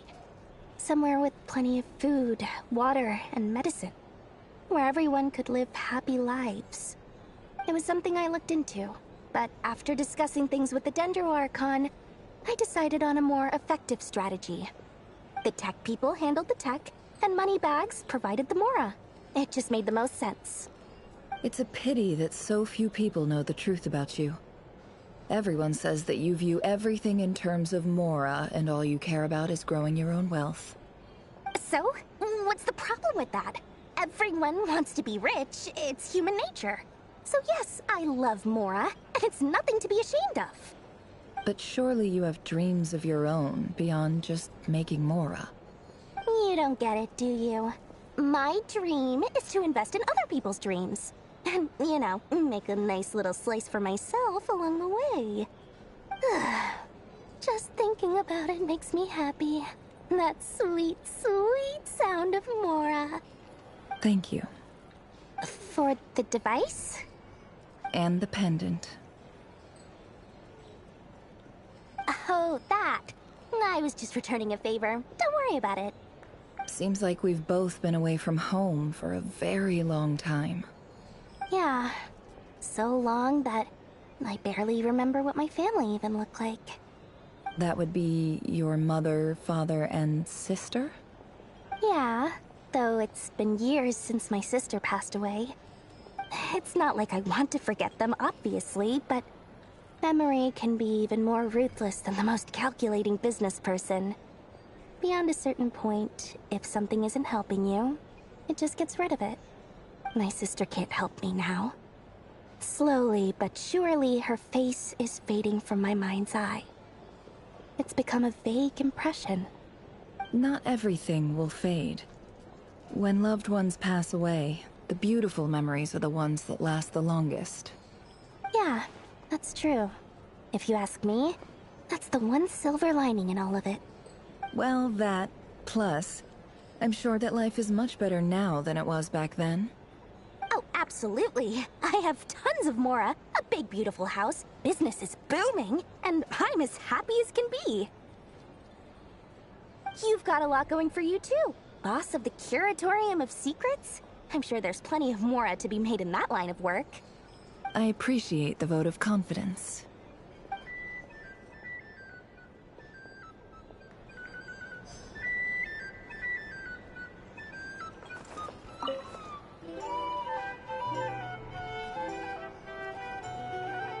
Ah, Lord Sangama Bay. How I must thank you for the device you Why come and ask? That's more like it. A little gratitude goes a long way with Lord Sorry about the guys, didn't realize I'd do this scene again. To work with such a kind and charitable... Huh? Let's see. It's nothing to How? You're a curious, but I'm afraid no... You did it for Sume. It was empty land. Disasters are capricious things. They strike. My elder sister used to dream of finding a sanctuary. It was something I looked at. The tech people handled the tech. It's a pity that... So? But surely you have... You don't get it. Just thinking about it. Thank you. For... And the pet... Oh, that. Seems like we've both... Yeah. So long that... That would be your mother... Yeah. It's not like my sister can't help me now. Not everything... Yeah. That's... Well, that... Oh, absolute. You've got a lot... I appreciate...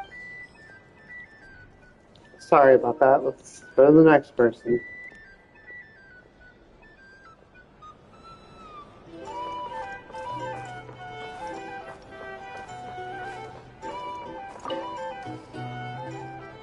How have you been holding up? Any adverse reactions? If you start to take a turn for the worse, make sure you tell me right away. You don't need to worry about me, Grandmaster. I'm fine. I mean, I barely did anything, so... What? You're too humble, young man. You played an indispensable role in the battle for Notcry. We can't thank you enough for your support. Sometimes, when people praise you, it's because you deserve it. The best thing is to accept it calmly and with grace. It's important to learn how to respond to words of admiration. Let's do a quick demonstration. Albedo, that was an incredible feat of alchemy. The pressure was on, but you worked flawlessly at lightning speed to get the job done. Thank you. I can't take all the credit, though. Durin played a big part in forming the alchemical array. See? Did you catch that? A masterclass in how to take a compliment. Okay, yeah. I did work pretty hard to help prepare for the battle. No point denying that. Hey, you guys!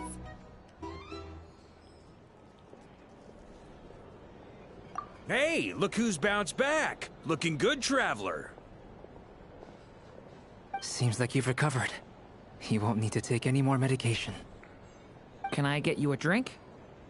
Huh? You know how to order at a bar now? You've sure learned a lot recently. Handling a drinks order is ridiculously simple compared to alchemy. Don't worry, I'll blend into society yet. Paimon believes it. You're clearly a fast learner, just like your brother. To be totally honest though, Paimon didn't quite follow all the details when you first explained the plan to us. Don't worry, that's completely understandable. Unless you're a student of alchemy, it's hard to grasp the principle and how the process works. To put it in the simplest terms, we saw how our enemy stole the power of Kuvaki. And that gave us the idea of stealing his power to turn it against him. When facing an enemy you have no hope of defeating, it's best not to engage them in battle.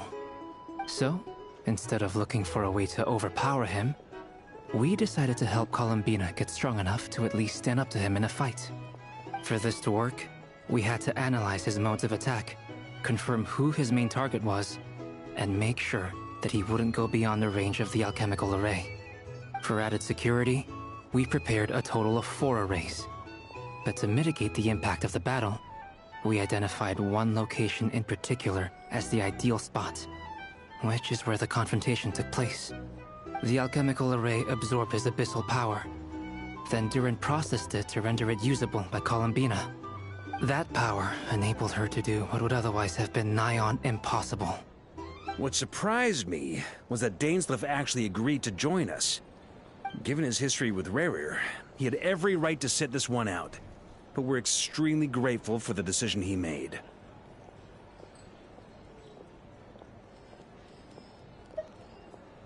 It must have been a painful choice to make. But I'm sure that making a decision was far better for him than staying in limbo. Absolutely. He was torn between 2 paths, but in the end, he made his choice and stuck to it resolutely. He doesn't strike me as the sort of person who'd stay trapped in limbo for long. Anyway, however you cut it, everyone gave a stellar performance. And now, it's time to kick back and celebrate.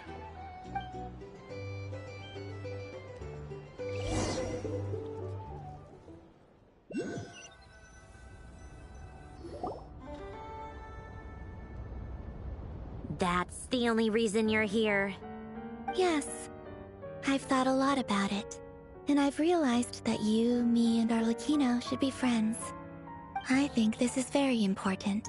So I felt I had to come and tell you. Well, this is a new one. I'm so moved. I can't even hold my teacup. If that's all, you can leave now. Do you not want to be friends with me? Or is it that you prefer being co-workers? What is this, Columbina? Are you deliberately testing my patience threshold? Right now, my politeness module is active. But if you say another word, I swear I'll shut it down. If your politeness module was active, wouldn't you say the word please at some point? Polonia, please see Lady Columbina to the door. Will you still invite me to your next tea party? What? Yes, I think you will. Bye-bye, dear Sandrone.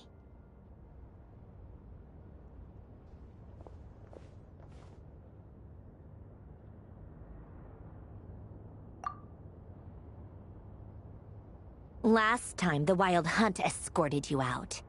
Would you rather I handled it myself this time? We just wanted to, see how you were doing now that it's all over. Why? Out of concern for my safety? I hope you didn't seriously think that the Rayhir of Solnari would be able to lay so much as a finger upon me, given how prepared I was. Mostly because you kinda helped us out, so we just wanted to check you were okay. Looks like all your robots are fixed, huh? Oh, don't you worry about that. Tea time is already a write-off. The visitor before you managed to kill my appetite. If you're in the mood for tea, go ahead and help yourself. Otherwise, it's going to waste. My coasters are still missing in action, though. Use this notebook instead. Whoa! Pretty hefty notebook. Look at all those calculations. You can ignore those. They're just dumb scribblings. I doodle and write in my free time. Sometimes I remember the distant, dreamlike past. Sometimes I imagine the far-flung future. And other times, I grit my teeth and note down all the crazy nonsense going on in the present. Some people do the crosswords in the newspaper. This is my equivalent of that. Trying to predict the future is like daydreaming. And writing about the present just makes me furious. The past is my favorite. If nothing else, it's already set in stone, so I don't have to rack my brains trying to figure it all out. Huh. Although, having said that, the only vaguely interesting memory in my past is probably that guy they call Lord Artificer. Who else? Pretty much all the mecha in Fontaine are his personal handiwork. Wait, are you saying you know him? Like, personally? As a friend? I mean, I guess we were friendly enough.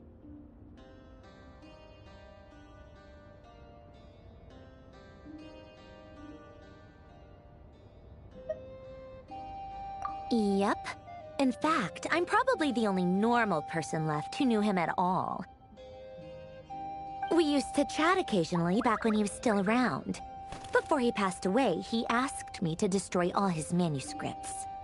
I honored his request, but I did read through everything first before destroying them. I mean, I couldn't let the genius of Lord Artificer Alain Guillotin disappear like that. Would have been such a waste. So, that's where the formulas in your notebook are from? I just told you. Those are my equivalent of crossword puzzles. They're just dumb formulas that I solve for fun when I'm bored. Alain's work was like epic poetry.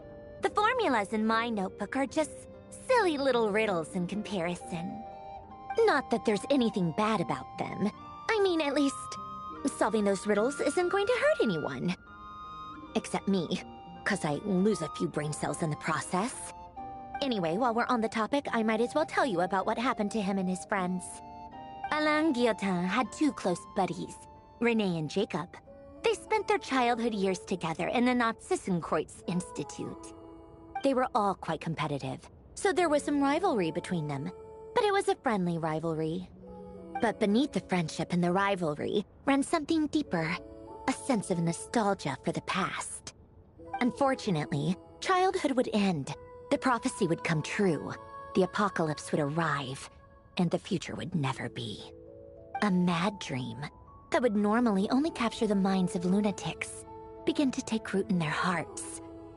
A dream of saving the world. And if Renee and Alain had been people of lesser wits, that dream would probably have ended up as something for them to joke about in their older years. But alas, they were some of the sharpest minds around. They nurtured that dream with the full power of their intellect, and it grew into something that ate away at their souls. The first of them to fall under its spell was Renee. Against Alain's wishes, he persisted in experimenting on a mutual friend of theirs to try and save their life.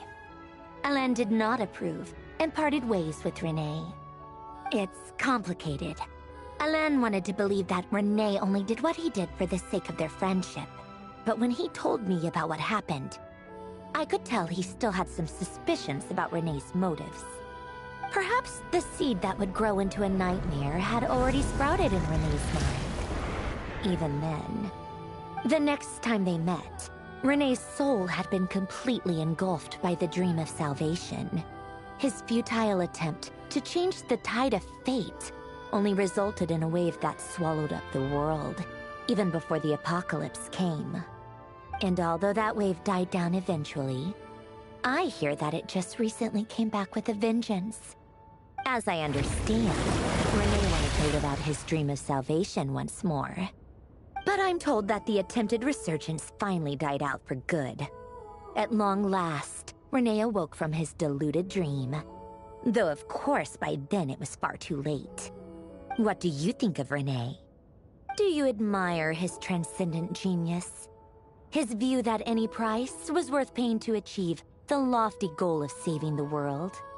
Or do you despise him? Dismiss him as an evil madman who wrought havoc on the lives of everyone around him as he pursued his delusional dream? Same difference, really. Just a matter of perspective.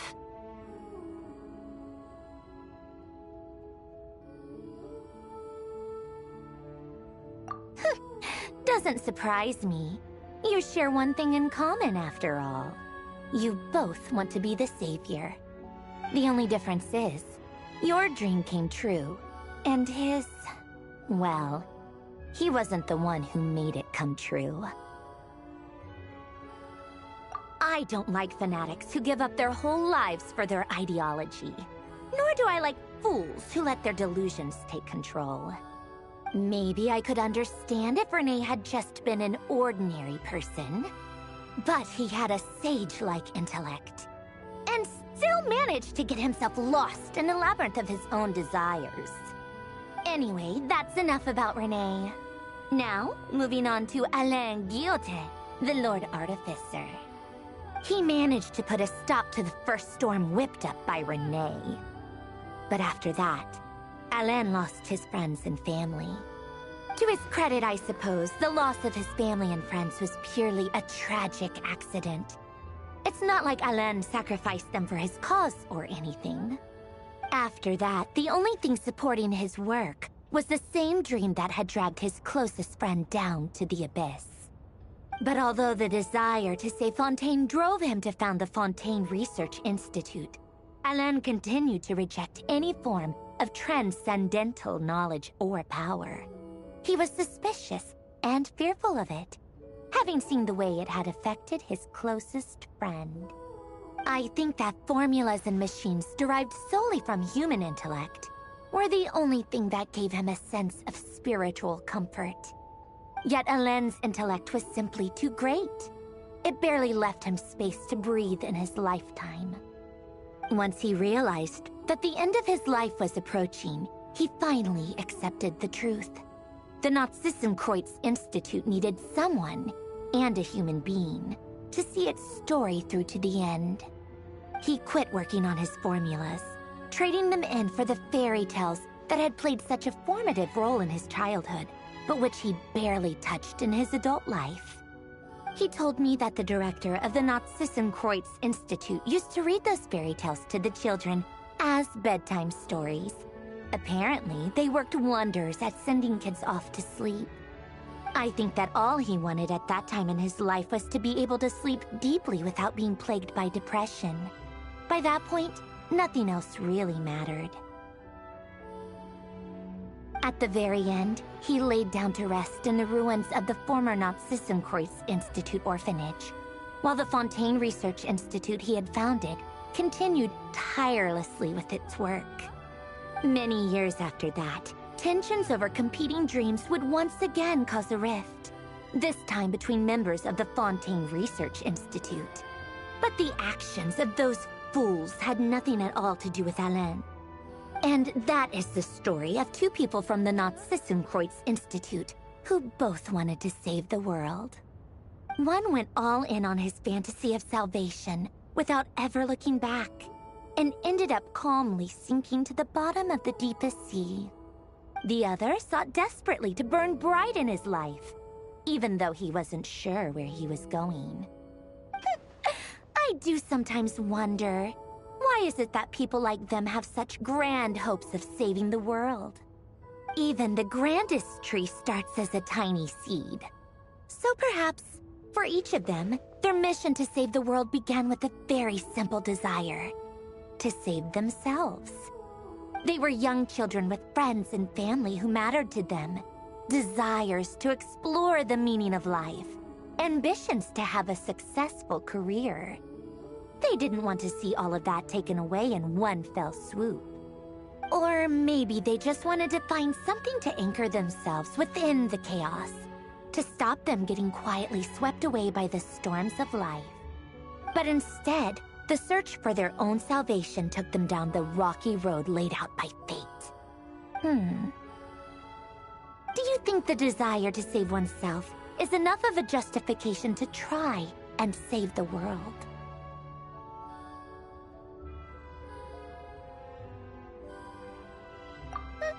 The way you said that sounded just like Alain. I asked him the same question back when he was in his prime, putting all of his energy into his work. He gave the exact same answer as you did. No elaboration, just a quick short answer before getting right back to his work. He was always that way. All right, tea time's over. I owe Arlecchino a favor for telling me these stories. I'll have to bring a whole sack of gifts the next time I visit the House of the Hearth. I'm gonna go tinker with Polonia now. You guys can do whatever you want, as long as it doesn't involve interrupting me. Polonia, exit hibernation mode. Begin diagnostics.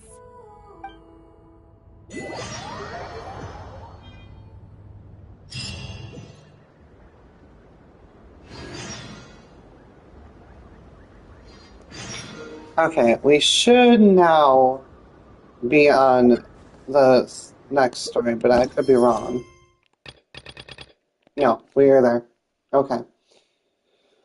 We are now on 5, so with that being said, we will end this very long-awaited... Wow, look at how much we've gotten done. Wow. So next will be 5, then 6, then 7, and then Draco's story. So I was right, his name... Oh, it's Durin, but I think his name is Draco. I have that character too. At least I think I do. Hold on. I swear his name is Draco. Alright, so it's organized by... Oh, whoops. Not what I wanted to do. There we go. Also... Oh no, it is Durin. I still can't believe I pulled for him. Yeah, I literally got him last month. No, 2 months ago. I'm so happy I pulled for him. And then Mannequina, and then Mannequin. It's funny I didn't get her till the next day. It's weird that I did that. Oh wow. I have Jehoda, and I have Ayano. And I have an Effa. Dang!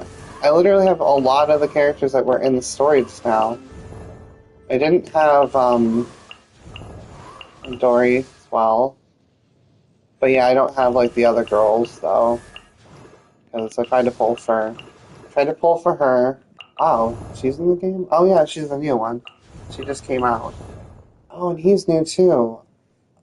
I haven't seen these characters yet, but I swore I heard that name before. We'll get to that later.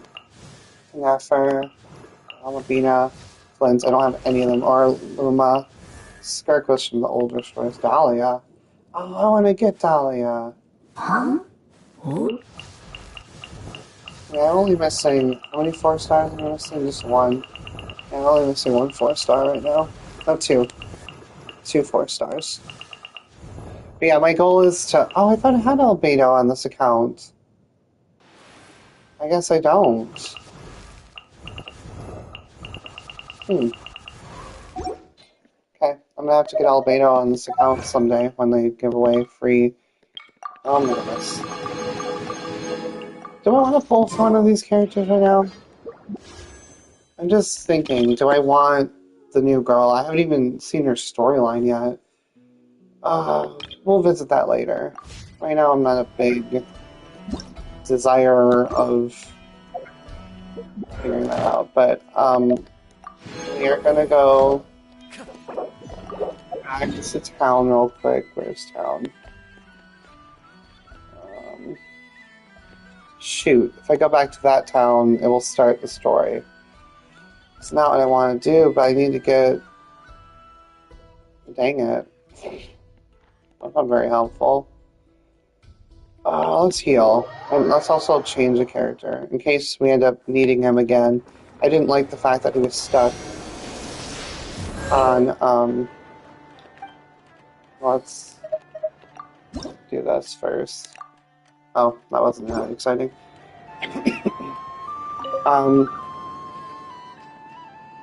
Oh, that's right. I can't do that. Okay, hold on.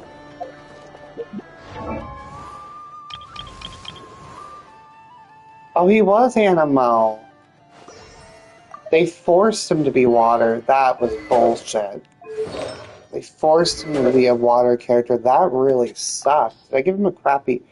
Oh my god, no wonder. He had a crappy 40. Oh my god. At least give him this. Jeez, okay. In case we end up needing him again. His artifacts aren't that great either. Oh my goodness. Let's give him...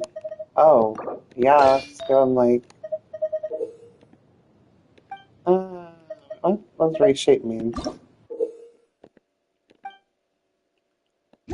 Oh, you can...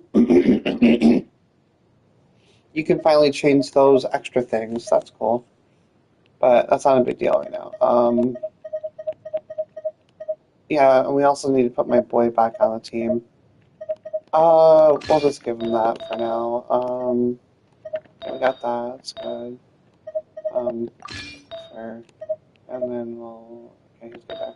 Okay, good. My boy is good. Now, you're not on my team. We need to change you. As much as I love him, I do not want him on our team. He's low compared to my boy. And now we will see what is everyone's artifacts. Yeah, they're all good now.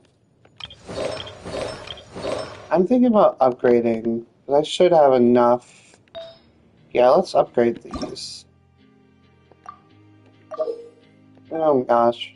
No, I should have, like, yeah, enough to, like, upgrade an army. I've been holding on to stuff like crazy.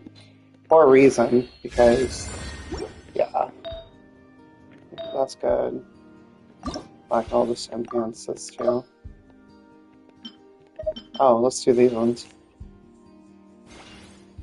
But after this, I'm going to end it real quick, scoop some kitty litter, and then take a shower, put together some clothes, put laundry in, and then we'll start another chapter. And then as my alarm goes off, I will take a break to go grab clothes, put clothes, and keep doing that. That way I have clean clothes in the morning. So I'm going to actually put off the shower. Yeah, I'll put off the shower until I actually can change it to a new outfit. I didn't want to do this, but I need to get laundry done. I've been putting it off and kind of tired of not having clean clothes. It's been gross. Like, kind of wore the same outfit 2 days in a row, and I'm not one of those people who likes doing that. I think it's gross to even wear the same outfit for more than 24 hours. I sometimes change 2 outfits, which is probably why I always have dirty clothes. Constantly wearing 2 outfits a day. I'm not one for dirty. I do not like being in dirty clothes. It grosses me the fuck out.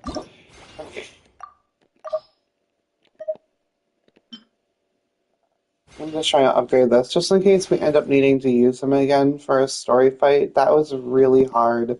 He was...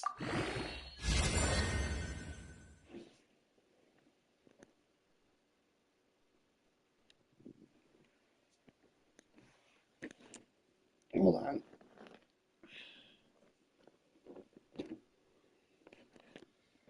There you go.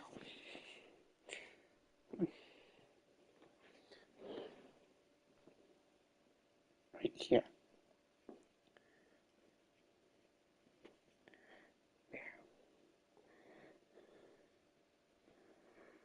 There.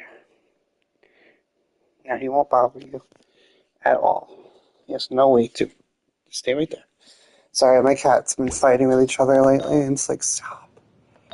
Okay, so he's good now. So if we end up needing him again, he'll at least have 4 of the... Yeah, at least he'll have his abilities. I just had to switch it to that one, and that's fine. Because this one's not a bad ability to have. Actually, let's see what it gives him. Yeah, gives him some good elemental increases. But now he's got a better weapon, too. Which, can I enhance it? Oh, I could almost. If I probably... Yeah, if I went there, but right now we're not a big... I'm pretty sure we'll be fine. But, we have another game we need to go check right now. Oh, that just gave me more. That's cool. And I just got a bunch more. Okay, okay. Rewarding me. That's nice. Okay, oh, yeah, I just got that done, so I should have another... Yep. Two of them, actually. Cool. Alright, we'll save them. You may or may not want to... Oh, shit. What was that for again? Oh, yeah, that friggin' stupid quest I did. That was a dumb quest. To become a wanderer. But yeah,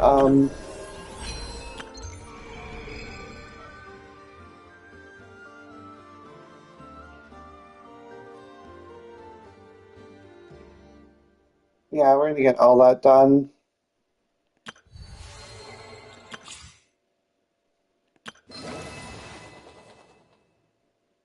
What's this?